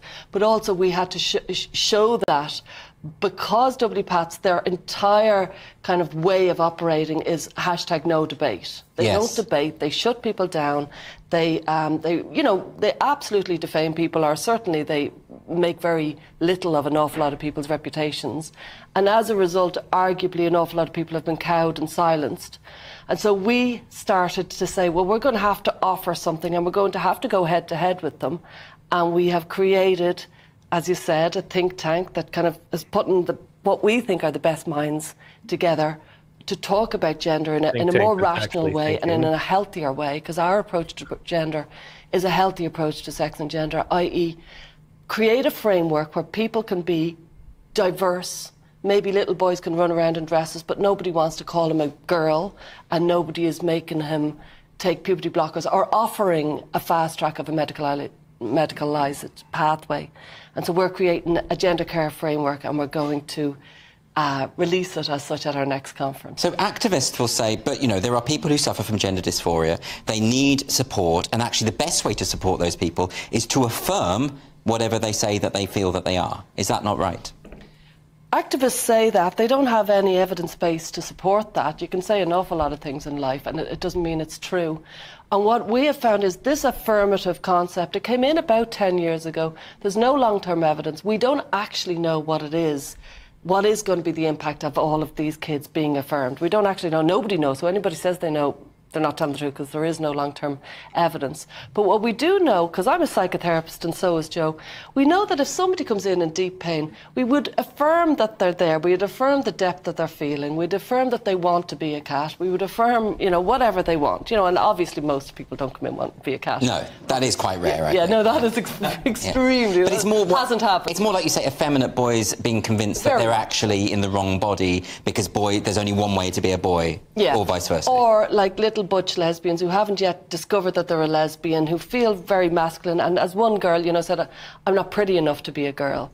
So there's so there's some really kind of sad, vulnerable people who are like, I don't like my body, I don't like who I am, I don't know my sexuality, I don't know where. It's quite normal though for adolescents, isn't it? It is. But it's a hyper-sexualized world we're living in, and there's a lot of demands on teenagers, like, well, are you gay? Are you not? Who do you fancy? And some of them haven't had a sexual awakening. And if you ask a kid before they've had a sexual awakening, who do you fancy? It's creepy, it's icky. They don't want to, but it's been pushed upon them. Yeah. So it is hard on them. It's very interesting, though, isn't it? Because this sounds to me like a very kind of ultra-conservative viewpoints of what it means to be male and female, and the idea that your sexual orientation is somehow related to your biological sex.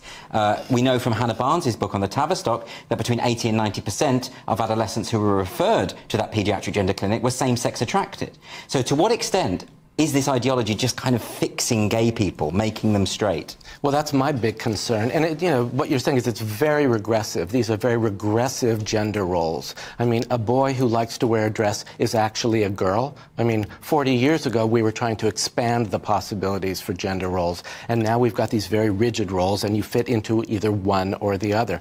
My big concern is that camp boys are being transed. And, you know, we're dealing right now with these big conversion therapy bans saying that if you challenge someone's transgender identity, that's conversion therapy. I would say that what's going on with affirmative care in JIDS at the Tavistock, that's the conversion therapy. They're taking butch lesbians and camp boys, and they're saying, you're born in the wrong body, and we're going to fix you, and we'll make you normal. That video was fantastic. I mean, geez. And so, like, who was that woman as far as what is her rank in the whole situation? Like, you know, what kind of doctor was she? She is a PhD psychologist. And her vice director, I believe, is a PhD or a master's level therapist, but I could be wrong. And then they have a couple of medical doctors and a bunch of other psychologists and therapists. And everything that she just said was absolutely correct. Like that should be the end of it. I just, all right. What else you got, Arby? So here's a couple of other organizations. Like I mentioned earlier, SEGEM, the Society for Evidence-Based Gender Medicine, GenSpec, and then GETA just recently put out for the first time a treatment guide for a psychotherapy-focused treatment guide, and it's the Gender Exploratory Therapy Association. And then there's this other group, which I'm not sure what their ultimate goal is, but they've been gathering signatures for a group called Beyond WPATH.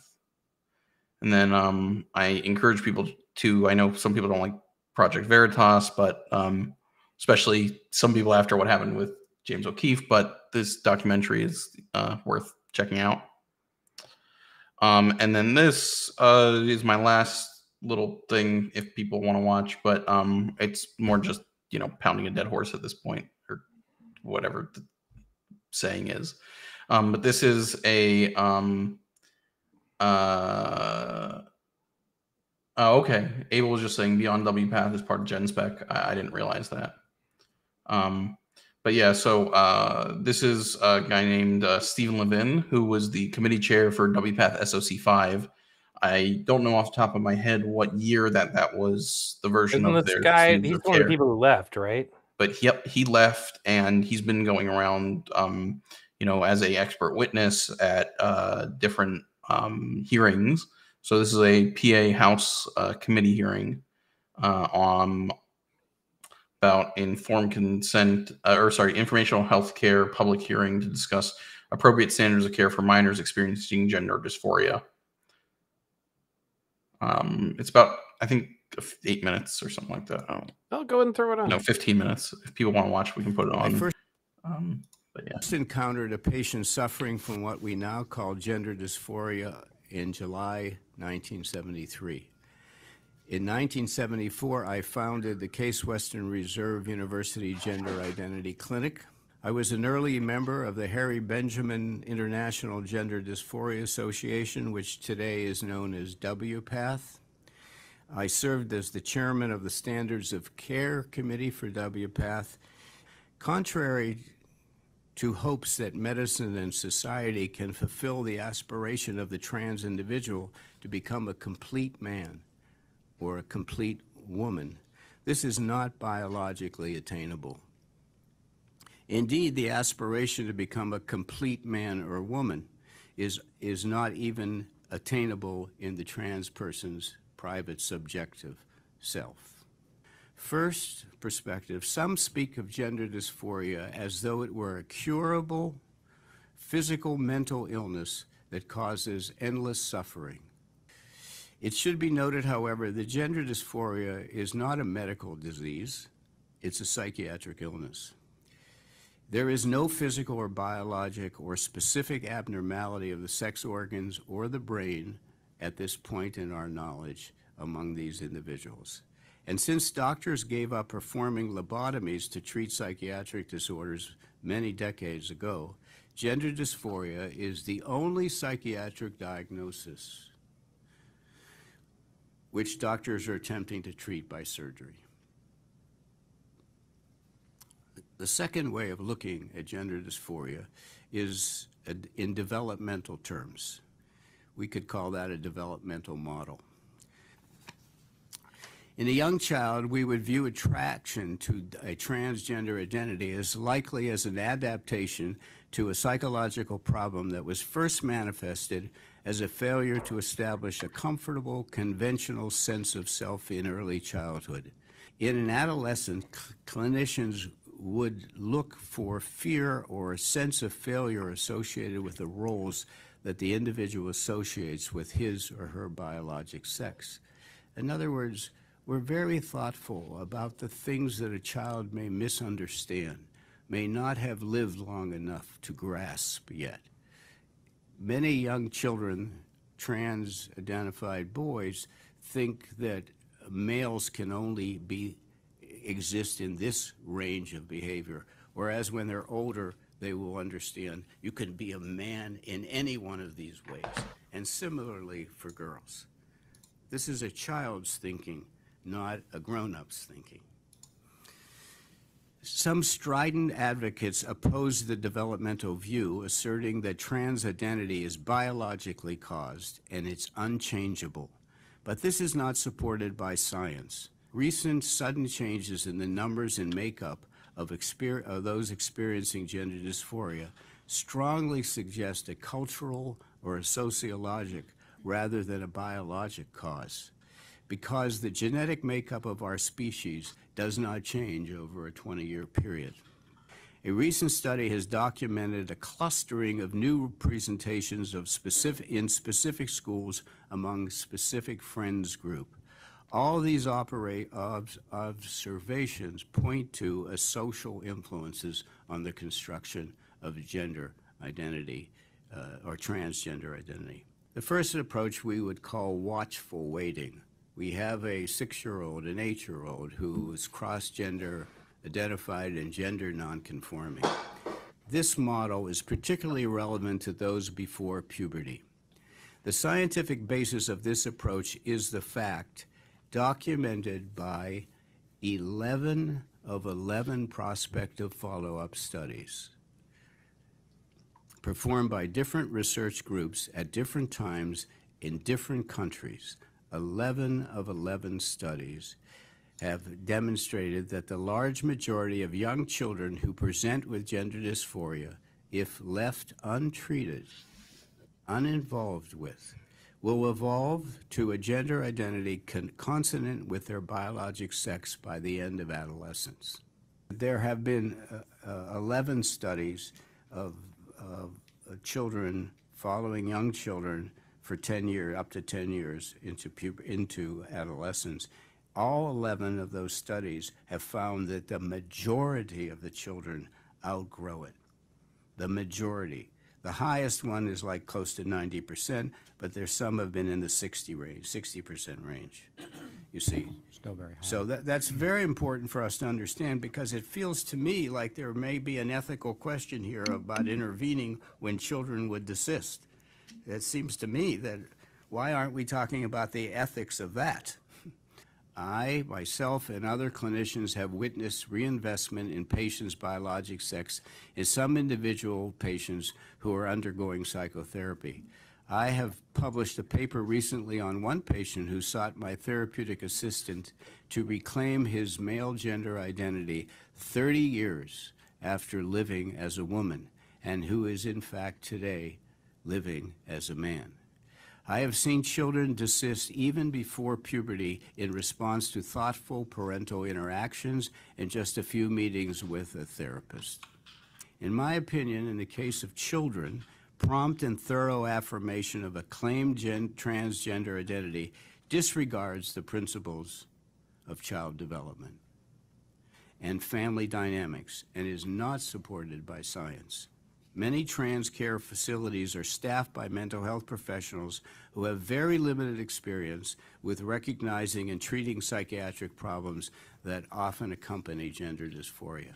As a result of the downgrading of the role of psychiatric assessment and treatment of patients, new gender-affirming clinics have arisen in many urban settings and recommend transition with remarkable, indeed distressingly remarkable speed, sometimes after a single 1-hour session.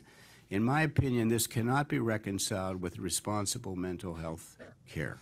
These clinics are often called gender-affirming clinics. The name of the clinic tells you that there is not a careful psychiatric extended evaluation of this stuff.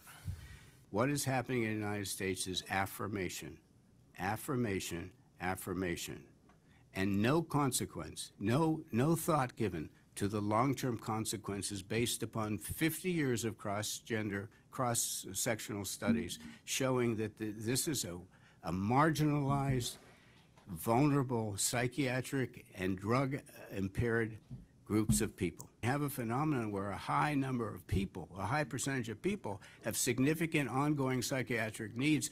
It seems to me that all of us should have some pause about what we do, and I don't think that the concept of we have a 6-year-old who's non-gender conforming and that we ought to affirm that child and lead that child to believe that she can be a boy or she can be a girl.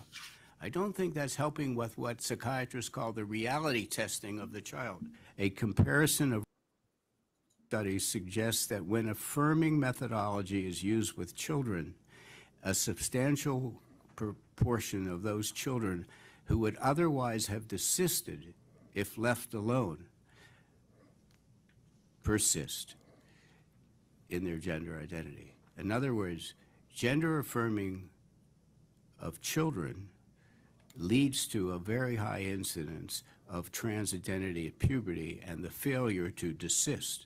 Whereas if you leave the children alone, many of them will desist. If you treat them young and intervene and support, they're going to have a transgender identity in adolescence. So we have to ask ourselves the question, what does that mean for the long run of the child?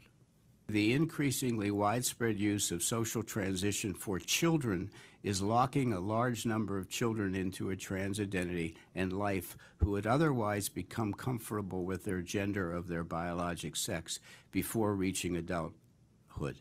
We should all seriously consider that the drive to block puberty derives from the experience of trans-identified adults who recall personal discomfort about their subjective gender discomfort in childhood and adolescence.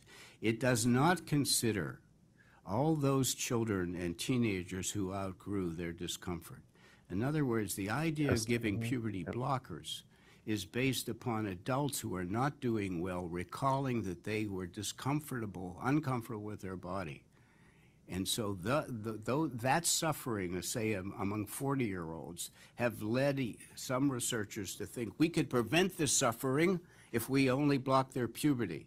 But that does not consider those people who outgrew it and are not talking at age 40 about their discomfort. Certain advocates and advocacy organizations make statements that would give the impression that science has already established that prompt affirmation is the best for all patients, including children, who present the indicators of trans identity. This belief is not based on good science. It ignores both what is known and what is unknown about health outcomes for transgender people. Advocates of immediate and unquestioning affirmation of social transition sometimes assert that any other course will result in a high risk of suicide in affected children and youngsters, teenagers, leaving aside young children who very rarely commit suicide for any reason. It is certainly true that individuals with gender dysphoria are well known to commit suicide at elevated rates, but this is true both before and after social transition, and before and after gender-conforming surgery, which it used to be called sex reassignment surgery. No studies show that affirmation of children or adolescents reduces completed suicide rates, prevents suicidal ideation, or improves long-term outcomes as compared to either watchful waiting or a psychotherapeutic model of approach to these children. Claims that affirmation will reduce the risk of suicide for children and adolescents is not based on firmly established science. A Swedish follow-up study tracked almost all individuals in that country who underwent sex reassignment surgery over a 30-year period and found the suicide rate, I am not exaggerating, ladies and gentlemen, the suicide rate in Sweden among people who are operated on for this problem was 19 times the general population. We do not know that kids who do not transition have a higher risk of suicide. We do not know that. That is not an established fact. But what many people believe that unless I transition my kid, they're going to be dead. And what happens oftentimes is the trusted mental health, the trusted pediatrician or the mental health counselor or the psychiatric evaluator or the nurse dealing with them has said to their parents, that's a manipulative, coercive, terrifying thing, you see. Now, we in the medical profession want our patients to trust us, that we know the science of things. And if we summarize that your kid is going to be dead unless you transition them, they either trust that and, oh my God, we better do this, and let me put aside all my intuitive worries about the wisdom of this, you see, or they get another opinion. There are no studies that show the affirmation of a trans identity in prepubescent children leads to more positive outcomes, say, by age 25 or 30, than does watchful waiting or ordinary psychotherapeutic approaches.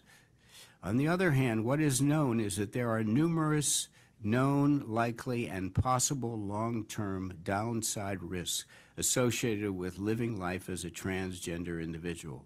Let me detail several classes of predictable, likely, or possible harms to patients associated with transitioning to live as a transgender individual. The first one I want to mention is sterilization. Obviously, sex reassignment surgeries that remove penis, testes, ovaries, vagina, and uterus are inevitably sterilizing. But medical professions also believe that we should assume that cross-sex hormones, which are increasingly administered to older minors, may also be permanently sterilizing. Does any 11-year-old, even one who has parental consent, have the capacity to consider the implications of personal sterility that may show up in his or her life 20 years later? Second, the loss of sexual response. Puberty blocking prevent maturation of the sex organs and the sexual physiologic responses. Some and perhaps many transgender individuals who transitioned as children and thus do not go through puberty consistent with their sex face significantly diminished sexual response as they enter into young adult life and are unable to ever experience orgasm. Children, of course, cannot imagine what this will mean for their future lives and psyches. In terms of mental health, however, in my opinion, individuals in whom puberty is delayed multiple years are likely to suffer negative psychosocial and self-confidence effects as they stand on the sidelines while their peers undergo pubertal changes and get involved in social interactions that cause them anxiety but help them to learn how to manage their sexual feelings and to conduct interpersonal relationships. Thus, if you block a kid's puberty and for 3-4 years, he remains looking like a child and feeling like a child while his peers are into a whole different phase. I've worked with multiple individuals who've abandoned trans female identity after inhabiting that identity for years who express regret. A surgical group prominently active in sex reassignment surgery has published a report on a series of 7 male to female patients requesting surgery to transform their surgically constructed female genitalia back to their original male form. They cannot surgically be returned to their previous normal genital anatomy. The trans person of either sex who requests having their body returned to the original sex appearance should worry all professionals.